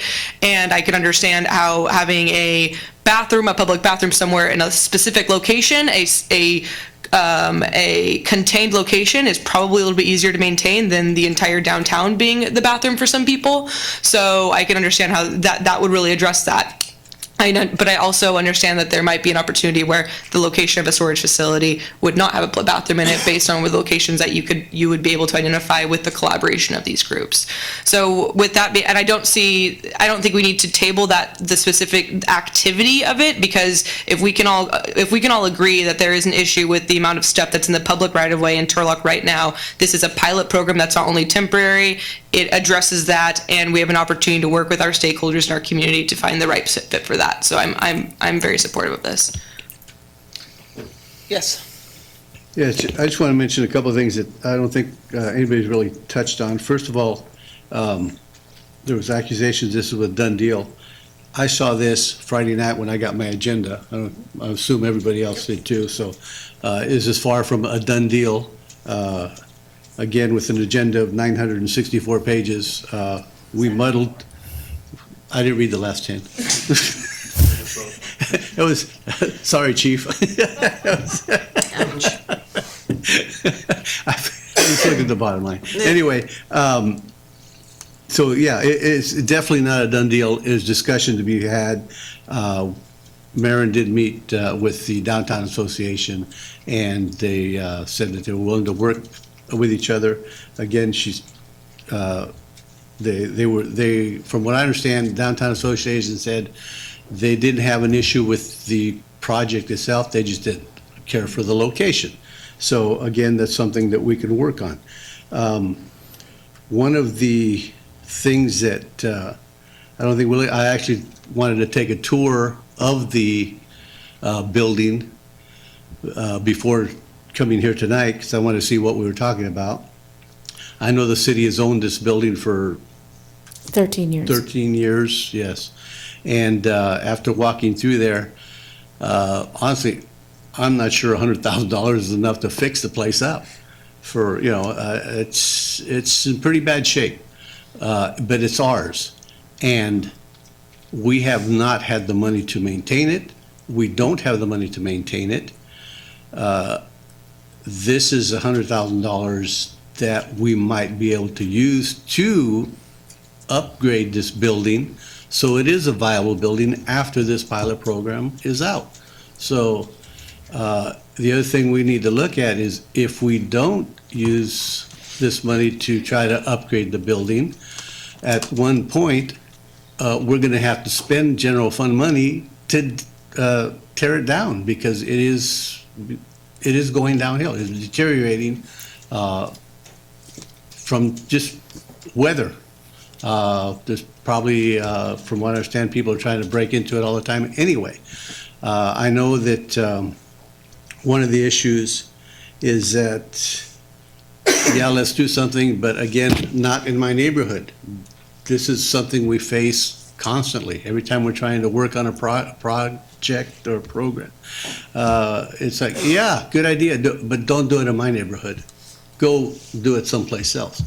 At some point, we've got to sit there and look at that and say, you know, we have an opportunity to get something done. There are some good things that can come from using this particular location. I'm not saying I'm in favor of using it at this point.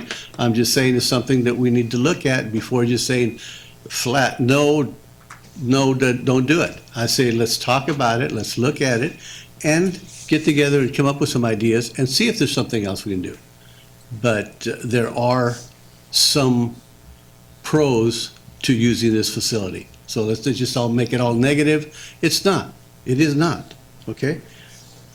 So I would tell you that if the vote is all three items, then I can't vote for any of them. I would like to vote for two of them, but it's whatever the will of the maker of the motion is. I'll leave it up to you to figure out how you want to do this. I just think that we have more funding coming later, time sensitivity. Mr. Franzen wasn't wrong that, I mean, how is saving somebody's property really helping them? I mean, if there's some other options like Andrew was speaking about that could be more effective, then let's start looking at those in a different totality. And as much as I want that building to be fixed on somebody else's dollar, is that really the best intent for us to say, hey, we're just going to take this money and we're going to fix this, and then we're not really going to do anything for the homeless? We're just using it for a moment. I think that's not transparent for us. I think we should be more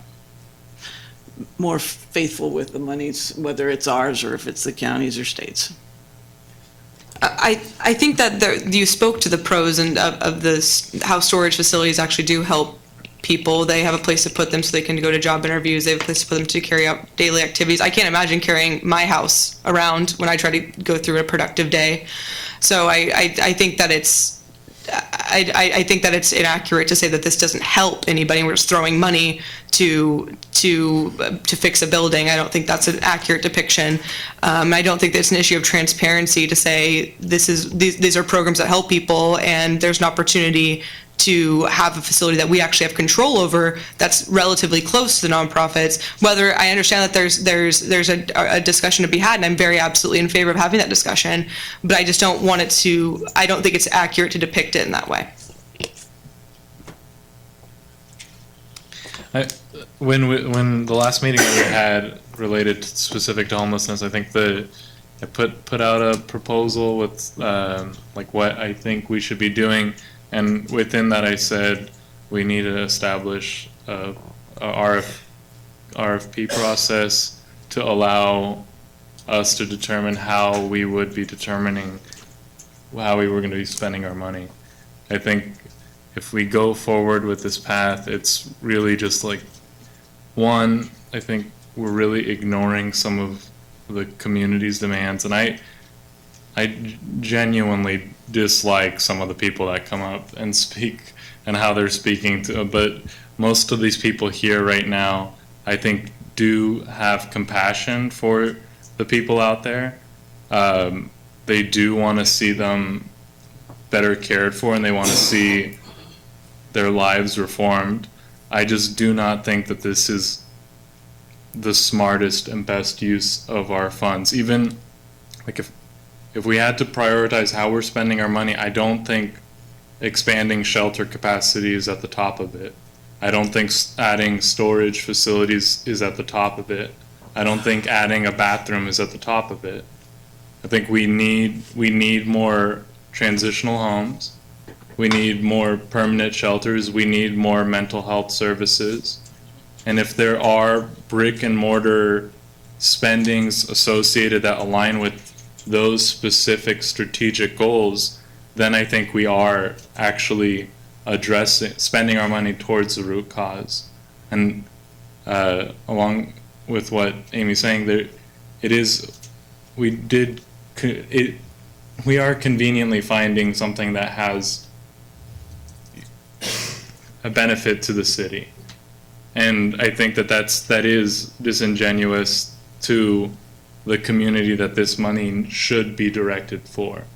If it's a matter of finding storage facilities for this community, there are storage shelters right next to the Turlock Gospel Mission that I've had conversations about. Would there be interest in us working together to figure out if we can, master lease or do something creative that would be a more efficient use of our funds to achieve that set goal? I just, I have a very difficult, I'm a huge advocate for trying to figure out what the thing is. This doesn't feel like the right first step. I think there's a specific pot of money, there's a specific goal that we need to deal with now. I agree with what you're saying, but I think the other pot of money goes into that equation. This is just for infrastructure. It's very clearly defined on how we can spend it and how we can use it. I agree with you that we need to have those other services as well, and that train needs to be going along the same track. But for this pot of money, it needs to be spent in a specific manner.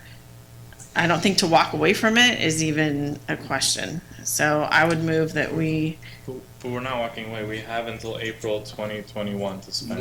No, we don't. No. Vote on it today. Yes. So- The commitment needs to be made today. Yes. So you have a timeline in which you can make a commitment. There's the RFP process, that everything that you listed off would not be eligible for use of any of this money. So there's very specific things that you can use it for. It is, I think, as Marin has kind of detailed, it's largely for infrastructure. It's one-time stuff. You couldn't do social services with it. You couldn't do transitional housing with it. You couldn't do any of the things that you were talking about. So, and you have to go in and like in Patterson, we came in with retrofits to the host house and things of that nature. You have to come in with specific things that you're going to do. Then the county comes in and says, yeah, we'll allow you to use this money for that purpose. It's not like it's our money. So, and then the Board of Supervisors has to actually agree and sign off on it and so on and so forth. So this is a complicated process. This isn't like you got this lump of money and you can use it however you think to solve homelessness and you just got to spend it before April of 2021. That's not it. What's your deadline as far as submittal? Well, they're January. So, and I want to assure Councilmember Nasrati that we're engaging in the beginning of the consolidated planning process. And that whole conversation that you were talking about establishing policy priorities, that's where that lies for all the other HUD money that we get that will inform those decisions over the next 5-year period. So there's room to do that, and that's the avenue really to do that, which we can kind of dovetail off for these sort of special one-time funds. But that's really our general plan of that multi-year planning document goes in that consolidated plan. So there's an opportunity that deals with all of our funding sources relative to dealing with housing affordability, transitional permit supportive housing, any kind of affordable housing programs. Those all go in that consolidated plan. Isn't there a meeting that that these two are involved in that speak to that? The Shaw? Yeah, the Stanislaus Homeless Alliance. So maybe That's the we should go there. overarching of all the elected Yeah. folks, sort of overseeing the whole focus on prevention, community system of care. And there's the components, right? There's access and engagement, there's shelter, there's transitional, and then you try and get people. So there's a matrix, basically. And we're plugging funds that are eligible into these in building out that piece of the system. So, there's an overarching plan, how it's implemented in each community. There's some flexibility relative to how you want that to look, but there is a matrix that moves people from homelessness to some kind of secured housing. So what would be the time frame? Say we pass the first two, what would be the time frame for the project to be viable as far as the location determination? Like within the next 2 weeks, within the next week, before the end of the year? What does that time frame look like? Well, I mean, we would try and figure out what's available in terms of, Okay. and the willingness of someone to sign a lease for kind of an undetermined amount of time, or a shorter time with an extension. And so we could do that relative to the storage piece. The part that I'm a little concerned about is construction takes time.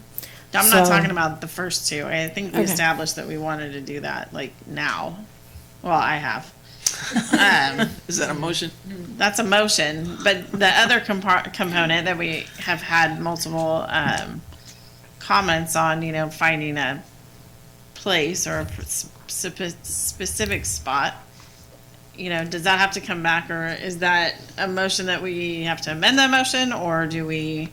So one of the things I'm gonna ask Mary is, do we actually have to pass the location and then rent it out in order to be able to maintain money? Yeah. The MOU doesn't cite any locations other than the activities in there, but I believe that there's an expectation from the county that those need to be filled in order for them to execute their portion of it and make the funds available. All right, so we have a motion for the two. The motion, yeah, well, I need to ask Doug how we're gonna do that. I think that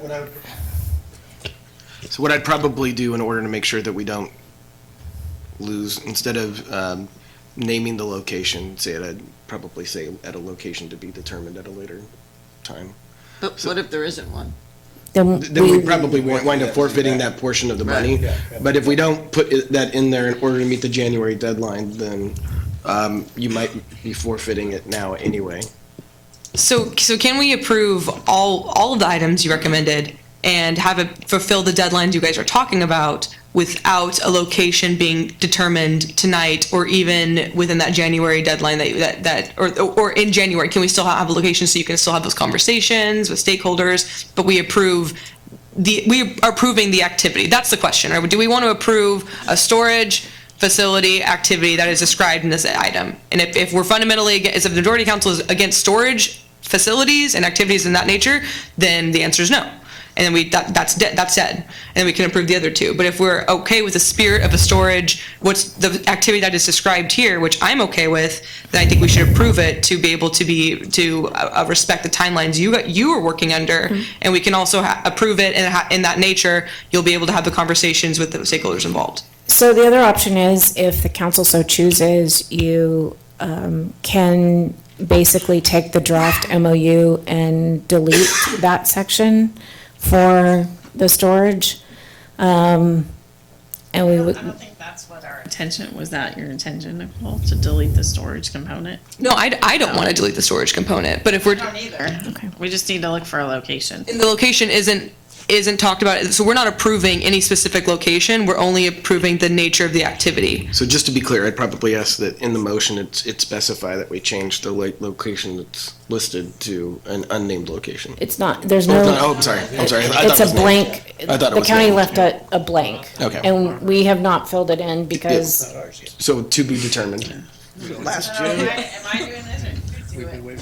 Well, I might disagree with. Just one last question for clarification now. If, what I understand is the Downtown Association was not opposed to the activity. Right. Only the location, correct? I mean, they haven't They don't have it officially made a vote. weighed in, but the conversations that we had with their president, vice president, or executive director, that they were amicable to the concept of a storage. Right. But they did not, I want to be clear, they did not, and Molly can correct me if I'm wrong, but they did not have the endorsement of their full board, one way or another. Before anyone motions, is it possible for us, with the specifics of this storage facility, to put some sort of work, like sweat equity to access it? So if they partner up with the Turlock. So this is our agreement, the city's agreement with the county. So I don't know if you're volunteering me for sweat equity. I kind of think I do my part. I'm saying, can we But put any sort It's of, not, it's You got a not bunch of appropriate to shovels. put sweat equity in this MOU. that and- we can't put any terms specific to, Those go in the sub-recipient agreements. Yeah, that's, But I'm not volunteering for more sweat equity. No, I just, I still think that they're two different things, and yeah, we can discuss it, but it may be that nothing comes of the other one. I think the other one should be in its own world, and if not this money, the next money coming would be applicable as well. I just think that we work with the two and move forward so that we can get those taken care of, because we are talking about cold weather pending and things of that nature. I don't usually motion, but I mean, sure, that was my motion. Have a second? Yeah, you can separate them out. You can separate, I mean, so the mayor's motion doesn't necessarily exclude a later motion on. Correct. Yes. On the third one, it just stands on its own as the Yes. last two items. Agreeing with MOU as, we have to amend it to strike the third activity? That's what I'm trying to. No, she's only, so it doesn't address the third activity. All she's doing is approving the first two. Okay. That, So how do we execute something that no, it's isn't? just a motion. It's just, we're not Got not it. there yet, so. All right, so is there a second? Of the first two, Just- motion for the first two. And it doesn't. Go into agreement with county for the two. It doesn't limit us to having a conversation on the third. The question is, we're only voting on the first I'm two. gonna motion to approve the third one right after you guys are done, so. So just let's get this vote done. Okay, but do you want the first two done anyway? Yeah, right. Okay, so you are Yes. good for a second? Yep. So we have a I will first and a second. No, I didn't hear it. You weren't listening. Are you gonna motion for the third one? Yep. Okay, so call the roll on the first two, if you'd please. Councilmember Ariano, I'm in. Councilmember Nazrati, yes? Councilmember Larson, Yes. Councilmember Esquer, Yes. Mayor Bublak. Yes, passes 5-0. What's the next problem? That's the next problem. Motion to approve the third listed activity in the item. So for the property without an address. Yes, for to be determined, yes. With the address to be determined. The address to be determined. Do you have a second? Second. Do you have a second? Well, the roll. Councilmember Ariano, Yes. Councilmember Nazrati, No. Councilmember Larson, Yes. Councilmember Esquer, Yes. Mayor Bublak. No, it passes 3-2. Okay, thank you all for coming and sitting through all of that. We've got a declaration of emergency. Mr. Cook, there's an emergency. Oh, you want it? Okay, we're Mr. Bray. Mr. Cook can Crisis take it in if the he house. wants. Yes, good evening, Mayor and members of the council. The item before you tonight is to reaffirm the declaration of emergency made by your city manager, Michael Cook, You made a and that there is a need to continue with the repair of the roadway, sewer, and storm drain facilities associated with the West Tuolumne Road sinkhole. That's what we're calling it. So on December 5th, 2019, the city manager and I both received a call that we had, our staff had noticed the sinkhole was starting to develop in the median of Tuolumne Road between Golden State Boulevard and Tully Road. We both went out to the scene, and the scene was secured very, very well by our police and our fire services, as well as our municipal and Parks and Rec workers. Thankfully, there were no incidents, there were no injuries, there were no accidents. So I'm very thankful for that. While we are still evaluating the extent and the cause of this emergency, the Public Contract Code and the State Government Code and the Turlock Municipal Code allow for local emergencies to be declared, which allow the entity to forego public bidding procedures because of the delay associated with public bidding procedures. So Michael Cook, your city manager, declared emergency. The government codes, Public Contract Code and our Turlock Municipal Code require the reaffirmation of that emergency until the emergency no longer exists. And so we hired a contractor, local contractor, George Reed, and Mazingo to assess the damage, start working on repair of the facilities. As of right now, the damage appears to be localized in that area, roughly possibly 100-foot long section of pipe.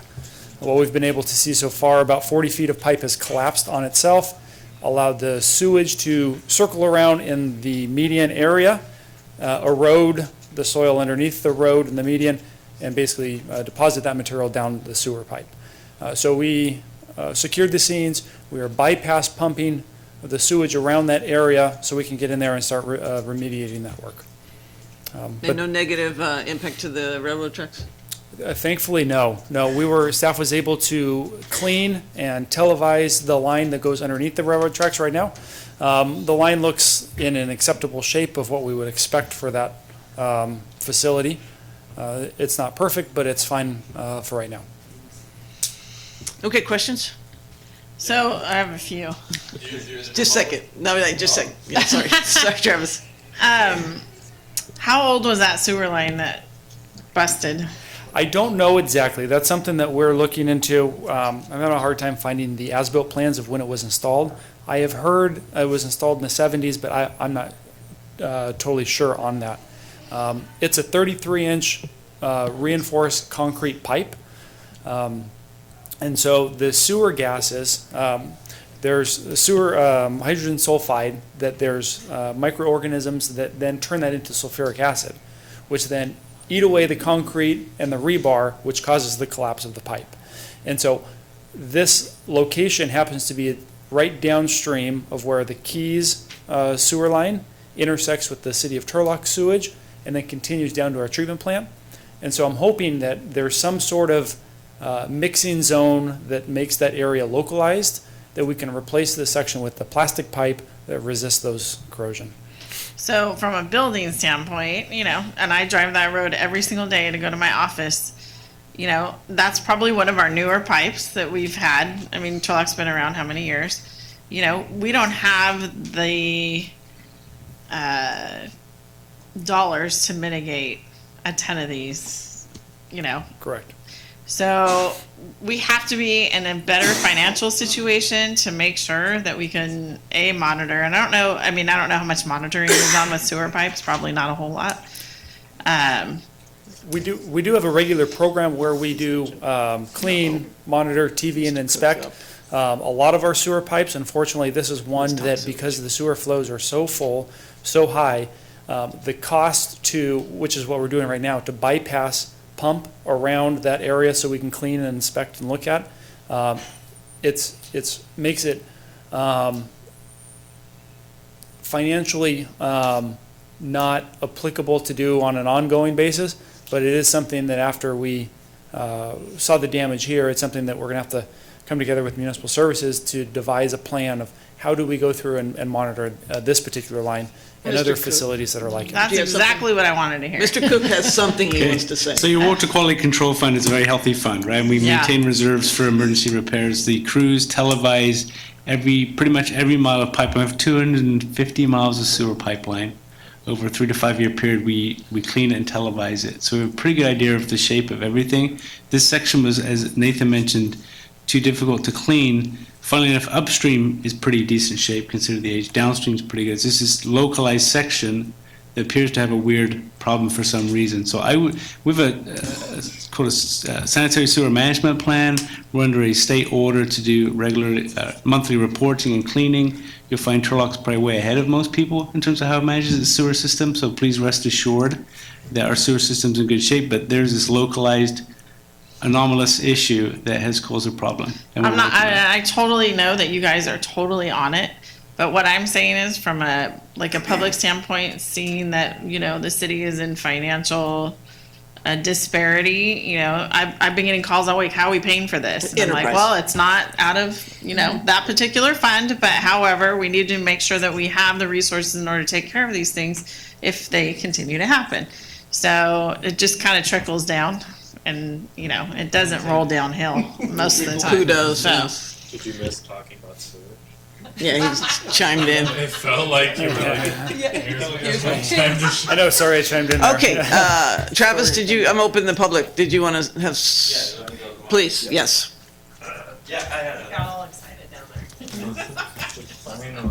I had a couple questions on that particular project. I know that there was reports possibly of gas smells. The fire was responded to. Check it out. Just want to get a status of that. Also, I wanted to ask, was it determined on how long that might have been like that before it was discovered? Is there any thing that we might think that might have caused it? What led up to it? Is it something that might have happened in an earthquake or something like that? That went so long before we detected it, and then again, you guys kind of already talked about it, but to monitor the systems to make sure that there's nothing else that might be damaged. What kind of new rules might be in place or new things that we can report on? Thank you. Anybody else wishing to speak? Okay, we'll close the public hearing, and Mr. Bray, you have some answers. Yes, I do. Or Yes, Mr. Cook. Those are good questions. So we did receive word of a gas complaint or a smell of some odor. So our fire crews went out along with our PG&E standby crews that are there on the site 24/7 as long as construction activities are occurring. So they canvassed where we received the call from. They took, they're called gas sniffers, and so what they do is they basically they're sensing for constituents that are commonly found in gas, sewer, hydrogen sulfide, I think is the gas that they're looking for, and these other common constituents. They canvassed the area, they found no traces whatsoever. They canvassed all the way back up to where the incident occurred, and there was very, very small minor traces of hydrogen sulfide gas, which is your common sewer gas. And so our staff, PG&E staff, felt rest assured that there was no issues associated with any sort of gas leak. The duration that this project is going to go on, I'm very hopeful to have this project wrapped up by December 20th. So that's a week and a half or so from now. Before today, I don't know if I would have been so optimistic, but we had some really good results of our TVing efforts as we go across underneath Union Pacific's railroad tracks out into the intersection. That section of pipe looked really good. If that was in bad shape, or if upstream manholes were in bad shape, it would have just complicated our issue a lot. And so I'm very hopeful that we can continue on with the exploration the remainder of this week, hopefully start installing some pipe on Thursday. So the plan is if everything looks good and this appears to be a localized area, we would start installing the pipe that was collapsed on Tuolumne Road to the west up to the first manhole. I'm hopeful that that's the extent of the length that we have to go. It's roughly 100 feet or so. Once that is installed, then we would come back and we would backfill with material. We would rebuild the road section. We would pour a new gutter, or a vertical curb, and then we would pave. And so that process would take us well into next week, probably fully complete by next Friday. So as soon as we can open it up to traffic and it's safe and everything's ready, we'll open it up as soon as we can. But it's realistic that it could be the 20th.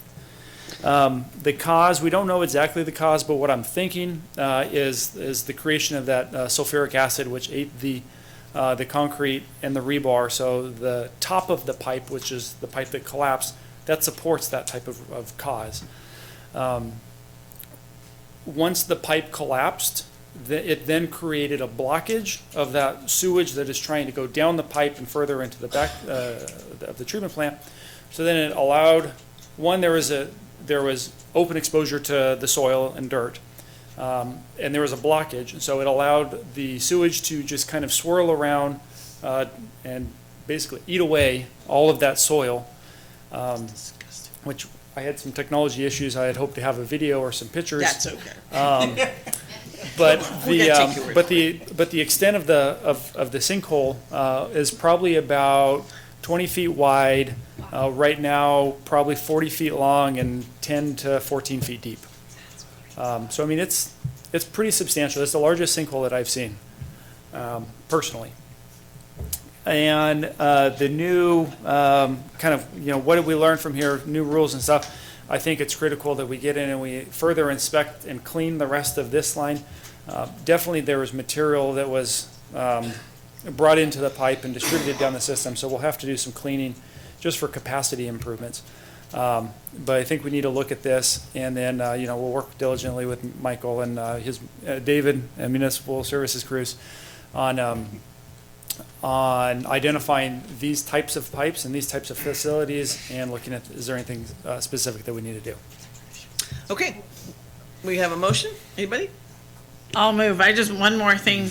Renee Gutierrez is one of our employees, and he's the one that found it. That's what I was told, and I want to personally thank him. So I will move to approve. Okay, we have a motion. And a second. Clerk, call the roll, please. Councilmember Ariano? Yes. Councilmember Nazrati? Yes. Councilmember Larson? Yes. Councilmember Esquer? Yes. Mayor Bublak? Yes, it passes 5-0. Thank you, Mr. Bray. Very descriptive. So, where are we on? Verbal and written for the administrative services. Are you're going to do it? Yes. Outstanding. Mayor and council, you do have a written staff update on the vacancies, but effective December 31st, you will have one vacancy for the Planning Commission and two vacancies for the Parks, Arts, and Recreation Commission. So any interested citizens can apply through the city clerk's office. Those applications are due by Friday, January 3rd at 5 p.m. to the clerk's office. And just as a reminder, the Community Development Block Grant Selection Committee, those applications are due no later than this Friday, December 13th. There are some applications at the back of the council chambers, and they can also be obtained on the website or through the clerk's office. Thank you so much. Ms. Pitt, you ready? Yes, and I'll be Business very license tax brief. update. We just wanted to let you know that in accordance with the municipal code and what's allowable for the business licenses, that for the year ending September 2019, the federal fiscal year, the CPI index is 1.7%. So effective January 1, all of the business licenses will go up the 1.7%. As per allowed in our municipal code. Any questions? Yay. So hopefully we'll have Mr. White look into the ordinance in regard to pulling that. I kind of passed you, right? You want me to do that? Did you want to? Yeah. All right. absolutely. City manager report. Are you guys paying attention? This is really important, really soon. Well, two things. One more important. The most important thing is, tonight our city clerk's not here, Jennifer Lamb. She's at training. And Stacy Tornarelli is filling in. And this is actually Stacy's last meeting. Boo! She's retiring at the end of the year. So I'm losing staff left and right. On the bright side, which is very careless of me, on the bright side, Allison Martin has agreed to fill in. So she's doing training here now, another interim assignment. But as you heard tonight with our budget situation, we're trying to take a wait and see as we start to put next year's budget together in the early new year with Tina, to see where we are, because I'm reluctant. My strategy right now is to fill full-time positions if we do have to make cuts. So it's going to be difficult for the whole organization, and I do appreciate the staff who've really stepped up, but I think it's my prudent approach right now. But we'll monitor. If it doesn't work out, we'll take another approach, so just so you know. And on the other hand, I've been asked about the status of the regional water supply project, because the original schedule anticipated the award of the construction contract in October and construction starting next March. The project has encountered an unexpected delay. The Water Authority and the cities are not able to award the construction of the project until such time as Turlock Irrigation District receives authorization from the State Water Board to appropriate water from the Tuolumne at Fox Grove and supply it to the cities. This is kind of the water rights process. This is part of the process that the cities and the Water Authority doesn't control. In the meantime, the Water Authority is still working with the contractor who bid on the project to keep them interested, and also work on the low-interest financing and other grants that they've been working on. There was a lot that's been going on trying to get this issue resolved. we had a conference call with the State Water Board today. We have a meeting with TID on Thursday. TID's been meeting with U.S. Bureau of Reclamation, who's the one who protested the water rights on a regular basis. Basically, for TID, it's a non-issue, but the reclamation won't budge. The challenge for the SRWA is that as part of the water sales agreement, the SRWA is responsible for paying TID's costs for going through this process, right? And so it's a process we don't control, so it's hard to control the costs as well. So I need to make the council aware of that. The authority did know there was a potential water rights issue, so they did budget $75,000 in this year's budget to pay for TID's hydrologic modeling work and legal costs, but obviously $75,000 will probably exceed that expense, so they will come back for more requests. But again, it may get settled quickly or may take a while, but there will come a point in time if it doesn't get settled, you may lose the current project if it doesn't get resolved in a timely manner. So I just wanted to advise you of that. Any questions? Okay. Oh, okay. The attorney has one. Is that okay? But does he sit on that SRWA? I was just reminding you something. We had one of the council members asked to just give a quick update on the cannabis pilot project, part of the city manager review. Can we have him he had a question on SRWA. Oh, I'm sorry. Just a quick question, just to clarify. So the SRWA issues are between the TID and the state? So between TID and the federal government. The federal government. The U.S. Bureau of Reclamation. It's just the state acts as kind of the referee and issues the permit. Using the city of Sirius and Turlock's ratepayers' money. Correct. We're being held hostage. Right. Yes. Love it. I'm sorry, did you want to tell us about the marijuana? Yes. So at one of the council members requested just a quick update on the status of the pilot program. We just did a workshop again with the Planning Commission, I think it was last week. So we've had several different things like talking about development agreements, so on and so forth. All of them are going through, and so far everything's come out very well through the background checks. And expect to have 3 of the 4 before the Planning Commission in January. As you know, I think I announced it at the last meeting, MedMen did drop out of consideration, and the group that was kind of came in right behind them, which is Natural Healing Center based out of Grover Beach, and Nick Andres, who was here earlier tonight, took their spot. They're in the process of securing a location, so they'll be some time behind, but I expect that we'll have Planning Commission hearings in January for the 3. Assuming that they're approved and not appealed, I would say that it's possible somebody could open up in February, but probably more likely that you'd have your first dispensaries opening up in March. Yeah. So with that, I'm happy to answer any questions. Okay, we have fire departments written. Did you want to add anything? You feeling good over there? Unless you have any questions, Any questions for the fire chief? I didn't get to read that one, sorry.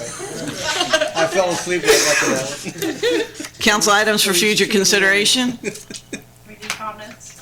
We haven't gotten that far. Council items for future consideration? No? Then go ahead, comments. I got a few. December's busy. The Salvation Army bell ringers, they still need bell ringers, so anybody else, are you bell ringing? You're doing that next week, okay. I talked to somebody last week and they still had a few spots left open, so if any of our city employees want to do it, I think you can go on the website and sign up, so it's only 2 hours. 2 hours? 2 hours. I want to thank everybody for the workshops and all of the participation that we had. We got some really good feedback from everyone. I think I had like 40. I know you guys had over that. So I'm sure Michael's going to come out with a report to all of us as to what happened at the other meetings with, I'm sure, concerns because each of our districts are not the same. So we can work on that. And then,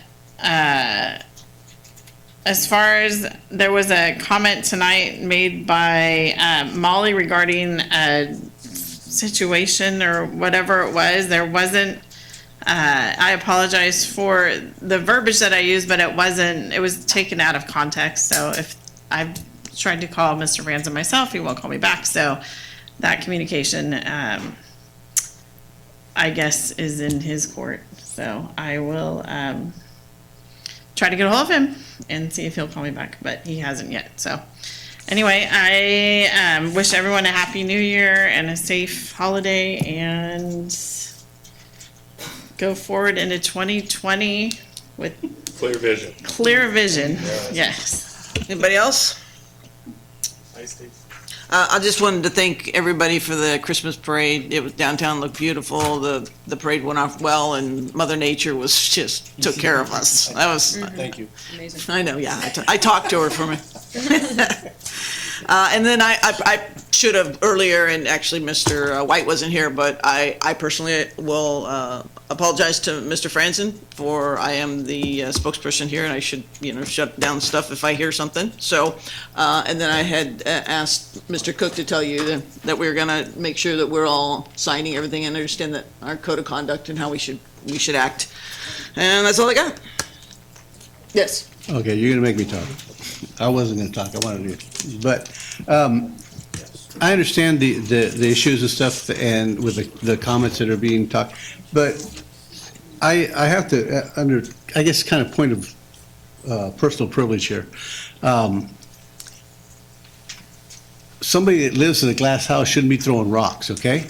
I don't really feel that an apology is necessary because what the comments were in jest, and we're getting nailed on a daily basis, and all of a sudden somebody's feelings are hurt because somebody made a little comment and we're joking. So, you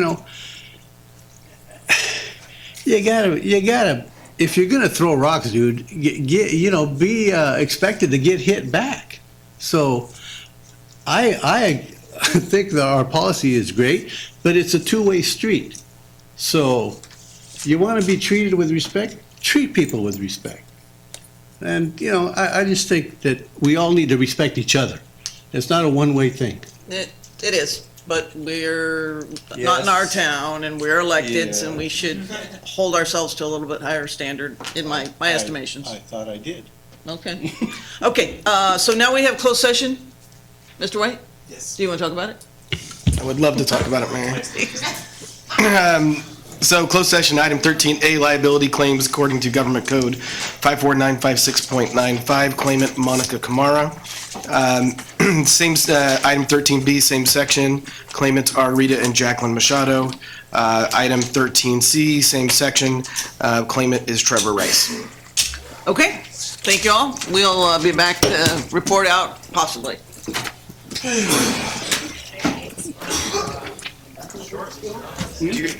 Stacy, you bet. I think just Kevin Dell. That's what I'm saying. We're not so far.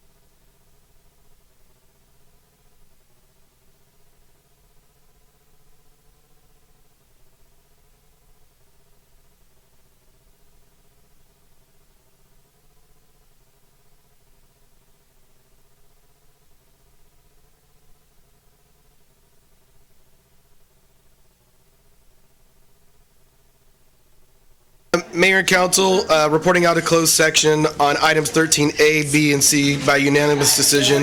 The council voted to reject each of the claims. Okay, adjournment, everybody, say aye. Aye. Good night.